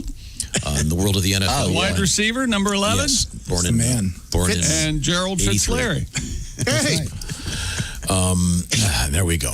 Thank you, Lawrence. Now, are you still on the job? I know you're touring, Reno. Are you also still doing your construction gig? Yes, sir. I'm headed there right after this. At least foreman, I would think. Yeah. Are you the foreman already? No, hell no. I don't speak Spanish. Boy, doubling down on that, huh? I'm not going to let it go, man. I'm not going to let it go. I applaud your effort. We tried. In spite of the letters. You can have Chris Tucker at the work site if you'd like. Okay, I want to read you one more. Christy had this story this morning. Which from one? Bill Clark, champion powerlifter. No, Chick had this story. Oh, sorry. God, you suck. You really can't hard. tell me and Christy apart. You have a very nice beard. Go ahead. No, I don't. See, there you go. I'm sorry. This guy, Reno, pay attention here. He can not only rip a license plate in half, and these are the metal ones, not the paper ones. He ripped apart 29 license plates in 60 seconds with his bare hands. And it was a benefit for a special charity, so it's a cool thing that he did. But if you see this video, this guy, wow. He could tear your neck off. God. I shake opening my American Express bill. I wonder if he can rip a credit card in half. That'd be kind of cool. Probably. Although it might be more difficult because it's just your fingers and. Don't you have to go like this to get it to break in half? Yeah. I've seen people do it to me. Attaboy, Pat. He finally speaks at 9:34 and we get that going on. Wow, I thought I didn't know he was here today. Pat, can you favor us with a tune here? Sure. I think I want Reno to hear this. Do you want to do your tribute to the beer? I'll do the buffalo thing. Okay, Oh, the the buffalo. beefalo. You got to tell them what's going on here, Christy. Yeah. In case you missed the story earlier, Reno, police in Plymouth, Connecticut are searching for an escaped beefalo. According to the Hartford Courant, the beefalo, a cross between a bison and domestic cattle, escaped from the Plymouth Meats meat processing business on August 3rd. They attempted to confront the animal, believed to be the beefalo Wednesday, but retreated when the animal showed signs of charging. The 800 to 900 pound animals believed to be in the thick woods and considered dangerous. The name beefalo is disturbing to me. I mean, they name it right after food. Just seems sort of mean. Would you have called it Pat, you have Alphalo? What would you have called it? I don't know, but a beefalo seems mean. What have you got there, Pat? Leave him alone. Let the beefalo roam. He escaped from the slaughter today. He's a tough one for sure. He escaped from the herd and lived to see another day. Oh, he won't be on a range or a grill or an oven today. The meat can be bought, but this boy can't be caught. So have a salad. You're too fat anyway. Thank you very much, Pat Godwin. Reno Collier on his way to Toledo in the famous Funny Bone. Have a great week, Yes. Reno. Yeah, Reno. Tell us how it goes. Thanks, Talk to you next guys. week. Sure will. Love you guys. Have a great week. You too, man. sir. See ya. Right now, I want to talk about how to make this show sound at least 25% better. Of course, I'm talking about the great Raycon earbuds. What have you been listening to, Chick McGee? I've been listening to Raycon earbuds for a couple of years now. I did the legwork on this. I went out there and I said, there must be a better way. Thank you for all the work you did. There's got to be a better sound in earbuds, and I was right. Raycon, the E25 earbuds, the best yet. 6 hours of playtime, more bass, compact design, a nice noise isolating fit, no dangling wires or stems, stylish, discreet, and the most important, in my opinion, seamless Bluetooth pairing. Unbelievably easy with Raycon. Give them a try. Raycon has a 45-day free return policy. You can make sure they're the pair of wireless earbuds for you. You get to try them out. Mike Tyson loves them. I love them. Snoop loves them. And for a limited time, get 15% off your order at buyraycon.com/Tom. That's buyraycon.com/Tom. A special 15% discount on Raycon wireless earbuds for Bob and Tom listeners only. That's buyraycon.com/Tom. And if you bought a pair and like them, send us a little bit of email. We're getting a lot of letters from people who said, hey, I heard you over and over talking about the Raycons, bought them, and boy, do I love them. Yeah. And followed by, I hate to say this, but Chick McGee is right. They seem to always put that on the PS. Coming up, we have a couple quick stories about Mount Rushmore, which is fascinating. Ever want to climb Mount Rushmore? Don't. We'll find out why next. This is the Bob and Tom Show. Reach us toll free at 1-888-BOB-TOM-1 or at bobandtom.com. This is the Bob and Tom Show.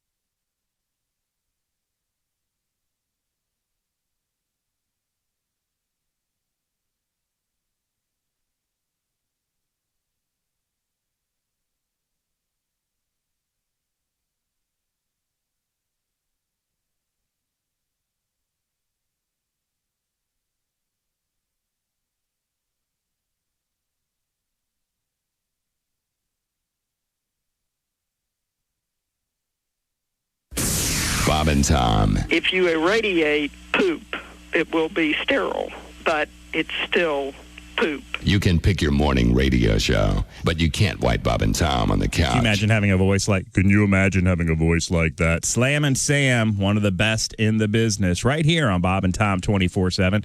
Oh, my name's Mark Allison. I'm one of the best in the business, too. But, we all do what we can, including listening to the Bob and Tom app, available in your iTunes or Google Play Store, and it is free. You can get that today. If you don't have it already, you can tune into your local station, listen to Bob and Tom 24/7, even set an alarm that'll wake you up with the show right there with the Bob and Tom app. It helps you two ways. You can listen to the show, and it can help you wake up in the morning.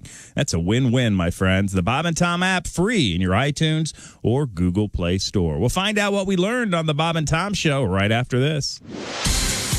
I'm Chick McGee with your Bob and Tom Sports Update. Major League Baseball interleague play yesterday. The Battle of New York. Yankees win twice over the Mets, 8-7 and 5-2. Tampa Bay beats Miami. St. Louis beat Cleveland. Boston over Washington. And the Dodgers beat Texas. American League winners, Detroit, the White Sox, Toronto, and Seattle. National League, Cubs, Pittsburgh, San Diego, San Francisco, and Atlanta. NBA winners from the bubble, Boston, the Clippers, and Denver. And NHL winners, Dallas and the Islanders. And the Olympic flame in Tokyo is going on display.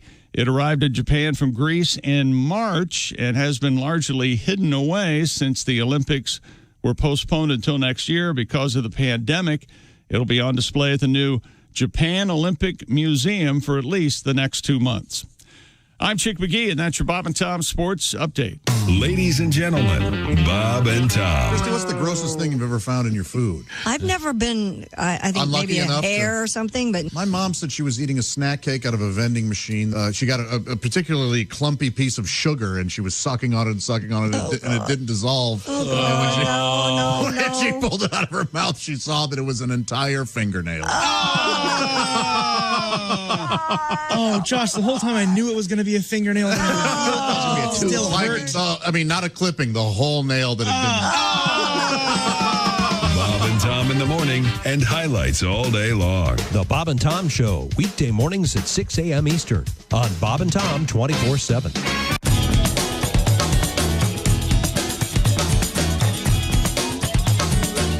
Bob and Tom 24/7.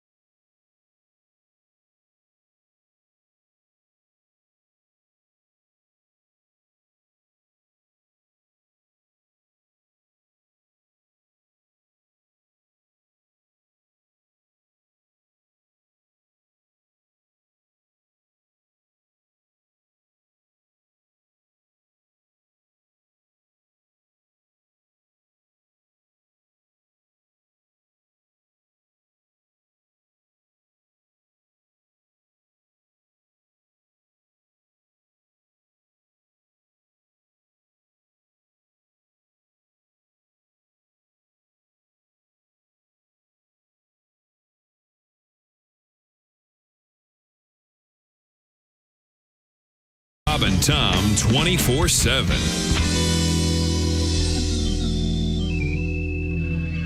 comedian Greg Warren, former state champion wrestler. You're the son of a wrestling coach. Now, I assume your dad was also your wrestling coach. Is that correct? Yes, he was. He was a high school wrestling coach, so I wrestled, and my mom was into music, so I played the clarinet in the band, which they made fun of me, especially the guys on the wrestling team, especially my best friend, Huey Baker. He was a black guy. Mm-hmm. He's one of those guys that would just get a hold of something and never shut up. And like, look at Greg, man. Greg played a flute. It's a clarinet, Huey. It's a flute, Greg. You a flute man. Look at little flute man, Greg. Flute your flute, Greg. Little flute man, Greg. He'll be on the bus going to a match. He'll be real quiet, and all of a sudden you hear, hop, 2, 3, 4. What the hell we fighting for? Flute man.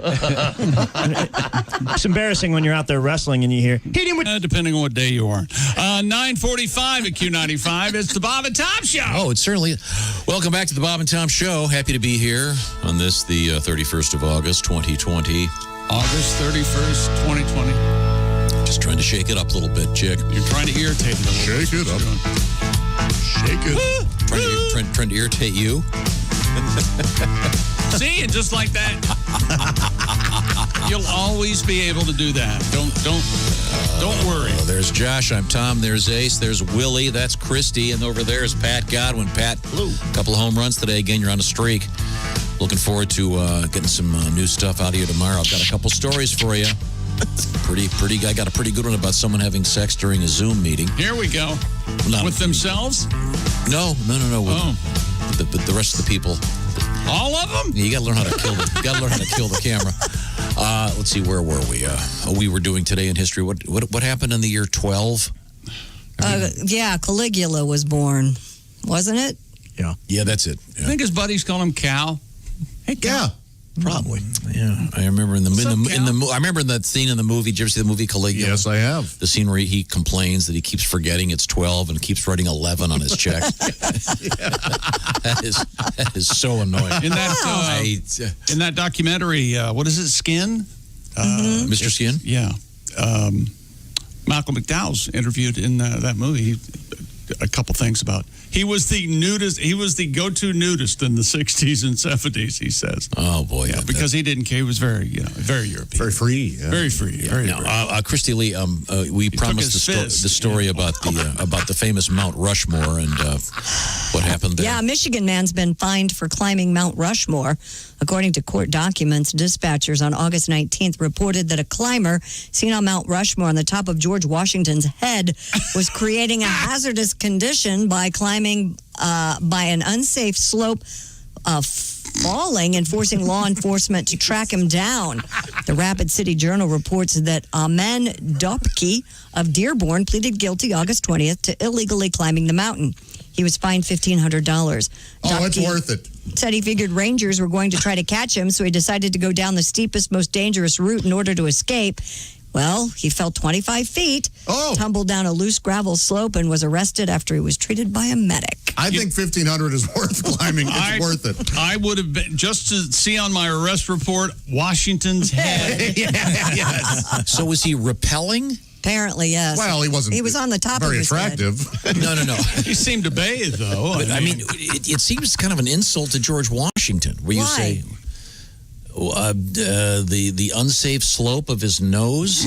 Well, I mean, it's the most prominent probably in that area. Okay. Yeah. Do you know the movie where they Christy Lee? Do you know the movie that ends at Mount Rushmore?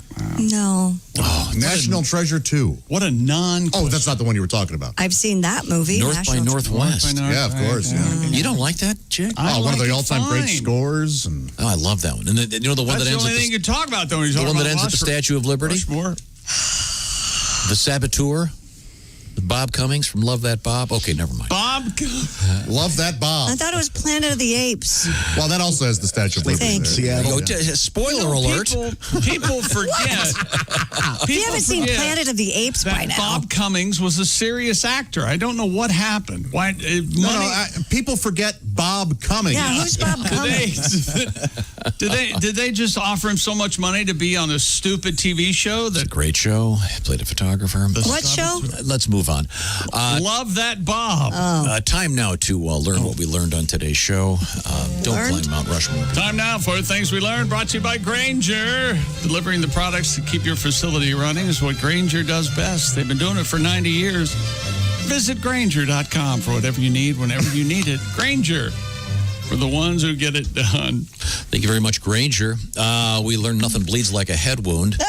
You learned that. Yeah, but I walked into a lamp because one of my dogs was trying to... And it wasn't a lamp, it was a sconce. There's a big difference. Wasn't that a breakfast thing? Scone. Oh, sorry. That's a scone. I love a scone. So you could have sconces shaped like scones. Sure, or scones shaped like sconces. Okay, well, that'd be interesting.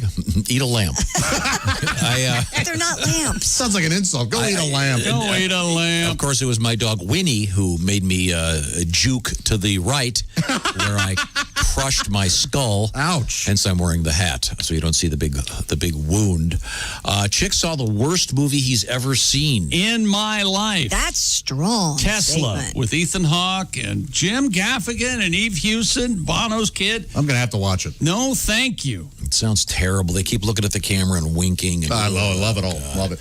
And they keep doing scenes that go, that never happened. Kyle MacLachlan, you would hate this movie. I've got to watch it immediately. And then at the end, apparently, they take the great song "Everybody Wants to Rule the World" and ruin it. And Ethan Hawke sings. I'm in. I'm in. We had By the way, you just got mad about a spoiler alert from Planet of the Apes and spoiled a movie that came out a week ago, I guess, right? Yeah. Oh, yeah. We didn't spoil it. It spoiled itself by stinking. We had the world's most expensive sheep. Went for what? Almost $500,000. Yeah, like 480,000. Yeah. Wow. And then I asked if you've ever been to these sheep auctions, and they're not very exciting because everybody keeps falling asleep. Yes. They count the sheep. Remember when they take the stage? You said it was the most expensive sheep, and Chick said, "What was it, cashmere?" And we all sat here quietly. Yeah. Okay. I might as well have said I'm quitting the show. It would have gotten the same reaction. Thanks a lot. We learned that the police in a Pennsylvania town known as Salisbury Township, famous, of course, Josh.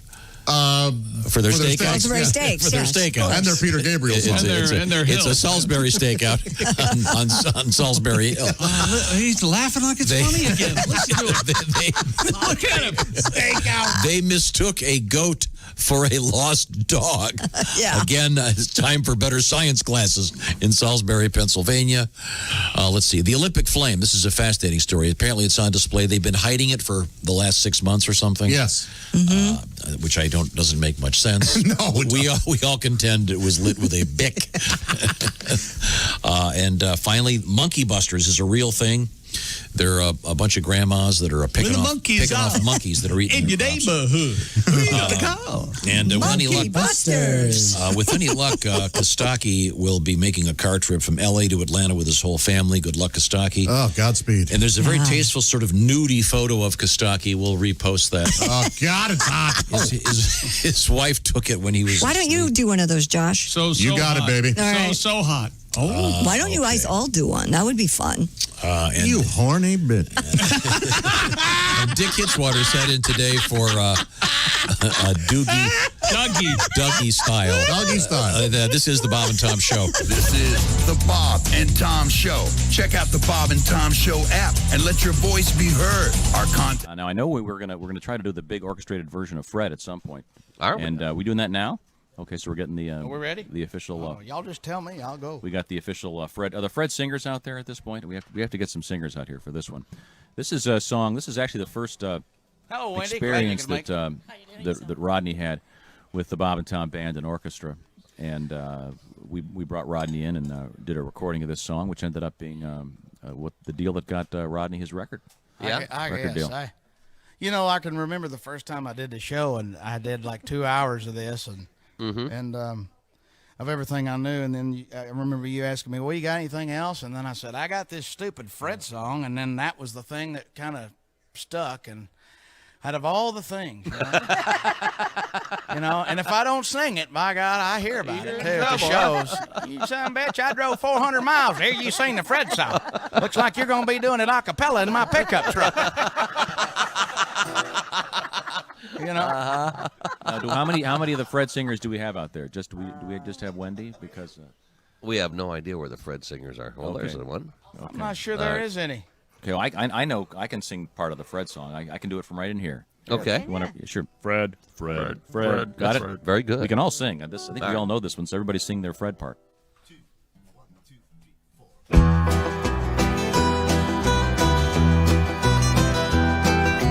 once shot a man just for snoring. Got out of bed and he shot him dead. Well, his name was, I didn't know what his name was, so we just called him Fred. He was riding across the desert on a horse to another town, looking for a woman in a nightgown. The horse's name was, I didn't know what his name was, so we just called him Fred. Oh, now Fred's riding Fred, Fred's riding Fred, Fred's riding Fred, Fred's riding Fred. Fred's riding Fred. Ha! Well, he got to a town, he met a woman in a nightgown. She was wearing a brown telegram. Well, her name was, I didn't know what her name was. I got you, didn't I, boys? Let's stop for a second. I didn't know what her. You guys want to try that again? I didn't know what her name was. So. It's like Haywood meets Rodney. I think I waited a little too long I to think come you in on did. the end there. Uh-huh. All right, hold on. Well, when we Didn't got. know what her name was. I didn't know what her name was, so we just called her Fred. There we go. Oh, now Fred's riding Fred, Fred's riding Fred, Fred's riding Fred, Fred's riding Fred, Fred's riding Fred. That song was written under the influence of alcohol and a few other things I can't tell you about on the radio. Had you been drinking alcohol at the time of hearing the Fred song, you'd be, well, I should say by saying that alcohol has a tendency to make you think things are actually funnier than what they really are. Had you been drinking alcohol at the time of hearing this Fred song, you'd be laying on the floor right now laughing your ass off. Saying the same thing I'm saying. Why the hell is he singing the Fred song? Fred. Okay, do the Freddy. Boy, that was just in pieces. Thief to the District 3 police station. Police made the arrest. I know there's an ATM around here somewhere. Yeah. I just passed it. What an idiot. If the guy had a gun, that's pretty gutsy. Yeah. From the driver, don't you think? Oh, yeah. Well, sure, but apparently he didn't have a weapon. Mm-hmm. I don't know. It says threatened with a gun. Wow. So I don't know I don't know who had the gun or how many there were, but